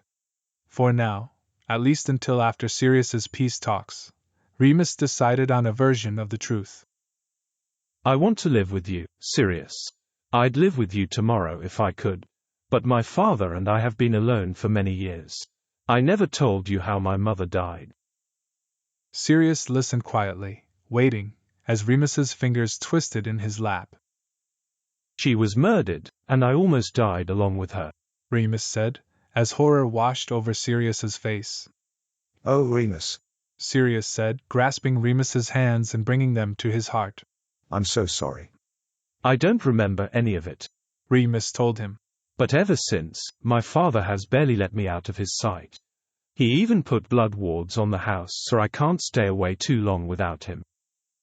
Sirius gave Remus a questioning look. But you are older than 17, Sirius said. Yes, quite a bit older, Remus agreed. I'm 25. Unfortunately, my father does not care that I'm of age. Your father may not care, but the ministry certainly does, Sirius said a bit angrily. There are no blood wards on your house, Remus. What? They're illegal for adults, unless the ministry gives special permission, Sirius said simply. Otherwise, wizards could keep anyone they want a prisoner for any reason. A charm like that would not hold past the age of 17. It would break automatically, no matter how many times your father tried to recast it. Remus stared at him in disbelief. Are you sure? He asked. Positive, Sirius assured him. Part of my education and upbringing as the future Lord Black was a thorough study of wizarding lore. So my father's been lying to me for 8 years? Remus asked, his voice trembling with rage and his face flushing in embarrassment and indignation. I'm sorry, Remus, Sirius replied sadly. I hate that I had to be the one to tell you that. I'd rather it be you than anyone else, Remus muttered. His mind spun. Had everything his father told him his entire life been a lie? Remus had a savage urge to apparate home, pack his bags, and leave Lyle alone forever. So what if his father was sick? Lyle would just have to take care of himself, like Remus had done since he was a child, patching up his own wounds after the full moon, crying in pain and loneliness, hobbling home a wreck, running the shop by himself, only for Lyle to snap at him for using wandless magic and do everything he could to keep him on a tight, choking leash, imprisoned in that house forever. He must love you very much, Sirius said, trying to be kind. But did Lyle truly love him? Or did he simply fear him? Remus heard Greyback's words ringing in his memory. There is power in the things people fear. Perhaps I would have thought that once, Remus said. but now I'm not sure. You showed me what love is supposed to feel like.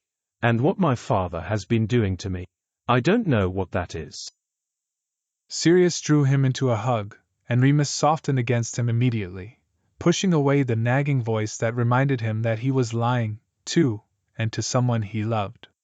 Was he any better than his father?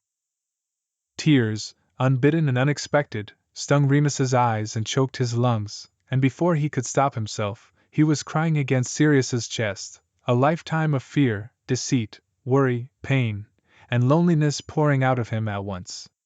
He clung to Sirius and sobbed in his arms, and Sirius let him, holding him until he'd cried himself exhausted. And then, Sirius kissed him, softly and slowly, and Remus felt his mind go blissfully quiet. His brain registered only Sirius and his lips and hands and beautiful body that made him feel things he didn't know he was capable of feeling. They sank into each other on the soft velvet settee, and burning want surged through Remus, lighting his nerves on fire and obliterating the rest of the world. When Remus asked Sirius to take him to bed, he hadn't fully understood what that meant. But Sirius had shown him things beyond his wildest imaginings, made his body spark and ignite with soft lips sliding across his skin, teeth scraping along his jaw, hands gripping his hips and pinning his wrists, and mouth encircling Remus and swallowing him down his throat. Remus had never dreamed of anything so deeply satisfying or intensely beautiful. And Sirius promised even more. As soon as Remus learned that Sirius could enter and fill him, he'd thought of nothing else. In his bed alone last night, he touched himself and tentatively pushed one fingertip inside. It felt dangerous and forbidden, but exactly right, and instead of the discomfort Sirius worried over, Remus felt only breathtaking, eye-opening desire. Remus understood pain intimately, and his tolerance for it was high. But this was nothing but pleasure. Remus climbed onto Sirius's lap and planted his knees on either side of his hips. Remus pressed against him, feeling Sirius hard and huge against his thigh, and whispered in his ear. I want you inside me, Remus begged, lapping at Sirius's neck and reveling at the way the hard muscles and tendons flexed beneath his lips. Please, I cannot stop imagining it. Sirius drew his head back to look at Remus in lust-hazed wonder, then tangled his fingers into his hair and kissed him with a gentleness that masked the powerful, surging want that Remus sensed simmering just under the surface. He could feel the effort it took Sirius to hold himself back from taking what he really wanted, and that knowledge made Remus's belly coil with need. I'm afraid I'll. Sirius choked, but Remus cut him off with a kiss and whispered. No. I touched myself last night, Remus told him in a strangled voice. And I wished it was you. Sirius's eyes darkened, and an undercurrent of fierce, untamed longing rippled between them. They stared at each other for a moment more before lunging together like a powerful storm surge bursting through levees, proving nature wins over man every time. Gone was the hesitation and gentleness of their first night together. They tore at each other's clothing, pulling it off and flinging it to the floor, all fingers and tongues in desperation. Sirius's body was powerful and strong, and Remus ran his hands and pressed his lips over every inch of him. He wanted to feel ravished and overcome, cared for and controlled. Lay back, Sirius said in a low, gravelly voice that scratched across Remus's skin and sparked up his spine. Remus obeyed and his legs fell open automatically as Sirius positioned himself between his thighs and wrapped his arms around Remus's legs. The cleaning spell tingled like a promise, and Sirius wasted no time burying his face between Remus's legs, licking at his entrance and up his hard length with long, slippery drags of his tongue. Remus tipped his hips up wantonly, desperate for more, but gasped and froze when he felt the tip of Sirius's finger circling around his entrance. Ready? Sirius asked, and Remus moaned his assent. Slowly, agonizingly slowly, Sirius pushed a finger inside. It stung, but only for a moment, and immediately the pain gave way to a pleasure that stole Remus's breath and obliterated his senses. Sirius pressed soft, open-mouthed kisses to the inside of Remus's thighs as he pumped his finger in and out. Remus opened his legs wider, searching for more, and Sirius slid another slippery finger into him. He thrust into him with painstaking care, and closed his mouth around the head of Remus's hard length. It was bliss, it was love, and nothing could ever feel better until... Oh, Sirius! He cried out as Sirius's fingers flexed inside him and pressed a spot that sent ecstatic, electric pleasure surging through his arms and legs, whiting his vision, as he spilled down Sirius's throat with the force of a tsunami. His body surged through little aftershocks as Sirius continued working him, and his consciousness blurred around the edges of reality. It took Remus a full minute to come back to himself, but when he did, Sirius was by his side, running his fingers through his hair and kissing his cheek and neck and chest. Do you feel all right? Sirius asked with a measured calm that belied his warm skin and still hard cock that pressed against Remus's hip. I've never felt better, Remus breathed, sinking into Sirius for another blissful, mind-numbing kiss. Remus wrapped a hand around Sirius's length, pumping slowly as he crawled down his thick, muscular thighs and took him into his mouth like the most decadent dessert. If having Sirius inside him was the most wonderful thing he'd ever felt, then this was a close second, and when Sirius released into his mouth, hard and gasping and clutching at Remus's hair, Remus felt nothing but joy and gratitude at being able to make Sirius feel this way. Remus's troubles were far from his mind as they lay together, happily spent and wrapped up in the other. And in his pocket, in a linen drawstring pouch, the moonstone pendant shone and sparkled with pride and love, like the mother goddess herself. Chapter 12. Tell me about what you were like in school. It was dark in Sirius's bedchamber, save for the glow of the nearly full harvest moon spilling in through the high mullioned windows, but Sirius could still see the shadowy outlines of Remus's face as he rested his chin on Sirius's bare chest and traced soft circles on his arm. Remus's voice was hushed and drowsy, and the two of them lay in bed, cocooned together in softness and quiet, with sweet orange blossoms and jasmine vines still clinging to the walls. Sirius did not know what time it was, and did not particularly care. They lived in a place out of time just then, in a liminal space made of hushed voices and tranquil magic. I suppose that depends on who you ask. Sirius mused, lightly running a broad palm over Remus's narrow shoulders. According to the headmaster, I was gifted but reckless. But according to James, I was just fun. Gifted but reckless sounds very accurate, actually. Remus laughed, letting his eyes drift closed when Sirius ran his fingers through his curls. Sirius loved Remus in every shape, but especially like this, relaxed and loose-limbed, tangled up with him in bed, whispering softly with languid lips and gently stroking fingers. Was Hogwarts wonderful? Remus whispered, ghosting a breath across Sirius's chest. Yes, I suppose it was, Sirius said, but his heart hurt at the wistfulness in Remus's voice. Although we did get up to quite a bit of mischief. Like what? Remus asked, letting his head fall to the side so his cheek was pressed against Sirius's chest, and gazed up at him with sleepy eyes. Sirius idly traced Remus's lips with the tip of his finger a few times before Remus kissed it with a contented sigh. Well, Sirius said, trying to think back 20 years. Mostly little things, you know. Nicking sweets from the kitchens, skipping class. I remember James and I landed in double detention once for hexing Bertram Aubrey's head to twice its normal size. Sirius. He had it coming, Sirius said. He kept trying to peek up the girls' skirts. Oh, he did have it coming, then, didn't he? He certainly did, Sirius said. I suppose the thing we're most remembered for, though, is driving one of the school carriages into the Black Lake to see whether we could take the underwater whirlpool tunnel to France. My goodness, that's exciting. Did you manage it? Remus asked. Well, yes, Sirius said ruefully.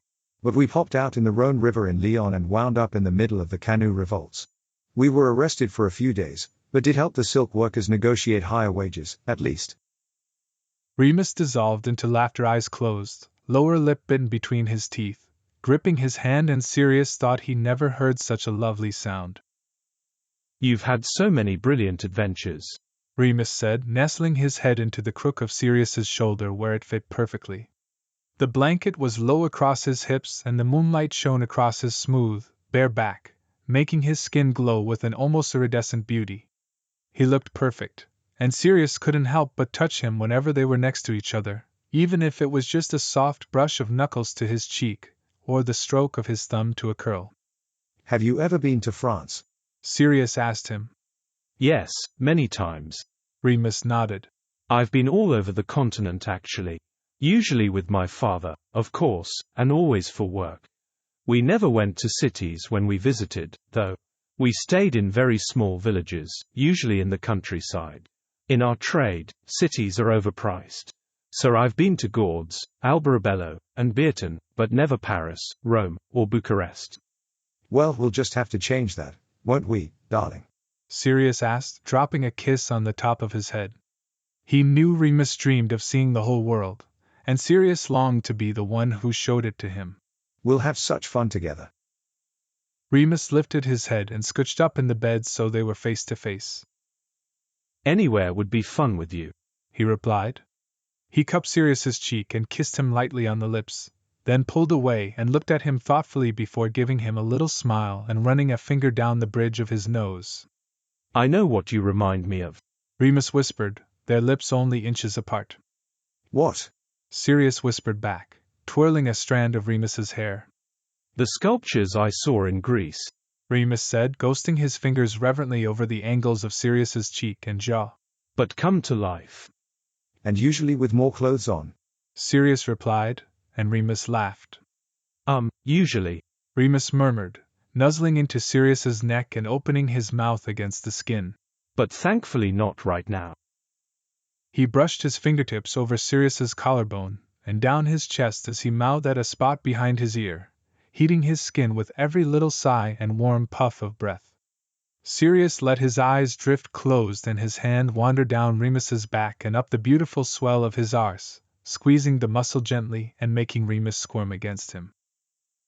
Come here, you gorgeous thing, Sirius whispered, and Remus slid his legs over Sirius's thighs until he was laying on top of him, their warm limbs slipping against each other as their bodies tangled together. The blanket that covered their legs fell away, and Sirius wrapped his arms around Remus, who kissed languidly up Sirius's neck and across his face until their lips met and opened with a delicious slide of softness and tongue. Remus moaned into Sirius's mouth as his hands slid over his arse again, pulling them closer. Let me have all of you tonight, Remus sighed, rolling his hips and pressing himself against Sirius's hands until his fingers slipped between the cleft. Sirius let out a helpless moan of his own as he pushed his hands deeper between Remus's cheeks. Are you sure, Remus? He asked, but his choked voice betrayed his own longing. God's yes, Remus promised, then drew himself back. He propped up on his elbows, tangled his fingers in Sirius's hair, and stared straight into his face. Remus's amber eyes seemed to sparkle in the moonlight. I love you, Remus said. And I need you so badly. I want to feel you everywhere. Sirius raised his head from the pillow to meet Remus in a firm kiss. How could I ever deny you anything? He asked. From his favorite place on earth, between Remus's legs, Sirius moved slowly, working him open carefully with his mouth and fingers. He took much longer and was far gentler than was probably truly necessary. By the time he finished, Remus writhed and begged underneath him, and Sirius was harder than he could ever remember being. He moved up Remus's body, gripping his own cock and positioning it cautiously, so cautiously, and nudging gently against Remus until the blood sang in Sirius's ears. He leaned down and gave Remus one more kiss before pushing into him with agonizing slowness, pausing halfway as Remus gasped and tipped his head back against the pillow with his eyes closed, his lips parted in a silent cry, and looking more beautiful than anything Sirius had ever seen. Remus was tight and perfect around him as he gasped on the bed and canted his hips upward hungrily, seeking more. Sirius was just about to slide the rest of the way in when Remus opened his eyes. They looked at each other, and the infinite passed between them without words, the secrets of the universe swirling through them like magic that stole their breath and answered questions they didn't know their hearts were asking. Sirius found Remus's hand and twined their fingers together, gripping tightly as they came together as one. Remus's world narrowed and spun as Sirius pushed into him completely, stretching him wide and filling him just as he'd craved. He kept their hands tightly linked as Sirius started to move, slowly at first, with more love behind it than desire. Sirius leaned down to kiss him, and Remus reveled in the way he felt him everywhere, inside and out, all at once.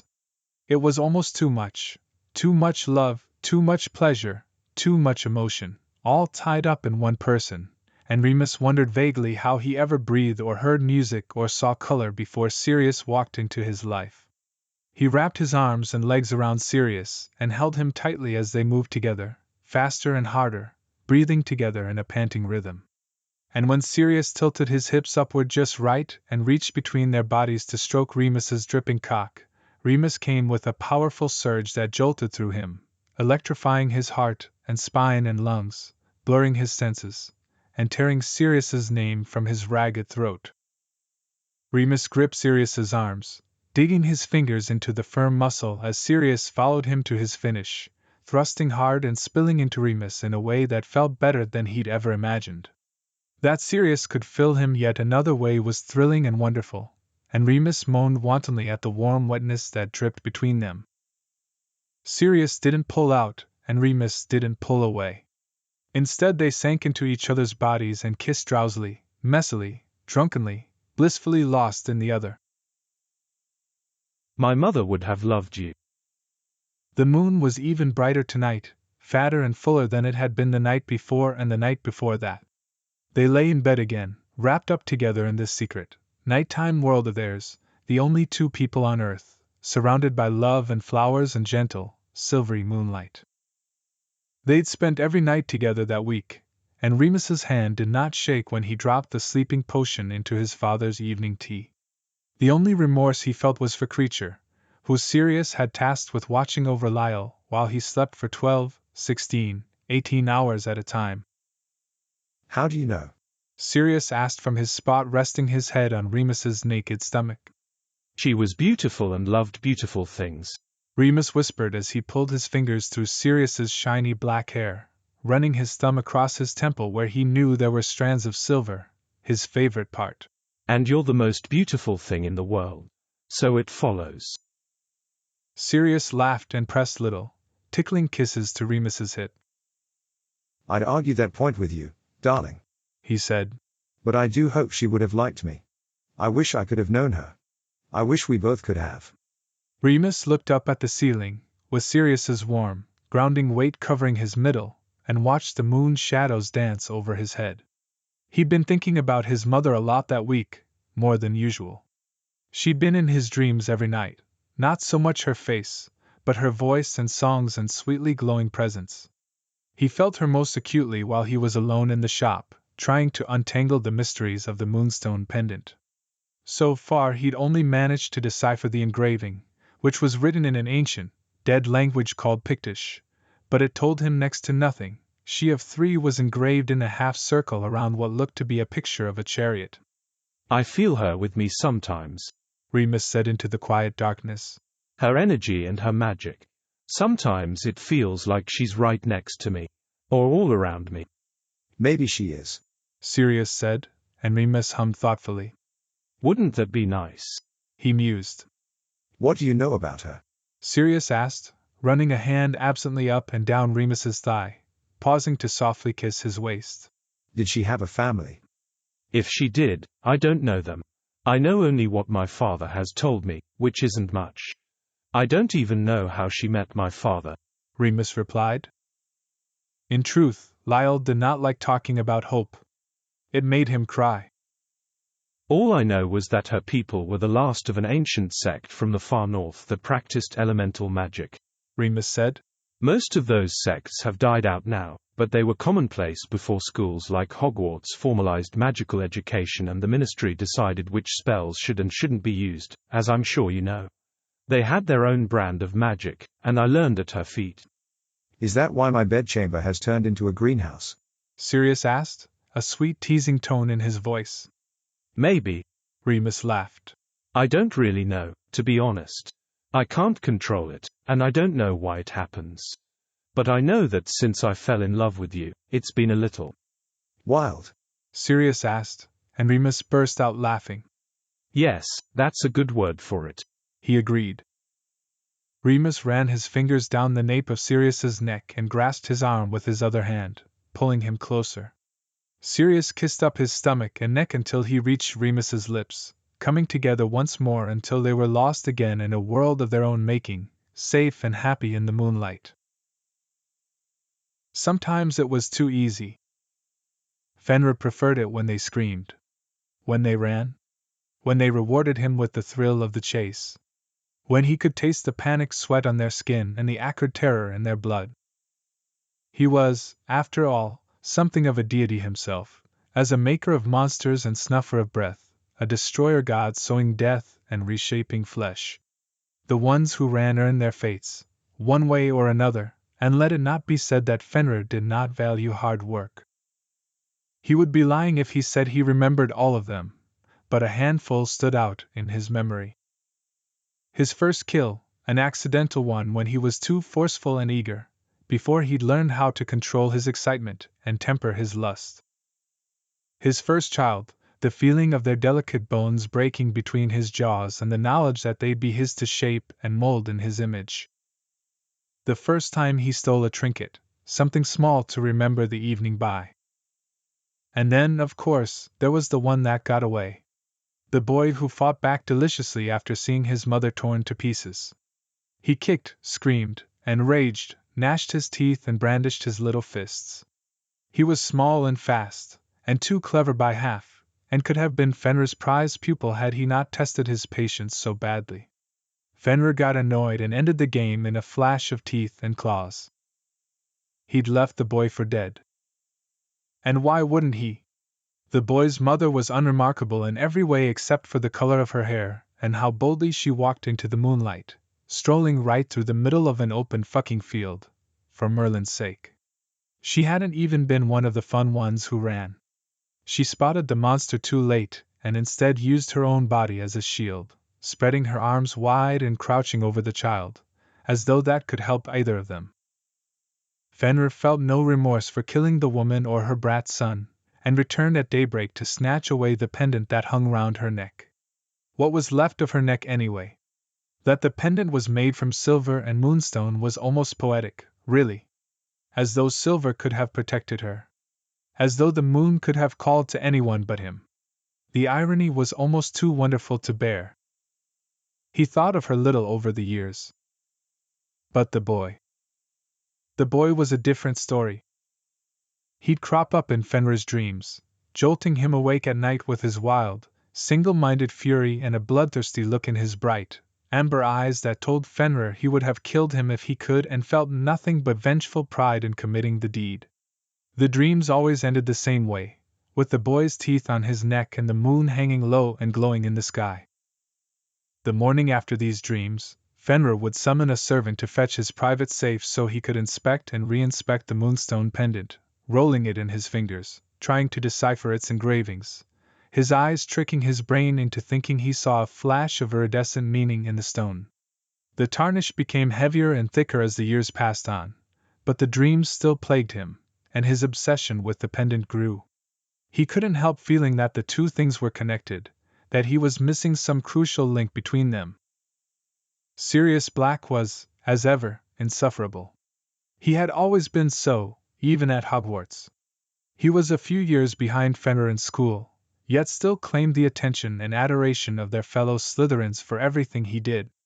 Even punishments seemed to slide off his arrogant, haughty back, despite showing more than a little of the Black family malevolence, and aligning himself with that idiot Potter. That he rose to claim his lordship sooner than Fenrir rankled a bit. Fenrir wouldn't mind if his own father dropped dead, but alas, the man seemed to have an iron grip on life. It came as no surprise that in his new role, Black would seek to reshape his image into that of a benevolent and noble leader of the peerage. Such was Black's arrogance, thinking he could do so despite a youth spent marauding about the world and fucking anything with a pulse. He even had the audacity to host that vulgar ball that Fenrir was under obligation to attend after agreeing to his ludicrous peace talks. Fenrir's companion for the ball, Sava, could take a brutal fucking better than most, but Fenrir would have traded 100 of him for a single night with Black's newest pet, who was not only the most exquisite creature he'd ever seen, but seemed to have a defiant streak that Fenrir would enjoy riding hard until it broke. Fenrir wanted to see him up close, so he dragged Sava across the ballroom until they were face to face with Black and his pretty little toy. My, but his lips would look lovely choking around Fenrir's dick. Yet when their eyes met, everything changed. Lupin, is it? Fenrir asked, taking in the bright, amber eyes that had plagued his dreams for 20 years. Have we met before, boy? I don't believe so, sir, he replied, clearly nervous. But what reason would he have to be nervous? He'd defied death and held bloodlust in his heart. Yes, I supposed I'd remember someone like you, Fenrir said, realizing that fate may yet be smiling on him after all, as it often does for gods and monsters. Chapter 13. No Remus today. Sirius and Regulus sat in their father's study at 12 Grimmauld Place to finally tackle the task they'd been putting off for weeks, drafting the official letter to the Wizengamot declaring Sirius the new Lord Black, and Regulus his immediate heir. No, Sirius said with a pang to his heart. He'd grown so used to Remus's company over the past week, working through the artifacts in 12 Grimmauld Place together during the day and tangling up in each other at night, that being without him felt a little like missing a limb. he has an important deadline tomorrow morning for another client, and needed to devote the day to it. Oh. Regulus said quietly, not looking up from his parchment.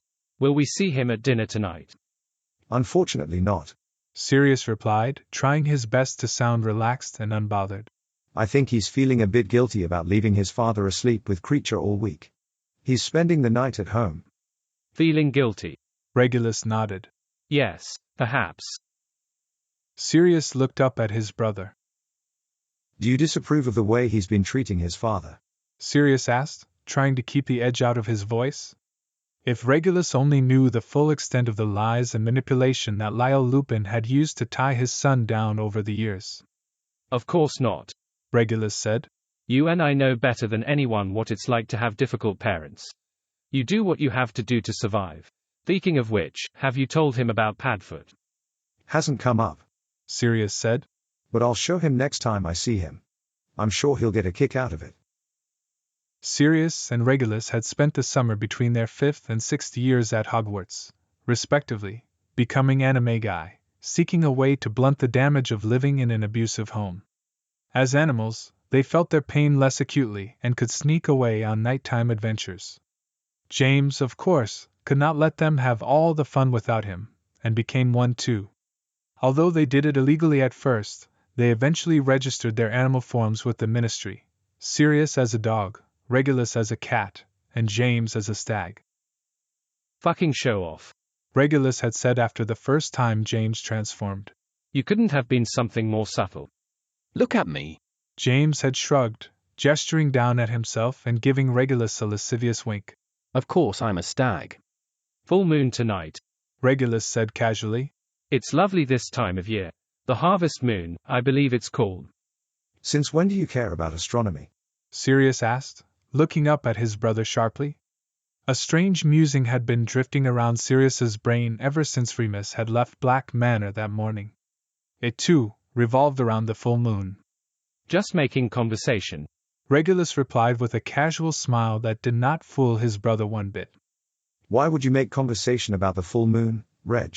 Sirius said, putting down his quill and looking straight into Regulus's eyes.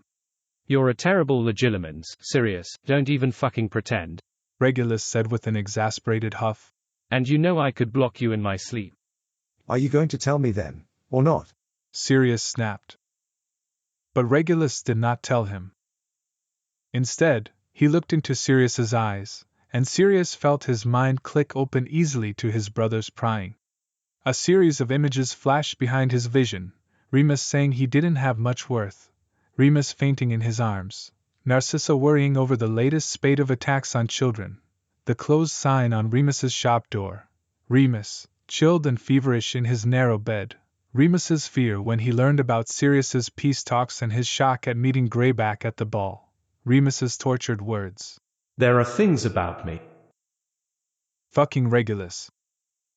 I don't think I need to tell you why I'm talking about the full moon, Reg said softly. I suspect you already know. Sirius shook his head and, to his surprise, felt hot tears prick the corners of his eyes. But what do I know? Sirius asked sadly. Nothing he's told me. Only things I've guessed. And that you've guessed, too, apparently. When Regulus didn't reply, Sirius continued. Why hasn't he told me, Reg? Why doesn't he trust me? Regulus took a careful sip of his tea. This feels like a conversation you should be having with him, not me, Regulus said. Well, he's not here. You are, Sirius said, his voice shaking. And you're my fucking brother. Regulus gave him a bracing nod and sighed. I don't think it's that he doesn't trust you, Sirius, Regulus said. I think it's that he doesn't trust anyone, especially himself. But I don't understand, Sirius said, getting up from the leather desk chair and pacing around the office, feeling agitated, like he could have torn away his own skin. He knows how I feel about him. I've told him again and again that he could tell me anything, and nothing would make me stop loving him. I mean it, Reg. Why doesn't he believe me? I'm not sure it's a question of whether he believes you.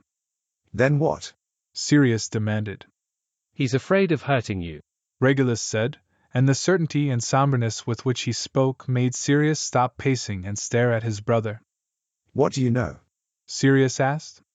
I saw his bow guard, Sirius. It was you, dead, killed by a wolf under the full moon. Sirius had never fully understood what the word heartbreak meant until just then. Heartbreak was, he learned, a very literal term. It was an excruciating and painful cleaving in his chest, as though someone had cracked open his ribs, clawed out his heart, and sliced it in two.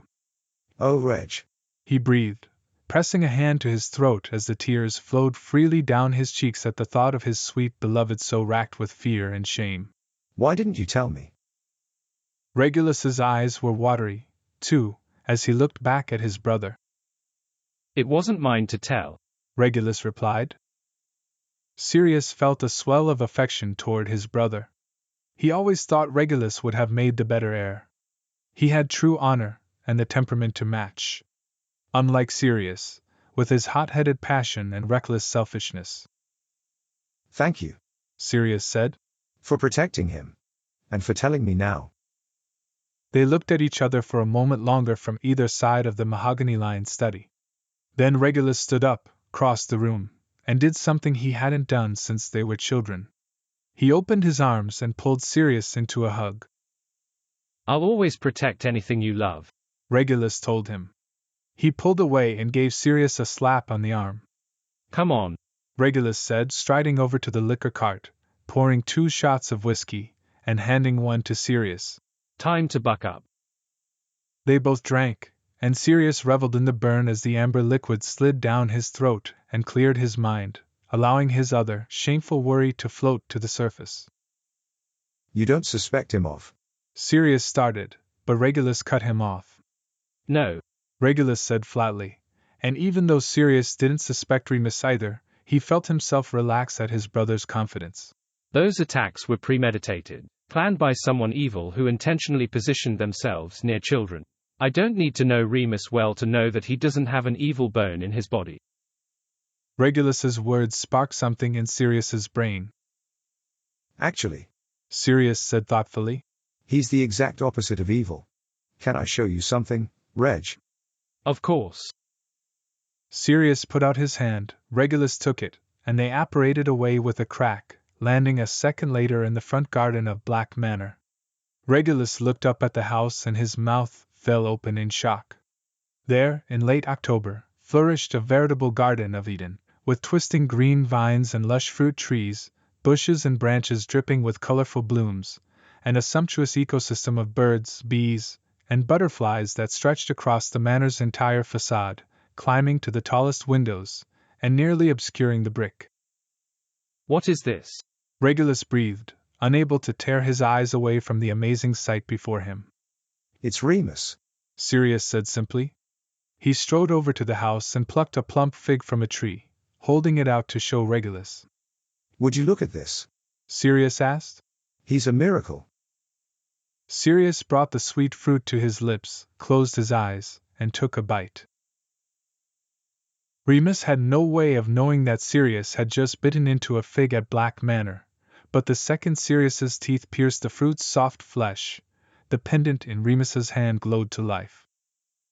He dropped it onto the table with a surprised yelp, and shielded his eyes from the bright, silvery light that emanated from the moonstone. And from that light began a melody, soft and strange and deeply familiar. It was a song that Remus hadn't heard since he was a child, one he'd half forgotten, but that lived deep within his bones, nonetheless. He gasped in wonder when the humming melody morphed into words, too, and he snapped his fingers to quickly command a quill to write them down. Children of Selene, bright-tressed queen, we kneel to thee at night.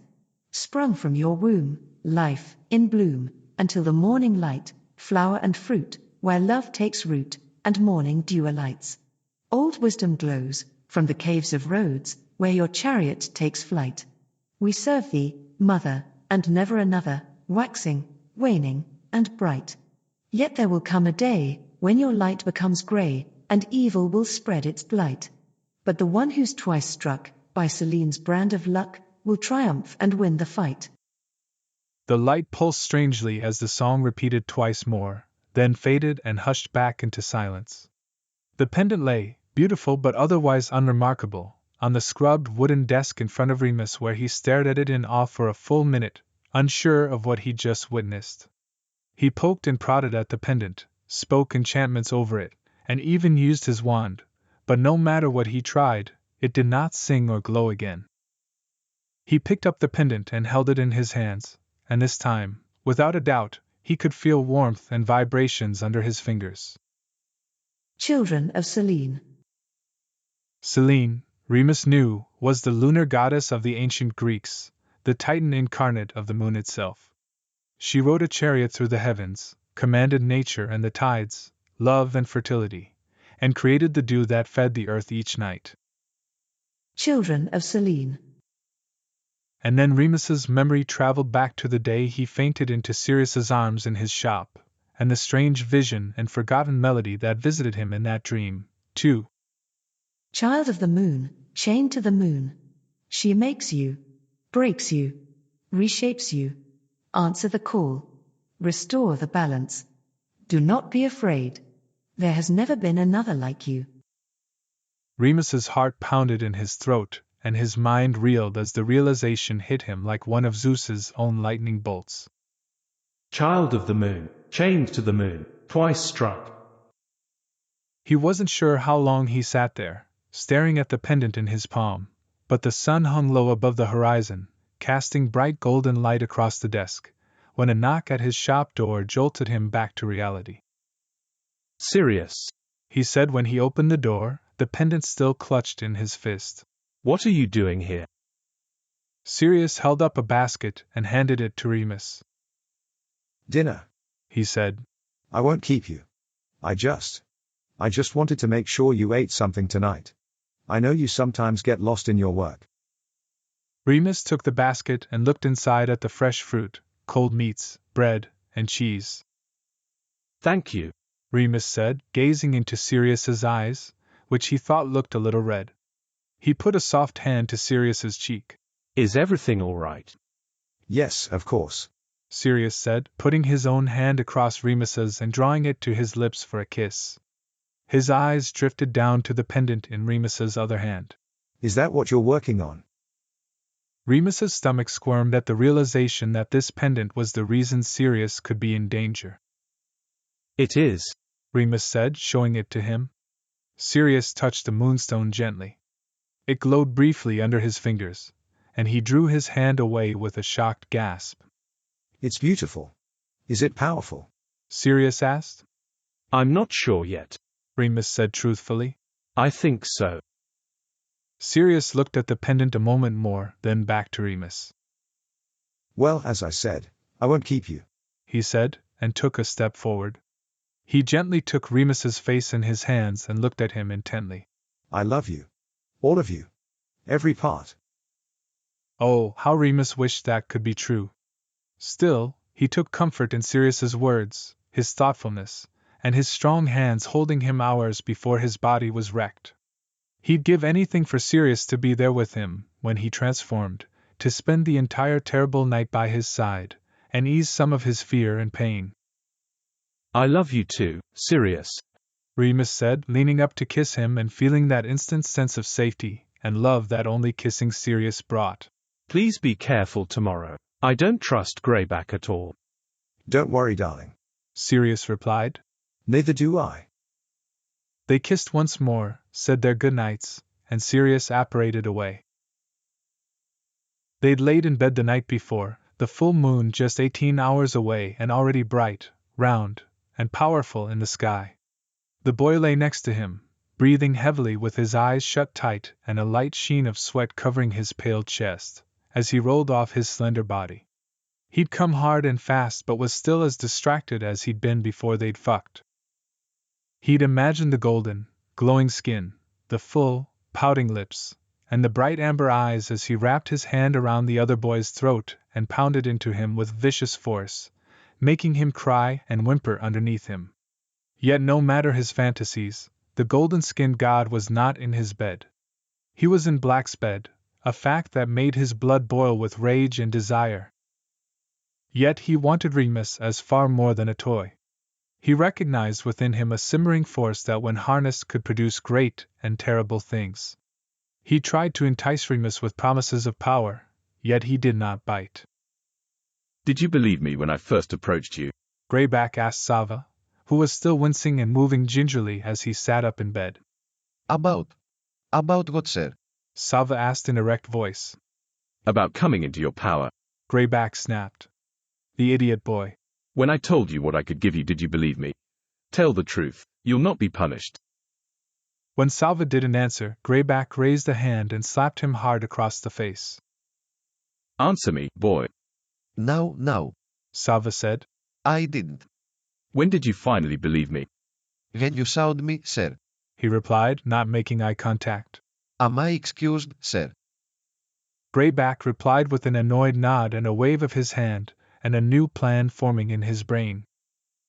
It was nearly moonrise the next night by the time Remus walked to the safe house in the woods behind his cottage, but Greyback made sure he'd be there to greet him as soon as it was time. Remus stepped over the threshold, unaware he was being followed until they were already inside. Hello, darling, Greyback said, closing the door and locking it behind him. Remus spun around and froze, apparently unable to speak, and his face and body stiffened in fear. Do not be afraid, Greyback said, taking a tentative step toward him. The moon's power surged through his veins, tugged at his skin and bones, and boiled his blood. I merely sought to give you some company tonight. Stop, Remus said in a choked voice, his fists in the air, and Greyback knew that he was feeling the moon's power, too. Remus writhed in pain, scratched at his skin, and yanked off his shirt, throwing it to the floor, as Greyback watched his beautiful body begin to twist and morph under Celine's command. Greyback took off his own clothing, too, but felt no pain at all. Only power. You should take off the rest, Greyback said calmly, looking down at Remus's trousers and shoes. Unless you want your clothes torn to shreds. He could see the familiar, defiant rage building in those bright amber eyes as Remus tore off the rest of his clothing, doubled over, and screamed in agony. Greyback rushed over to him, cupped his face in his hands and drew his face upward. Don't fight it, Greyback told him in an urgent whisper. She loves you, she wants us strong. But Remus was not listening. He sobbed and screamed, kicked and punched, as Greyback wrapped his arms around his slender shoulders and pulled him into a fierce kiss. Heat surged through his blood as their lips met, and they transformed together under the light of the moon. Chapter 14. Remus was still asleep when a soft touch to his cheek and a gentle kiss on the forehead pulled him from his strange dream.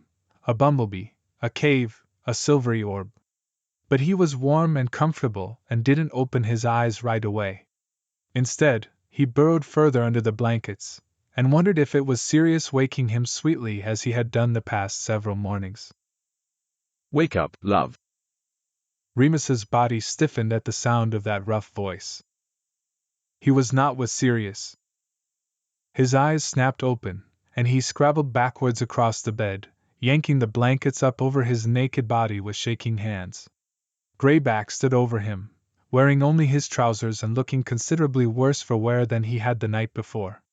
His nose and lips were bloodied, both eyes were blackened, his chest, face, and shoulders were covered in gashes, and a stream of blood trickled out of his left ear.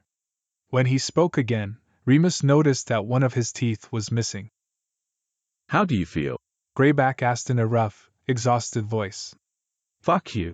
Remus spat, as his memory flooded with the last moments he remembered from the night before, Greyback following him, cornering him, kissing him as he fought and screamed. But Greyback only smiled. I like you when you're angry, Remus, he said, dabbing gingerly at his bloody lip with a conjured handkerchief. But focus on something else just now. How does your body feel? Remus drew his legs to his chest under the blankets and stared at Greyback, wanting to shout and run away. But something stopped him. His body felt fine. Good. Great, even. He considered himself all over, from his head to his feet, across his torso and legs. He was ravenously hungry, but otherwise felt like he could run from here to London without tiring. When Remus didn't answer, Greyback gave him another satisfied smile, making a cut on his lip split open and sending a slow drip of blood oozing down his chin. He wiped his face with the back of his hand and smeared the blood across his bruised skin in streaks of shocking scarlet. Feels good, doesn't it? Greyback asked, cocking his head curiously. He took a step closer, and Remus reeled back. Get away from me, Remus retorted. His heart slammed against his ribs, and his own voice roared in his head as though it belonged to a stranger. He raised his hands, and suddenly, a creaking groan rent the air as the wooden floorboards buckled and splintered beneath Greyback's feet. Greyback stumbled and fell. The floor snapped and broke, sending chunks of wood flying into the air as the little safe house shook with the force of an earthquake. Remus lowered his arms, and the violent shaking stopped as abruptly as it had started. He stared down at his hands, then looked up to see Greyback watching him from where he'd fallen on the floor, wide-eyed and fascinated. Think you could do that again? Greyback asked, his voice poisoned with morbid delight. You'll want to control it, boy. You need practice. Get out of my fucking house, Remus hissed, and as he spoke, the air turned frigid. Greyback's breath left his mouth in ragged gasps of heavy fog. Ice crystals bloomed around the bloody edges of his wounds, and his fingertips faded into a bluish gray that seeped up his hands like spilled ink. Don't you feel that? Greyback asked, his teeth chattering and his eyes boring into Remus. Feel what? Remus snapped. Power, Greyback said, standing up. It's yours, ours. Think of what we could do together. I could give you the world. I have the world, Remus said before he could stop himself, and the air around them warmed. Sirius. Greyback gritted his teeth and spat a mouthful of blood onto the floor. Him, he said bitterly. An arrogant, worthless mortal. He doesn't deserve you. He'll never understand you. He seeks to push us down and keep us contained. I can set you free. I've seen you, Remus. I've seen you hold yourself back, afraid of what you are. You spent one night with me, and already the power is bursting from your body. He gestured around at the ruined cottage and spread his arms wide, showing Remus the extent of his injuries, which covered every inch of exposed skin. This is only the beginning of what you can do. Look at what you did to me last night. You almost killed me, and it was worth every second. You were beautiful and terrifying, Greyback said. Your power is greater than you know, and I can teach you to use it. Does he even know who you are? Remus's stomach coiled in shame, and Greyback's face slid into a delighted, evil smile. He doesn't know, he breathed. You've not told him, have you? Remus didn't reply, so Greyback continued. Why haven't you told him, Remus? Is it because you know what will happen when you do? Remus stared at the bloodied man standing in front of him. If he could do this to Greyback, what would he do to Sirius? Thinking of Sirius dead at his hands made caustic bile rise in Remus's throat, fear flood his limbs, and the stench of sweet rot fill his nostrils.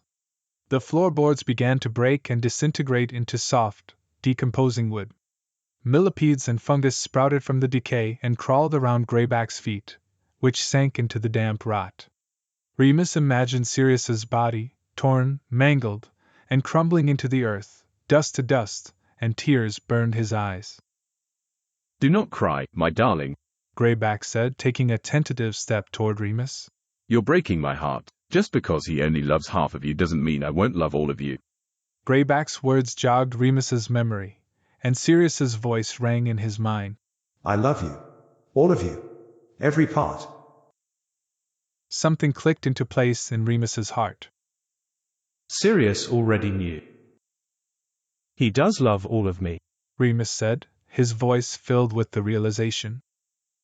Greyback cocked a skeptical eyebrow and scoffed. Are you sure about that, my boy? Yes, Remus replied, his voice trembling, but his soul convinced. Greyback inclined his head politely. Very well, he said with an easy shrug. I cannot force you to embrace your power. You must choose it yourself. So why not test your theory, then? Tell him the truth. I'll meet with him today as planned. I'll not touch a hair on his head, and he'll be none the wiser. Then, I'll send him home to you, full of his noble deeds. His voice dripped with sarcasm, and Remus shook his head in indignation. Why even meet with him if you don't believe in the cause? Remus asked. I must maintain my place in society, Remus. And who said I didn't believe in the cause? You don't think I could benefit from having a piece of ministry-protected land for my kingdom? He asked. I'm considering the long game, darling. While you manipulate Sirius. No more than he's manipulating me. Greyback laughed. I know you're a stranger to the true ways of the world, but do not look upon your beloved with starry-eyed naivete, my dear. Lord Black is a shrewd and calculating man. He knows as well as I do that this arrangement is of mutual gain. He'll look like a hero, while I build my empire. So, do as I say. Tell him what you are. But know, my darling, that if he does not react the way you hoped, I'll be waiting for you with open arms. Now, Greyback continued in a clipped voice. About our other piece of business. The pendant, where is it? In my trouser pocket, Remus said, nodding to his pile of clothes on the rotten floor. Greyback grabbed Remus's trousers without taking his dark eyes off him, thrust his fist into the pocket, and pulled out the pendant. The silver chain hung between his clenched fingers, which were getting their color back after being nearly frostbitten minutes ago. What does it do? Greyback demanded. It doesn't do anything, Remus said, and his voice was calm and cool through the lie. Starry-eyed naivete his arse. It's silver and moonstone, it's meant to ward off werewolves. Clearly, it doesn't work. It's a piece of superstitious garbage. And the engraving? It says, She of Three. It's a reference to the moon goddess, Remus said. More drivel. It means nothing. Nothing that matters, anyway. Are you sure about that? Greyback said, pointing to Remus with the pendant dangling from his fist. You wouldn't lie to me, would you, Remus? You've had it for 20 years. Don't you think you would have found something by now if there was anything to find? Remus said. It's worthless, save for the value of the moonstone itself and the weight of the silver. But feel free to take it elsewhere for a second opinion, and deduct the cost of the other appraisal from my fee. Greyback reached out and stroked his cheek. As honest as you are gifted, Greyback said. What a breath of fresh air you are, my darling. Remus recoiled from his touch, and Greyback smirked.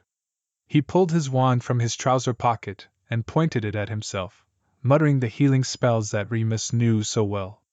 But nothing happened. He tried again, and although some of the dried blood disappeared from his skin this time, his wounds remained, as fresh and gaping as before. He looked at Remus with wonder and gave him a terrifying, stomach-turning smile. Your power's at work, my love, he said reverently, with an admiring bow. A small price, I suppose, to bear witness to your awesome abilities. Greyback dressed carefully, and Remus watched him wince with brutal satisfaction. Even when he was fully clothed, Greyback looked as though his body had passed through a meat grinder.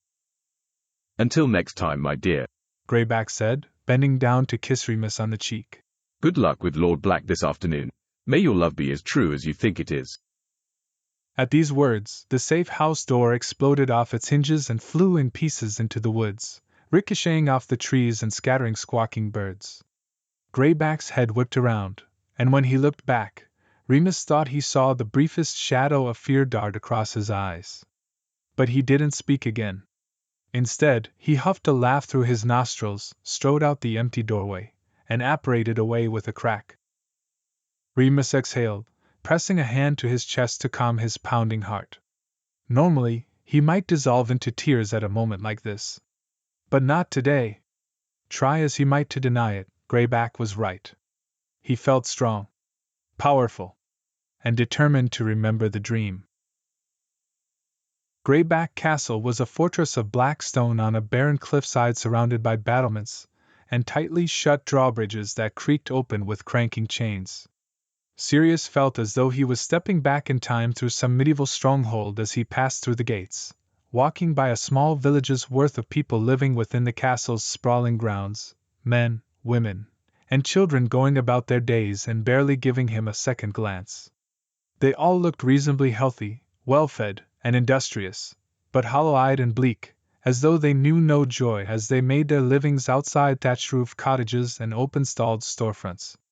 The place was huge, even bigger than it looked from the outer gates, and Sirius walked at least a quarter of a mile before reaching the tall, wooden castle door, which swung open before he had a chance to knock. Welcome, Lord Black. A plump, sweet-faced woman greeted him with a wan smile. This way, please.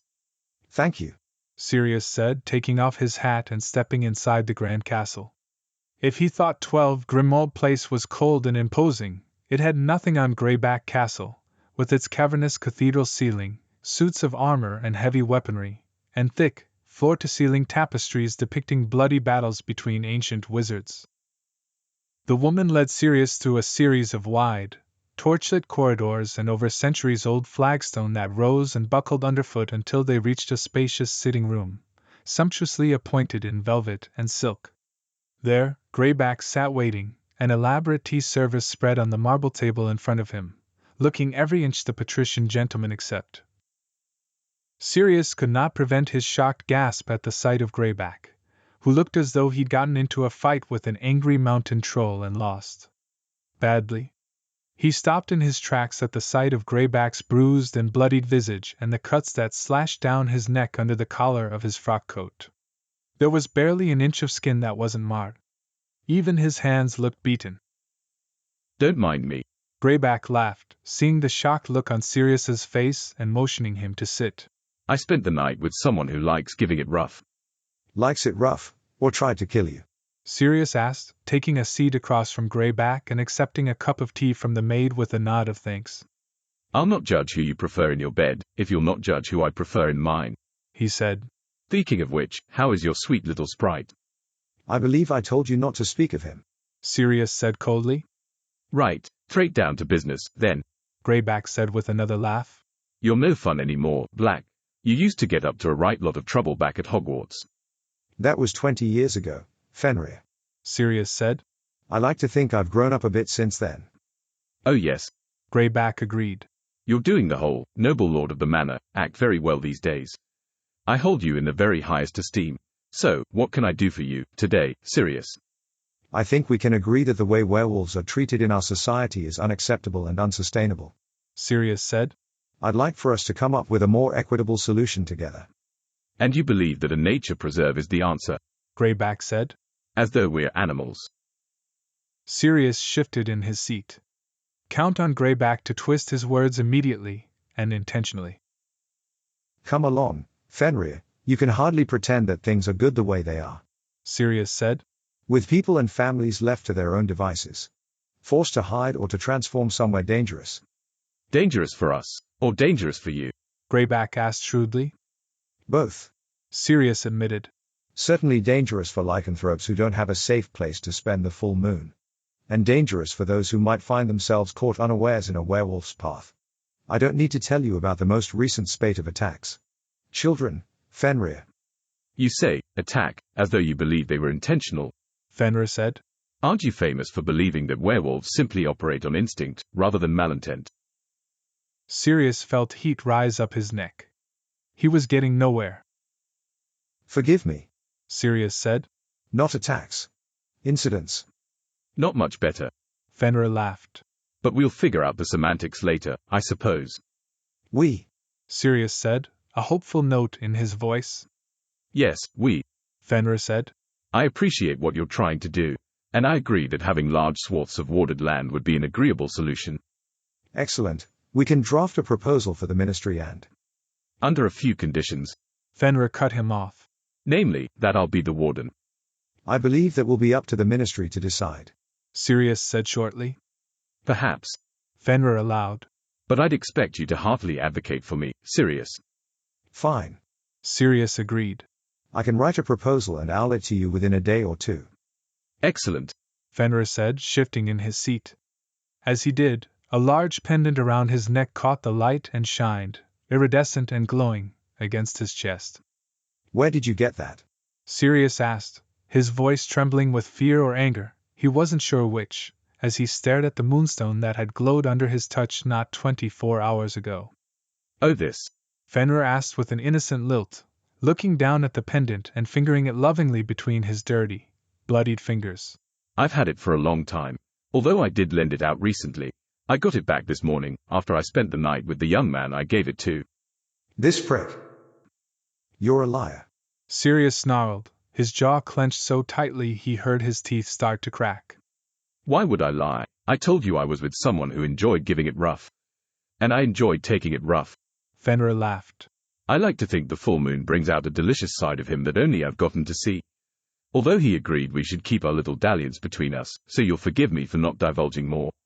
He's not sure who he can trust with his secrets. A strange, quiet clarity washed over Sirius, a clear-eyed madness, a single-minded fury. He kicked over the coffee table, knocking the silver tea service over with a crash of metal and glass on marble, shattering the fine china teacups into jagged, splintered pieces. The maid screamed and jumped backwards as hot tea splashed up around her legs. Sirius grabbed Greyback by his tie and squeezed it in his fist, hauling him to his feet. Sirius twisted his wrist until Greyback's face turned purple. The only part I believe is that he left you bloodied and beaten, as you fucking deserve. Sirius growled into Greyback's sputtering face as he struggled to breathe. Sirius reared back and thrust his knuckles against Greyback's throat, sending him careening to the floor, where he landed hard on his arse and skidded backwards. Greyback coughed and rubbed his neck, even as an evil smile curled his lips. I'm sorry, Sirius, Greyback said softly, sweetly. I didn't realize he already told you about his lycanthropy. My mistake. Rage surged through Sirius's blood as the darkest curses twitched in his fingers. He needed to get out of there, he needed to see Remus and hold him, to hear straight from him that Greyback was a lying piece of shit. And yet, Greyback somehow knew about Remus's lycanthropy. And Sirius did not. Crucio. Sirius muttered, pointing his wand at Greyback remorselessly, watching with savage pleasure as his body twitched and writhed in pain, splitting open the wounds hidden beneath his shirt and staining the white fabric a wicked, satisfying red. The maid had long since run from the sitting room by the time Sirius lowered his wand. He strode slowly over to Greyback and dropped down next to him, pressing his knee into Greyback's chest and hovering his lips right next to his ear with a hand to his throat. You will live to regret this, you evil piece of shit. He twisted his knee until he heard ribs crack underneath him, then stood up and walked out of the castle, scattering servants who cowered from the sight of him with his blood-spattered clothing. He pushed open the heavy wooden door with both hands, stepped into the cold October sunlight. Who the bloody hell is that? Lyle looked up sharply from his spot in the rocking chair at the sound of frantic pounding on their cottage door. He stared at Remus, who rushed across the room. Somehow, Remus knew whose angry fist was on the other side. Do not answer that. Lyle shouted in alarm. It could be anyone. But Remus ignored him. Remus, what did I say? How dare you? Remus turned to Lyle with one hand on the door latch. Enough, father. Remus spat, and his father fell silent. Lyle's lips moved, but no sound came out as he gripped his throat and stared at his son in wild-eyed shock. Remus wrenched open the door. Sirius, Remus said, taking in his blood-stained hands and shirt, and the terrible, murderous look on his face. What happened? I could ask you the very same. Sirius said, staring at him with an expression Remus had never seen before. It was part shock, part disbelief, part rage. Who the hell are you? Lyle shouted from behind them. He broke into Remus's silencing hex and gotten to his feet, the blanket dropping off his lap to the floor. He pointed his shaking wand at Sirius, but before he could do anything more, Remus snapped his fingers wordlessly, making Lyle's wand fly from his hand and clatter onto the floor. Sirius placed a protective arm around Remus's shoulders, despite his anger. Sit down, now, Remus snapped. Who is he? Lyle demanded, staring at Sirius, whose fingers dug into Remus's shoulder. Why is he touching you? What? Shut up, father, Remus shouted, and the floor shook, sending Lyle toppling backwards into the rocking chair and making him faint in shock. As soon as Remus saw that his father's chest was still rising and falling, he turned back to Sirius, who was staring at him as though he couldn't believe his eyes. Remus threw himself into Sirius's arms and pulled him into a ferocious kiss, the sweat and blood wet and sticky between them as he gripped at his collar and yanked him closer. Sirius answered the kiss with just as much violent desperation, his hands scrabbling across Remus's back, his fingernails scraping across his shoulders, his teeth biting at his lips with barely leashed madness. I love you, Remus panted, half crying, half raging. He shoved Sirius against the wall with a strength that made Sirius gasp. They stared at each other, furious, frantic, needing, and a look passed between them that said more than words ever could. They dove into each other again, kissing wildly, until Remus reached up to take Sirius's face in his hands. And I'm going to tell you everything. Chapter 15. Sirius took him against the wall, hard, holding Remus up with only the brute force of his thrusts, and his fingers clenched tightly around Remus's slender thighs. Remus dug his heels into Sirius's arse and twisted his hands into his hair, riding Sirius like it was his salvation, his deliverance. Sirius plunged into him again and again, punching out desperate moans, filling him like he always craved. Remus tipped his head backwards, baring his throat, offering his delicate, glowing skin to Sirius, begging him to take more. And Sirius wanted to take more. He again felt that strange and deep, primal desire to mark Remus, to leave some talisman of their love upon his skin. Even as he ordered Creature to take Lyle to Black Manor, Sirius had barely been able to keep his teeth off of Remus's throat. But how could he mar Remus's beautiful body in any way?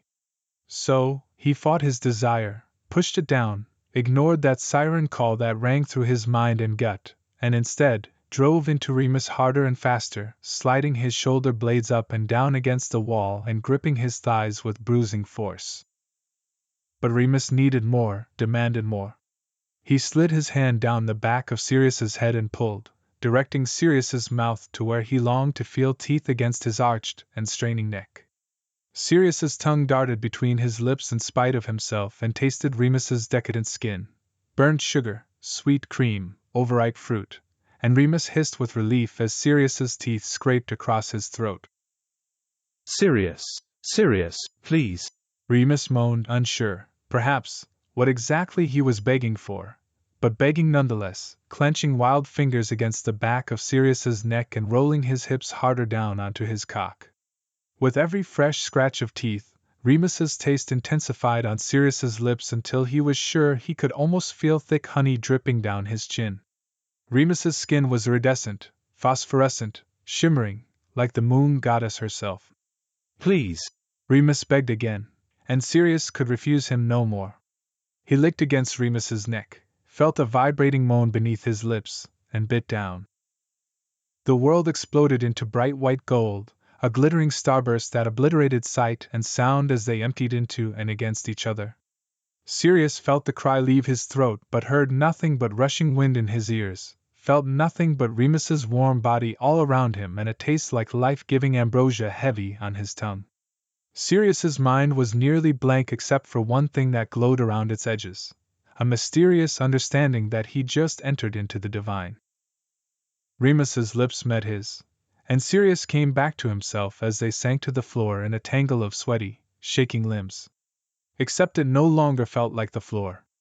Sirius opened his eyes to a verdant world of Remus's own making, with soft, springy moss and grass underfoot, and a riot of colorful wildflowers breaking through the cracks in the cottage floor, unfurling their pretty, gilded petals like cherubs turning their faces to the sky. The air around them crackled and sparked, and Sirius could smell the sharp, electric scent of the sky before a storm mixing with rich earth and the fresh, green, floral fragrance of high summer. Everything, the flowers, the grass, the moss, and even Remus himself, emitted a soft, misty light. "You're glowing," Remus said, his voice shaking and eyes wide, and Sirius looked down at himself. Indeed, his own skin radiated the same golden glimmer, but heavier and stronger even than the plants around them. They looked at each other, amazed, and Remus reached out slowly to touch Sirius's cheek with one trembling finger. He let out an astonished laugh. "You look like a star," Remus murmured. "A twinkling star." Remus crawled into Sirius's lap and curled their bodies together, wrapping his arms and legs around Sirius's torso and nestling his head against his chest. Sirius closed his eyes and held him, letting the soft, powerful magic wash over them like a healing balm, peaceful and cleansing. Remus had held so much back from him, keeping secrets and telling half-truths, even as Sirius opened his own heart and bared his soul, even as Greyback tried to manipulate and sow doubt between them. But Remus's magic, Sirius realized anew, had never lied. It poured out of him whenever they were together, beautiful, real, and raw, and seemed only to get stronger the deeper he felt. And now, something mysterious and astonishing had cracked open between them, and that, whatever it was the truth. They clung to each other for a long time, and Sirius's senses filled with Remus and his magic. The sun shone low and red in the sky before Sirius felt Remus stir against him and take a deep breath. "Sirius," Remus said, speaking into Sirius's shoulder, "I need to tell you." Sirius drew his head back and took Remus's face in his hands, ready to absolve him of everything. Remus. My darling, I already know. "I know you do," Remus replied, his face open and earnest. "And you're here with me anyhow. That's why I want to say it out loud. Because I've never spoken the words before, and I want you to be the first person to hear them. I don't want there to be secrets between us ever again." Sirius nodded and placed a bracing hand on the back of Remus's bare shoulders. Remus took another steadying breath and let it out slowly. Sirius could feel him shaking against his chest. "I am a werewolf," he said. "I have been for 20 years. Since I was 5 years old. The attack killed my mother, and whoever bit me left me for dead, too. It's why I didn't go to Hogwarts. It's why I've never had a friend for more than a few weeks. And it's why I've been lying to you." Here, his voice broke, and he buried his face in Sirius's shoulder with a cry that came from deep in his chest. Sirius felt his anguish as though it was his own. "It's why I've been lying to you." Remus tried again, still crying, but pushing himself through it. "Since the moment I met you. I'm so sorry, Sirius. Please forgive me." He spoke in stuttering sobs, and Sirius pulled him close. "Darling," Sirius said, his own eyes filling with tears but staying steady and calm for Remus, who needed him right now. "There's nothing to forgive." "But there is," Remus insisted, sitting up again and grasping anxiously for Sirius's hands, which he held to his heart, even as he continued to speak through tears. "Because even though I knew I could trust you not to hurt me or to use it against me, I was so selfish. I wasn't sure if you'd still want me after you knew the truth, and I wanted to keep you for as long as I could." "Hurt me or use it against me? Oh, Remus." "Even if it meant," Remus said softly, his voice breaking again. "If it meant tricking you and not giving you a choice about being with a monster." "Remus." Sirius chided gently, squeezing his hands. Don't call yourself that. But why not? Remus asked. It's what I am. It's a part of you. But this. Sirius, gesturing around at the glowing, beautiful light that bloomed and buzzed all around them. This is what you truly are. This kind of pure magic, the kind we cannot control, does not lie. He leaned forward and kissed each tear from Remus's face as they fell until his eyes were dry. Remus looked at him with adoration and wonder. You are so good and kind, Sirius, Remus said, and before Sirius had a chance to scoff or protest, Remus pressed his fingers to Sirius's lips. Hush, do not try to convince me that you're a black-hearted scoundrel. I've seen your soul, Sirius Black, and it's beautiful. I used an unforgivable curse today, Sirius said suddenly, looking straight into Remus's pure, trusting eyes. And I felt nothing but satisfaction.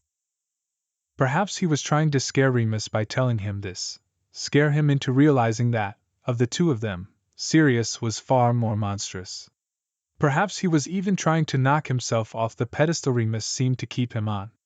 If he knocked himself off now, maybe Remus wouldn't be disappointed later when it inevitably came crashing down. But Remus did not flinch. He did not let go of Sirius's hand or look upon him with horror. Instead, he set his jaw and spoke with quiet conviction. He deserved it, Remus said, the tendons in his neck flexing, his eyes haunted with hurt and anger, and the memory of Greyback boasting about spending the night with someone who liked to give it rough came flooding back like devouring lava. What happened last night? Sirius asked, and again, he felt that protective rage simmering under his skin. I'm not entirely sure, Remus admitted. But I'll show you. Remus unwound himself from Sirius and moved to stand, revealing the spot where Sirius's teeth pierced his skin. But the mark was not red, bruised, or angry-looking in any way. It didn't even look like a bite. Instead, it looked like a faint, five-pointed star that shimmered around the edges, like a finely sketched tattoo drawn in golden ink. Remus, Sirius said, reaching out to touch it, and when he did, it glowed under his fingers. Sirius gasped, drew his hand away, and the glowing ceased. What is it? Remus asked, looking alarmed at Sirius's shocked face. Do you have a mirror? No, Remus said resentfully. Just one more thing my father wouldn't allow in the house. Not allowed, Sirius murmured, wondering what else Lyle was trying to hide from his son, as he conjured a mirror with his wand.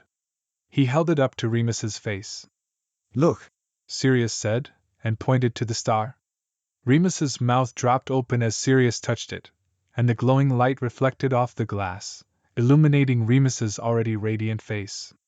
What is it? Is there where you? He asked, and his voice trailed off bashfully, his cheeks turning pink at the memory of his lust-fueled begging. Bit you?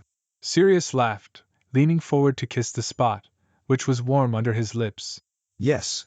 And you don't need to feel embarrassed about that, darling. It's not an unusual thing to want. It's not, Remus said, sounding relieved. Really? Really? Sirius assured him. But the way it looks is very unusual. Does it hurt? It feels. Remus paused to think, letting his fingers graze over the skin where the star shimmered. Warm, but it doesn't hurt. What do you think it means? I don't know, Sirius admitted. With Remus, he'd already encountered magic he'd never seen before, and he certainly wouldn't pretend to understand this. It doesn't seem dark or dangerous, though. If anything, the opposite. Remus touched the mark again, and met Sirius's eyes with awe and love. You keep changing my life, Sirius, he said. Thank you. A few minutes later, after dressing and eating a few of the raspberries that spread their wild brambles across the wall behind Lyle's rocking chair, Remus took Sirius's hand and led him outside behind the cottage and into the woods. They followed a short path through the trees until they came upon the ruins of a tiny wooden outbuilding, passing bits of a shattered door that lay in pieces among the brush. What is this place? Sirius asked. This is the safe room where I transform on the full moon, Remus explained. My father built it when I was 7 and getting too strong and destructive to stay locked in my bedroom. He warded it so I couldn't get out and no one could get in. Sirius's first, horrified realization was how small it was, the size of his walk-in closet at Black Manor. It was terribly claustrophobic, with no windows and a low ceiling, and no comfort save for a small wooden bed tucked into the corner. His next realization was that the place was completely demolished. What happened to it? I destroyed it accidentally, Remus said, and he described how Greyback followed him, sneaked into the house behind him, cornered him while he was helpless, grabbed him, and kissed him violently just as they transformed. It took every fiber of strength Sirius could muster to stand there and listen to Remus, when every instinct screamed at him to find Greyback and kill him. He would have killed him, too, that very afternoon, had he known what happened last night. To think that Sirius had sat calmly in Greyback's home, sipped his tea, and chatted amiably with that brute who dared lay a hand on Remus. I don't remember anything else until I woke up this morning, Remus said. I was asleep on the bed, and Greyback was still there. He was grievously injured. He looked as though he'd been mauled. He said I did it. That I almost killed him. And he couldn't heal himself afterwards. The wounds, they wouldn't close. I know, Sirius said. He still looked that way when I met with him. Remus nodded and continued. But when he tried to come near me, the floor broke under his feet. He taunted me about you, saying you couldn't love me if you knew what I was. Remus said. I worried about hurting you, and it made all the wood in the house rot. And then he kissed me again, and said more things about you not loving me. And the door exploded into pieces. I destroyed the whole house, Sirius. I almost killed him, and I don't even know how. They walked through the wrecked room and Sirius saw everything Remus described, the violence, the terrible devastation, the broken, rotted wood. Sirius had no doubt that Remus would have blown the roof off the place had Greyback not left him alone. Did he hurt you? Sirius asked, but he knew the answer even before Remus shook his head no. He told me he could teach me and make me powerful, that I could learn how to get strength from the full moon, instead of becoming weak and ill, and I didn't believe him. But after today, Remus said, his voice trailing off. He was right, Sirius, Remus said, looking guilty. Something about last night changed me. For 20 years I've been ill the day after the full moon. But not today. He wants you badly, Sirius said, and the words tasted like bitter poison on his tongue. I know, Remus replied with a defiant spark in his eyes. But he will not get me. Sirius's heart swelled at his beautiful boldness and the magnificently wrecked house. Again, Remus's magic could not lie. And there's something else, too, Remus said, his voice ringing with relief as the truth kept pouring out of him. The moonstone pendant. It was his. He came into the shop a few days ago demanding that I find out everything I could about it. He threatened to hurt you if I didn't and told me not to tell you I was working on it. More secrets. I'm so sorry. Sirius kissed Remus's cheek and put his hand in his pocket, closing his fingers around the cool stone and silver. He pulled out his hand and let the pendant drop by the chain around his fingers. Remus's mouth fell open. The bastard was wearing it today, Sirius said. He must have guessed I'd recognize it. He's tried everything to put a wedge between us. But it hasn't worked. Nor will it ever work. But, Remus said, staring at the pendant in amazement. How do you have it?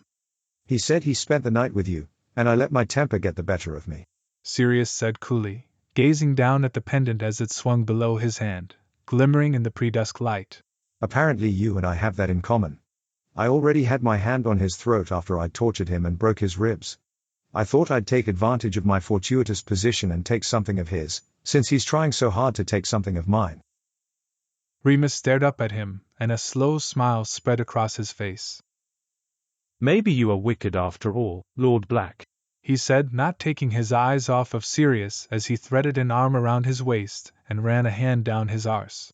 You seem like you're enjoying yourself a bit.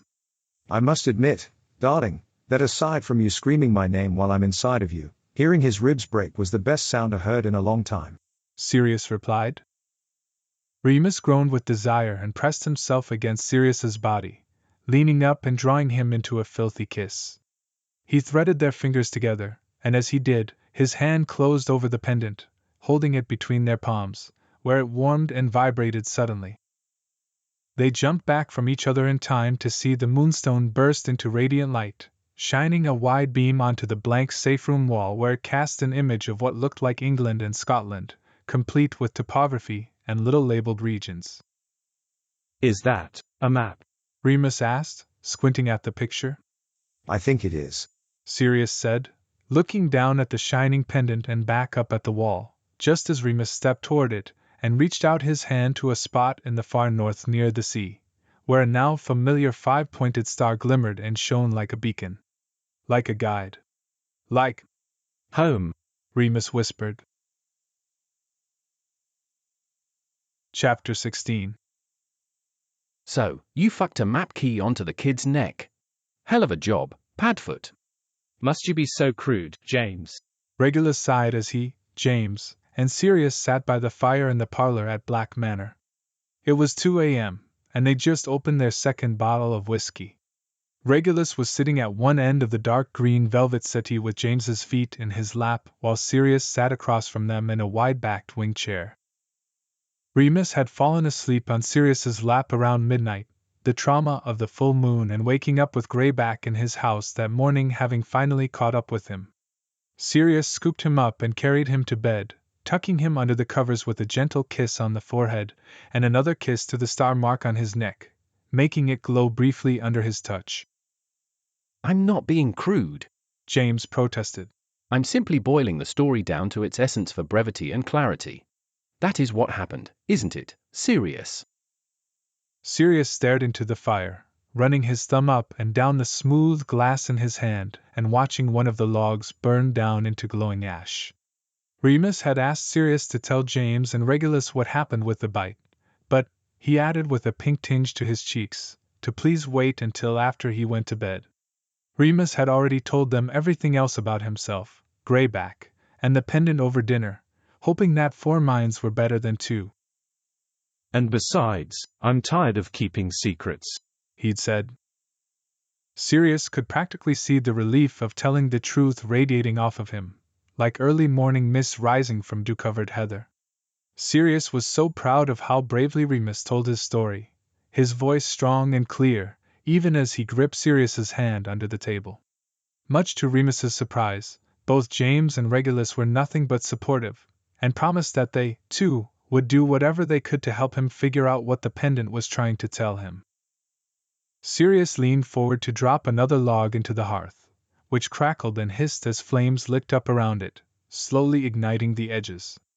He sank back into the chair and drained the rest of the whiskey from his glass. That is, essentially, what happened, he told James, pouring himself another measure of whiskey. The question is, what does it mean? Regulus asked, speaking more to himself than his brother or husband. I'll talk to Remus again in the morning. Perhaps he and I can figure it out together. Oi, what about us? James said, sitting up and giving Regulus a playful slap on the shoulder with the back of his hand. But Regulus only gave him a placating kiss on the cheek. You and Sirius are better in the heat of the moment.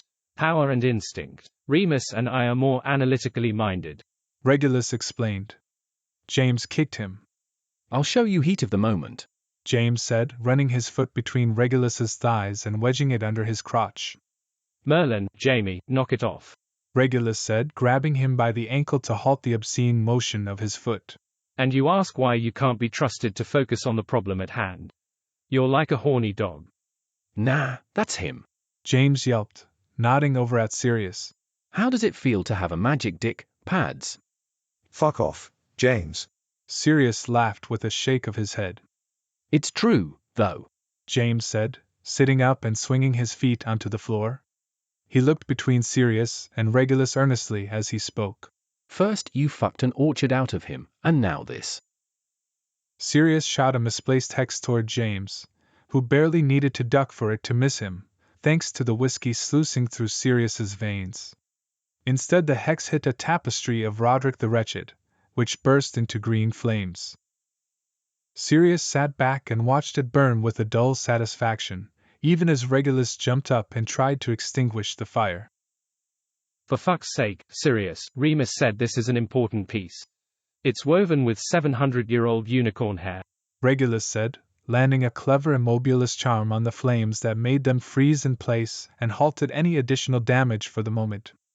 Oh. Well, in that case. Sirius said with a lazy wave of his wand, and the flames disappeared instantly. Sorry, Pads. James said. Didn't mean to talk about Remus like that. But James was right, of course. Remus's power burst out of him when they were intimate. It was beautiful, but now, it troubled him, too. Sirius couldn't help but wonder about the strength Remus felt after spending the full moon with Greyback. Sirius felt something in his mind click open, and the thoughts inside slipped out as easily as tendrils of smoke from the open fire. Will you stop doing that, Reg? Sirius snapped, glaring at his brother. No, I won't. Regulus said coolly. As long as you're brooding, trying to hex my husband, and casually destroying family heirlooms, I will help myself to your thoughts. Well, Sirius asked. If Regulus was already in there, he could at least share his opinion. What do you think? About what? James asked. Sirius is worried that Greyback copulated with Remus while they were transformed, Regulus said evenly, meeting his brother's eye with a bracing expression. Hearing Regulus say it out loud somehow made it even more awful. Do you really think he did? James asked, looking horrified. Perhaps. Regulus replied, and Sirius's stomach twisted. There's no way for us to know. I don't even think there's a way for Remus to know. Cruciatus wasn't enough. Sirius muttered. I should have stopped his fucking heart while I had the chance. Sirius stared into the fire and gripped his glass until his knuckles turned white. He wouldn't have been surprised if his rage boiled the liquid inside. The log he was glaring at popped and flared, making James jump as a burning ember launched itself above the fire and landed back into the hearth with a sizzle. You'll break that if you're not careful, Regulus said quietly, nodding to the glass in Sirius's hand. Sirius looked up to see his brother watching him, canny and astute as always. Sirius slackened his grip on the glass and sighed, leaning his head back onto the chair and closing his eyes. For what it's worth, Regulus said. My gut says nothing happened, judging by the state they both woke up in. Aside from Remus nearly committing the murder you're now lusting after. It may even explain why Remus tried to kill him last night. Self-defense, Sirius said, opening his eyes, the realization blooming in his voice like one of Remus's conjured blossoms. Greyback tried, but couldn't. The fucker bit off more than he could chew with our sweet little Remus, didn't he? James said, and the pride in his voice matched the feeling in Sirius's chest as he remembered Remus's reassuring words. I can handle myself against Greyback or anyone else. Trust me. He surely did. Sirius agreed, giving James a satisfied look. He surely did. Not long after, Sirius bid Regulus and James good night and walked upstairs. He stood outside one of the guest room doors at the top of the landing and quietly called for Creature, who appeared at his feet with a crack a moment later. How is he? Sirius asked, as Creature bowed low, his long nose brushing the top of Sirius's boots as always. Asleep now. Creature croaked. But he tried to hex me, sir, despite not having a wand. Did it work? Sirius asked. No, sir. Creature reassured him, and Sirius answered with a nod. Perhaps if Lyle had bothered to appreciate his son's magic and learn from it, he'd be able to do some wandless hexing of his own. And his refusing food until he speaks with Master Remus. Creature continued. Well, he won't starve to death in one night, Sirius said. I'm sorry he's given you so much trouble, Creature, but Remus will not be speaking with him until he wants to. I hope you understand. Of course, sir. Creature said, bowing again. Anything for Master Remus, sir. You may return to Lyle, Creature, thank you. And be sure to get some sleep while you can, Sirius said. He smiled to himself as Creature vanished with a crack back into Lyle's chambers. Remus had endeared himself to Creature by asking him which black family relics he'd like to keep for his own before disposing of any of them. Creature had burst into tears and prostrated himself on the floor at Remus's feet before choosing 2 hideous busts of Orion and Walburga, as well as several tapestries and the ancient, fanged snuffbox that had bitten Remus a few weeks earlier, using them to decorate his already disgusting nest. Remus told him he could take more if he wanted to, but that was too much for Creature to bear. Instead, he burst into another fit of tears and had taken to calling him Master Remus, an honorific he didn't bestow upon James until he and Regulus had been married for more than a year. Sirius considered going into Lyle's chambers to talk with the man himself, but it would have to wait until morning. He didn't want to wake him after what Creature had been through, and besides, he was already too angry to say anything that would help the situation. Instead, he continued down the corridor to his own bedchamber where Remus was fast asleep, his hair and skin glowing softly in the silvery moonlight that poured in through the high mullioned windows. Asleep, he looked much younger and even more ethereal than when awake, and as always, the strong urge to protect him coursed through Sirius's body as though it was part of his very blood. He wanted his own kind of justice, to kill Greyback with his bare hands, to see the spark leave his eyes and feel him draw his last breath. He wanted to keep Lyle a prisoner out of spite, and prevent anything or anyone from hurting Remus ever again. And yet, hadn't such protective urges driven Lyle to lie to his only child for 20 years, to keep him locked away and hidden from the world? The difference was that Sirius saw Remus for who he really was and loved every part of him, even the darkest layers Remus had been taught to be ashamed of. Remus was no delicate orchid, and Sirius knew that he did not need protection or coddling, not really, especially after seeing what he'd done to Greyback. Sirius also suspected that love had very little to do with how Lyle treated Remus, and that Lyle knew much more than he let on about the nature of Remus's powers and what Remus could do with them if given the knowledge and the chance. If Sirius was right, then Lyle had acted out of fear more than love, and that made him even angrier. Sirius undressed and slipped quietly into bed next to Remus, pulling the bedclothes over both of them. Remus needed sleep, but Sirius could not resist the urge to press a soft kiss to his forehead, drawing a sweet hum from Remus's throat. What time is it?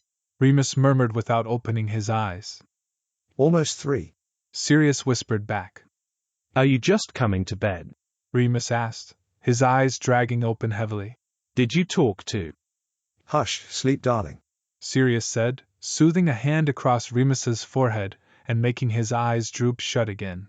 I'll tell you everything in the morning. All right. Remus mumbled drowsily and snuggled in next to Sirius, resting his head on his chest and wrapping an arm around his waist. I'm happy you're here now, Sirius. I sleep so much better with you next to me. Sirius pulled Remus close, that protective urge rising up in him again, more powerful than before. He'd do absolutely anything for Remus, give him whatever he wanted and defend him against anything he didn't. He'd burn Lyle's cottage to the ground if Remus never wanted to lay eyes on it again. He'd keep Lyle obedient and docile for the rest of his days under the strongest imperious curse he could muster if Remus so desired. He'd hunt Greyback to the ends of the earth and into the bowels of hell, slice him open and feed his guts to a rabid manticore if that's what Remus asked of him. But Remus wouldn't ask for any of those things and never would. He was too good, too pure of heart, and Sirius loved him for it. So instead, at the very least, Sirius promised himself that Remus would never sleep alone again if he could help it. Sirius felt Remus before he saw him the next morning. He opened his eyes to find a head of silvery gold curls nestled between his legs and warm, wet, tight lips circling his cock. Remus licked and sucked slowly, his eyes closed, seemingly lost in the taste and feeling of Sirius heavy and fat in his mouth. Sirius's hips bucked upward involuntarily at the sudden sight and feel of him, and Remus whimpered with pleasure as Sirius's cock bumped against the back of his throat. Remus swallowed him down deeper, swirling his tongue around the head with every slick slide upward. Good morning, Remus said in a sleep-rasped voice as he pulled off to give Sirius a sweet little smile. Sirius felt the tingle of a cleaning charm and startled with surprise as Remus slid his lips downward, spreading him open and pressing his tongue against Sirius's rim. Oh fuck, Remus, Sirius breathed, as Remus pumped a slippery hand over his cock and lapped ravenously at his entrance before pushing his tongue inside, lavishing it with decadent attention and licking him like he'd never get enough. Sirius let his hand drift to the back of Remus's head and ran his fingers through his hair. He took a fistful and gave it an experimental tug, gentle, but insistent, and felt Remus's appreciative moan vibrate against him. Sirius tightened his grip and pulled again, harder this time, and Remus writhed on his stomach, pressing his tongue harder and deeper into Sirius's body, making Sirius arch upward with pleasure and the satisfaction of guessing right. Sirius's first instinct was to be soft and careful with Remus, to hold him in his cupped hands and treat him like the tender, untouched innocent he was, as though he was made of delicate china. But the more they were together, the more Sirius realized that Remus came alive at the ragged edges of need, craving biting teeth, dripping sweat, and scratching fingernails as much as delicate kisses and sweet, slow lovemaking. Maybe more. Sirius had fucked him harder the day before than he'd ever fucked anyone, and that was saying something. Rage and desperate fear pushed their primal urges to the surface, and they'd answered them with a bite that Sirius would have bet his entire fortune had drawn blood. He had licked inside his own mouth, running his tongue along his teeth, expecting to taste it, but there was none, only the strange, glowing mark that he'd left upon Remus's skin. Now abed, Remus worked him relentlessly, taking him to the very edge of climax and pulling him back again, like a pebble tossed and rolling in the surf, just shy of the crashing wave. Sirius's muscles clenched as Remus licked upward from his arse and plunged his cock down his throat, tightening his lips around the head and sucking him down with deepening relish. Sirius had never spent much time between someone's legs before. He was usually on the receiving end and didn't fancy being on his knees for anyone. But as with everything else, Remus was different, and he found himself craving Remus's cock filling his own mouth. Wait! Sirius panted, putting a halting hand to Remus's shoulder. Remus looked up at him from between his thighs, intoxicated with desire, his eyelids heavy, his lips puffy and shiny with spit, and Sirius's cock twitched eagerly in Remus's fist. I want to show you something, Sirius told him, and directed Remus's lithe body upward. He crawled up to Sirius's shoulders, where Sirius stopped him and whispered his own cleaning charm, making Remus shiver with anticipation. Spin around, Sirius said, guiding Remus to turn around with a large hand on each of his narrow hips until his knees were pressed into the mattress on either side of Sirius's head and his arse was facing the headboard. Sirius pulled his hips downward and wrapped his eager fingers around Remus's hard cock, directing it over his mouth and closing his lips around it as he lifted his head off the pillow to suck Remus down. Oh, Sirius! Remus moaned in surprise, his knees trembling and his head falling between his hands. As it did, the tip of Sirius's cock brushed against Remus's lips, and it didn't take long for Remus to get the idea. He slid his knees further apart and sank his mouth down over Sirius's cock with another grateful moan, and bobbed his head up and down, swallowing him deep, like he was starving. Sirius felt Remus's dick grow harder and thicker against his tongue as he licked and sucked him deeper. He could live here, Sirius thought hazily. He could pull pleasure from Remus all day, every day. He pressed a slippery finger against Remus's entrance and pushed it inside, pumping with firm thrusts that Remus answered with snapping hips and a sucking, desperate mouth.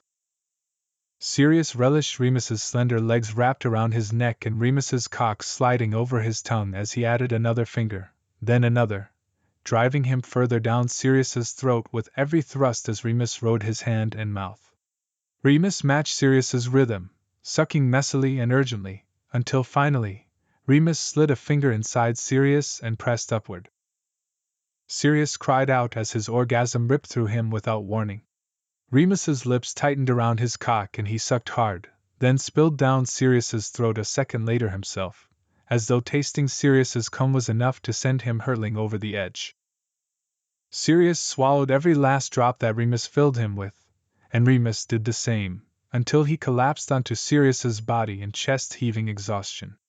Sirius wrapped his arms around Remus's hips and kissed lazily at the insides of his thighs, running his fingers across his arse appreciatively.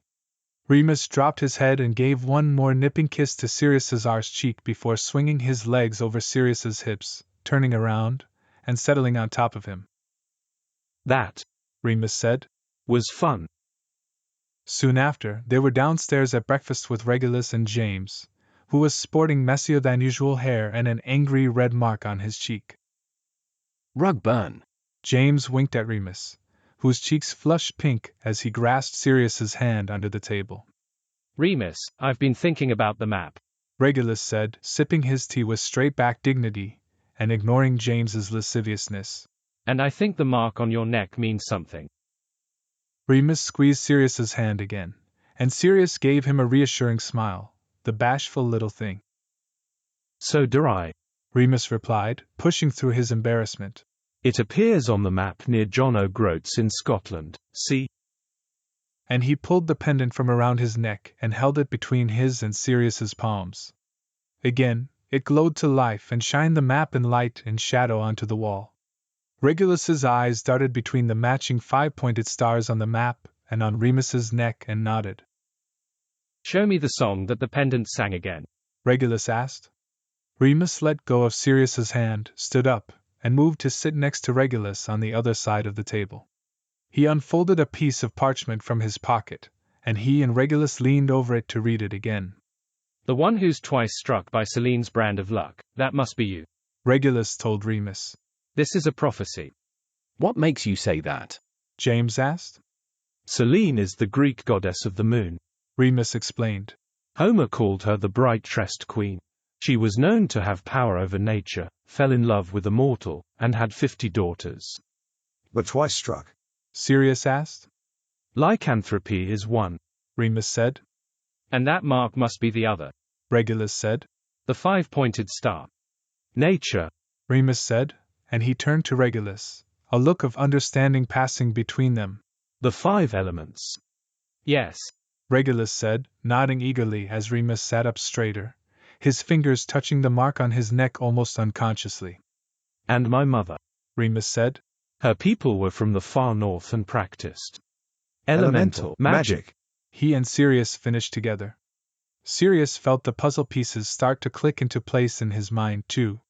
He rushed around to Remus's side and leaned over the parchment. James wasn't far behind him. Flower and fruit, where love takes root. James read out loud, grabbing one of the figs from the newly blossoming orchard outside and tossing it to Sirius, who fed it to Remus. That's our Mooney. Mooney, Remus laughed. I've been trying to think of a nickname for you, James said. He pointed to himself, Sirius, and Regulus. I'm Prongs. Sirius is Padfoot. And Reggie is Sir Whiskerkinney. That is not my fucking nickname, Regulus snapped. I don't have a nickname. I'm not a child. You have all the nicknames, Sugarplum, Mr. Meow, Scratchy McGee, Pawsome Chocolate Boy, Greg. James rattled off, but Sirius shushed him. When her light becomes grey and evil will spread its blight. Sirius read, looking between Remus and Regulus in alarm.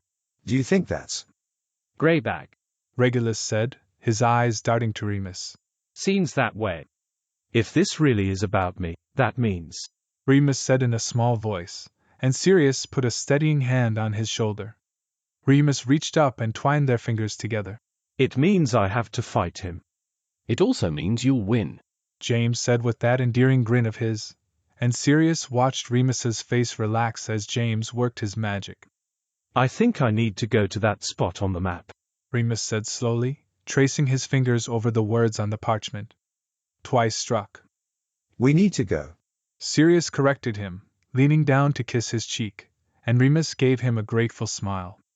Yes, Remus agreed. Ooh, an epic quest, James said, his voice bubbling with excitement. I've always wanted to go on one of those. This will be great.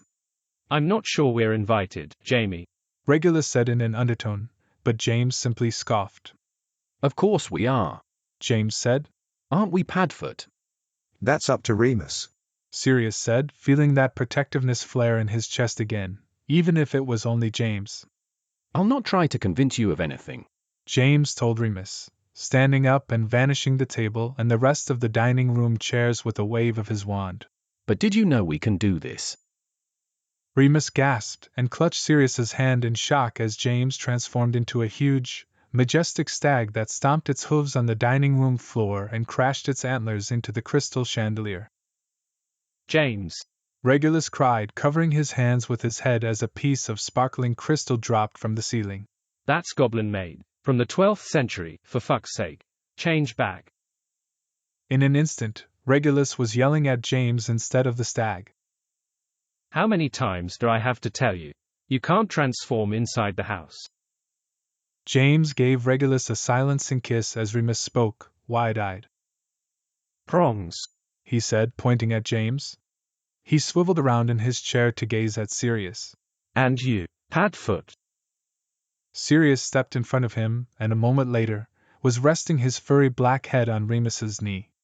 Remus laughed, and scratched behind Padfoot's ear while a black cat hopped onto his lap and curled up, giving the dog a superior look. Padfoot growled at the cat and nosed at him to move, but the cat only swiped his claws across his muzzle, making the dog yelp in pain. Merlin, Reg, that hurt. Sirius said, glaring at his brother after they turned back into themselves. And stay off Remus's lap. Territorial mutt. Regulus snorted, and James slung an arm over Remus's shoulder. Pretty handy trick, eh? James asked. So what do you reckon? I think, Remus said, looking up at Sirius, James, and Regulus in awe. We're going on a quest. Chapter 17. How is my cousin treating you? Any itch is not scratching. Desire his leaving unfulfilled. You can tell me the truth. I'll not breathe a word of it. And if you ever tire of his company. Bellatrix brushed the back of her hand against Remus's cheek as her smoky voice trailed away. She leaned forward, pressing her breasts against his chest, and put a hand to the small of his back to whisper in his ear. I shall be more than happy to provide what he lacks and lend a hand. Or any other part of me that you fancy, really. She purred. Get your hands off him, you harpy, Sirius said as he stormed into the study at Black Manor. He wore light brown linen breeches under dark leather trekking boots that rose just above his knee and a trim-fitting jacket with a leather utility belt and holster slung around his waist. Bellatrix jumped away from Remus as Sirius shot a hex at her, setting the hem of her dress alight with iridescent black flames. She shrieked and extinguished the fire with a wave of her wand, then rounded on Sirius, sending her own jinx at him. Sirius ducked, and her spell exploded a wall sconce behind his head, sending tiny shards of glass shooting through the room. But before they could do any damage, Remus raised a hand, and the glass halted in midair. The splintered pieces hung for a moment like poisonous snowflakes before dropping harmlessly to the floor. What spell was that? And where's your wand? Bellatrix asked Remus, brushing ash off the dark green silk folds of her dress. My wand is in my rucksack, Remus admitted, vanishing the broken glass with a flick of a finger. And I suppose the spell operates using the same principles as Arresto Memento, but instead of slowing the object you simply stop it in time. Did you think of an incantation when you cast it? Bellatrix asked, tilting her head curiously at him, as though trying to figure him out. It was a gesture that Sirius made when they first met, too, and Remus was struck by how much the cousins looked alike. No, Remus said, and Bellatrix's eyes widened. I just think about what I want to happen, then direct that desire through my hand. Similar to using a wand, really. No wonder my cousin guards you so jealously, Bellatrix said, seemingly unable to help herself as she snaked an arm around Remus's waist again. But this time, Remus sidestepped her, slipping under the safety of Sirius's arm instead. Bellatrix was terrifying, unhinged and manic, but at least her innate ferocity would benefit the task they were setting her. Bella, channel some of that hellfire into doing your job while we are away, please, Regulus said, as he and James strode into the study. It's not a job, it's a favor. Bellatrix spat at Regulus. An immense favor that you shall be repaying until I decide that the debt is settled. Call it what you like, Bella, Sirius said, tightening his grip on Remus's shoulder, and Remus sank into him gratefully. Sirius's hands felt grounding and reassuring in the face of what they were about to do. As long as you keep Lyle safe and protected. Only a fool would dare try to harm him while I am in this house, Bella said ferociously, raising her chin and arching an elegant eyebrow. On that we are in agreement, at least, Sirius replied. Just see to it that you do not leave unless Andromeda or Narcissa is here in your stead. Although I'd rather you did not leave at all. Don't push it, Sirius. Bellatrix said warningly, pointing a long, blood-red fingernail at him. I'll not consent to being under house arrest, until you lot deign to return from wherever it is you're going. They stared at each other like two angry dogs until Sirius rolled his eyes and looked at Regulus and James. Are you two ready? Sure are. James replied with a nod. He held 2 canvas rucksacks in the air while Regulus secured a pistol into the leather holster at his waist, right next to his wand. What do you need a muggle weapon for? Bellatrix asked. Because you never know, Regulus said, catching his brother's eye, and Remus saw a significant look pass between them. He looked down at Sirius's waist, saw a pistol there, too, and tilted his head up questioningly, but Sirius only pressed a kiss to his temple. Shall we? Sirius asked, looking around at Remus, James, and Regulus, and nodded toward the door. He grasped Remus's hand as he turned to lead them outside. Remus tried to summon some remorse at leaving his father in an unfamiliar house with Bellatrix Lestrange, but found that he had none. He'd had even less since their first conversation, and it had been dwindling ever since. Look around, Remus. Lyle had hissed through his teeth as his gnarled fingers squeezed into trembling fists. This place is cursed. Can't you smell that? It smells like brimstone and death. We are surrounded by the darkest magic. Every object in this house has a blight upon it, has bad blood and evil coursing within it. The Black family are some of the darkest wizards to ever hold a wand, and you've been spending time here, in secret. Remus stood at the edge of Lyle's bed in the guest chambers where he was staying in Black Manor, or being imprisoned, as Lyle called it, and tried to calm him.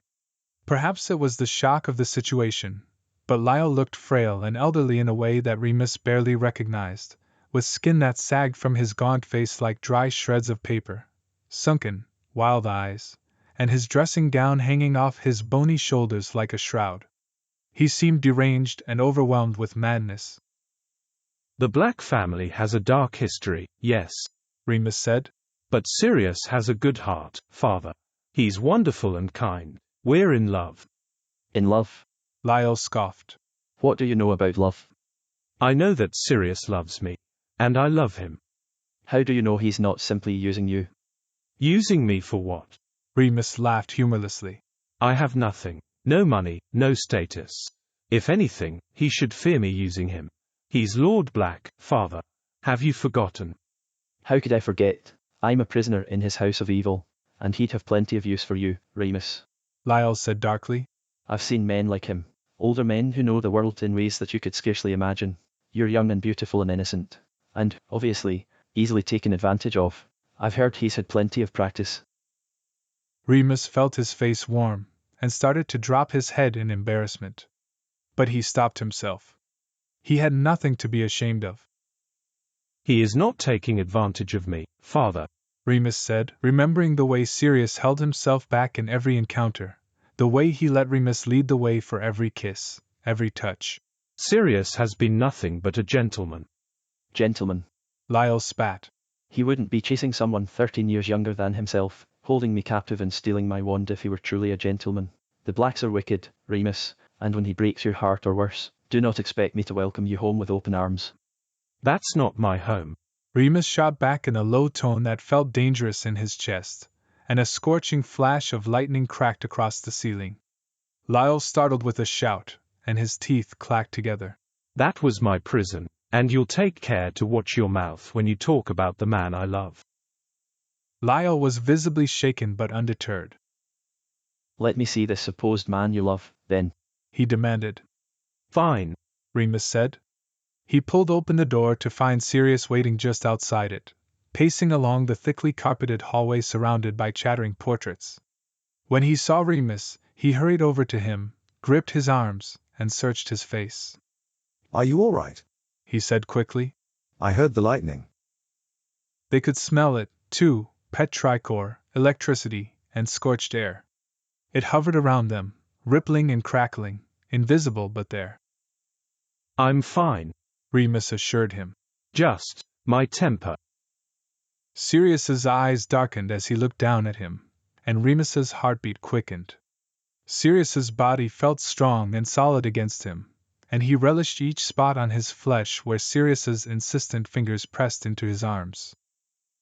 That temper of yours, Sirius said quietly, and Remus licked his lips. He felt Sirius's hips ghost across his own, and he leaned up for a kiss that ignited between them like the lightning that buzzed through the air. My father, Remus breathed against Sirius's lips. He wishes a word. Sirius nodded and kissed him again, and they walked back into Lyle's room with Sirius's arm threaded around Remus's waist and his hand lightly resting on Remus's hip. Lyle stared at where they touched with an expression that could have frozen lava. Mr. Lupin, Sirius said, offering a polite hand to shake. I'm Sirius Black, I know who you are. Lyle said coldly, ignoring his extended hand. Lord of this manor and this realm, and apparently someone who chooses to seduce young, vulnerable people like my son. Father, Remus cried, but Sirius stilled his rage with a gentle squeeze. It's all right, darling, he said, giving Remus a reassuring little smile before addressing Lyle. I understand why you must be angry, sir, Sirius said. But Remus is not vulnerable. He's the most powerful wizard I've ever known. And even though I would die before I let a soul harm him, he does not need my protection. Nor does he need yours. I'm his father. Lyle raged, angrier even than when he was talking to Remus alone. You don't think I know how powerful he is? No, Sirius said, a shrewd coldness gripping his handsome features. I think you know exactly how powerful he is. Remus stared at Sirius for a moment in disbelief before looking at his father, searching for something in his expression to show that Sirius's words were true. Lyle swallowed and shifted uncomfortably in the bed, and Remus was struck again by his frailty. He no longer looked like someone Remus needed to cower from or fear disobeying, and he hadn't for a long time. Longer than Remus even realized until this moment. But Lyle had realized it a long time ago. Remus knew that now. It was evident in the lies Lyle told about the blood wards on their cottage, in his angry reactions to Remus's wandless magic, and even in his refusal to keep mirrors in the house, the better to prevent Remus from seeing himself. Lyle and Sirius stared at each other for a tense moment, but Lyle stayed silent. That's what I thought, Sirius said. His voice was quiet, barely louder than a whisper, but Remus had no trouble hearing him, and neither did Lyle as he continued speaking. Now to business. You, sir, are a guest in this house. We are allowing you to stay because your cottage is no longer safe. I am happy to accommodate anything you need. You are free to move about the house and grounds as you like. There are powerful wards here. Real ones, he added with a set jaw and a sharp look at Lyle, who had the good sense to blanch at this. But you remain here at Remus's pleasure, and his pleasure alone. And should he change his mind, I will not hesitate in turning you out. Am I understood? Lyle did not reply, and Remus felt his temper flare again, hot and angry in his chest. Answer him now, father, Remus said, and a low rumble of thunder rolled over their heads. Lyle startled again at the sound and looked around the room, as though expecting to be smote at any second. Yes, Lyle said finally through gritted teeth, his eyes darting between Sirius and Remus. Good, Sirius said with a smile and a small inclination of his head before turning to Remus. Anything else, darling? There was so much more he wanted to scream and shout at Lyle. So many more explanations he deserved and wanted to demand. But he let them be. Eat something, please, Remus told his father quietly, nodding to the tray laden with beautiful food at Lyle's bedside. Remus looked up at Sirius, finding the reassuring warmth of his eyes, and gripped his hand. No, he said. That's all. If you'll excuse us, then, Sirius said to Lyle, polite and courtly as ever, and he steered Remus out of the room, closing the door behind him. What's wrong with me? Remus asked Sirius in bed that night as their heart rates slowed and their skin cooled in the hazy afterglow of their lovemaking. He twined their fingers together, and ran his thumb across Sirius's broad palm while silvery light from the waning moon shone across their bodies. Why don't I feel guilty when I lose my temper toward him? He raised me, he kept me, despite what I was. He told me tales of werewolf children being offered to the elves or abandoned in the forest and left to die. He told me how lucky I was that he had not done that, when so many others had. Remus. Look at me. Sirius said, shifting onto his elbows so they were laying face to face on their sides. Remus obeyed, and saw nothing but fierce devotion in Sirius's face. There is nothing wrong with you, my beautiful darling. It is a parent's job to love and care for their child, and if they are only willing to do so under certain circumstances, they should never have become parents in the first place. You did not ask to be born, and you did not ask to be bitten. Reminding you constantly that you are in his debt. Sirius's voice shook slightly as it trailed away, and he drew Remus into his arms, as though doing so could shield him from the terrors of the world. Somehow, Remus thought it could. He felt untouchable here, in their little cocoon, and wished they never had to leave it. Who cares about a prophecy?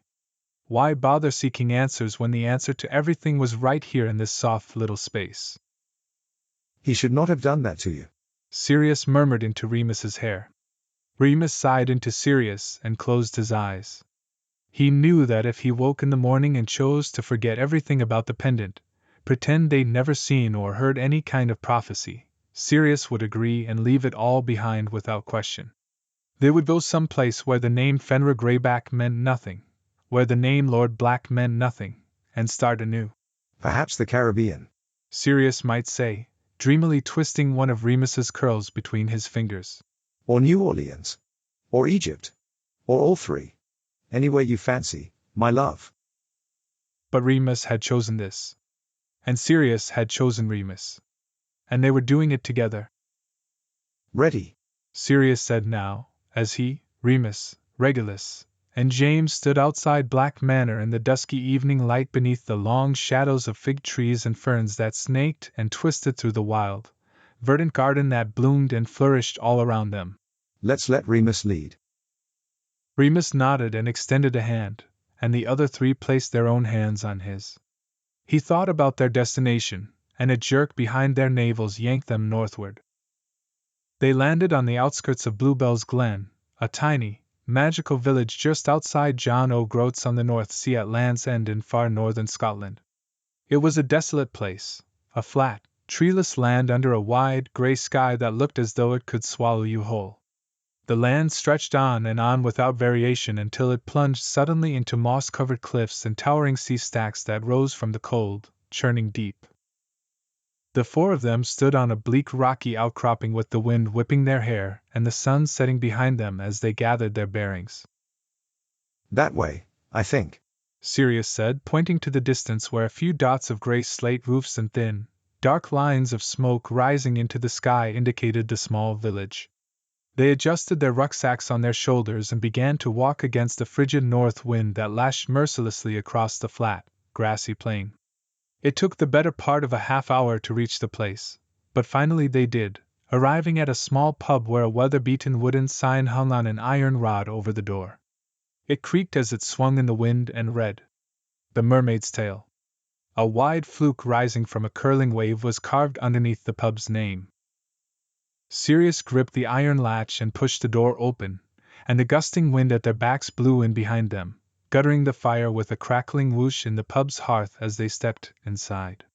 The place was empty save for an enormous, bearded barman and two wizarding fishermen with faces as wind-worn as pieces of whittled driftwood. Despite being strangers, the other three men barely spared them a glance.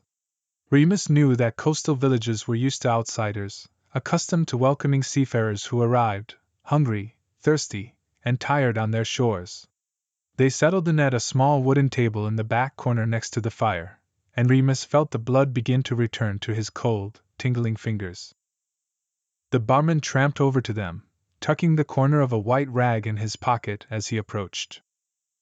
"Welcome to the Mermaid's Tale. Can I get you a drink?" he asked in a heavy, rasping Scottish brogue.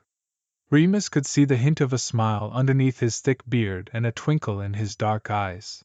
"We got an ale that will make sailors out of you yet."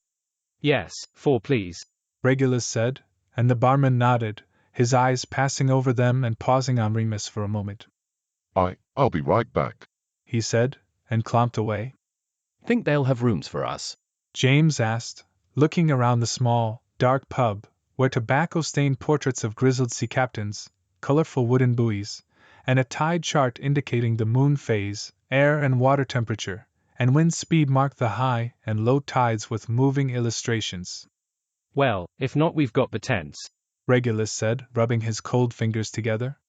James reached across the table to close his hands over Regulus's to warm them, and Remus felt his heart expand with gratitude as he watched the tender gesture.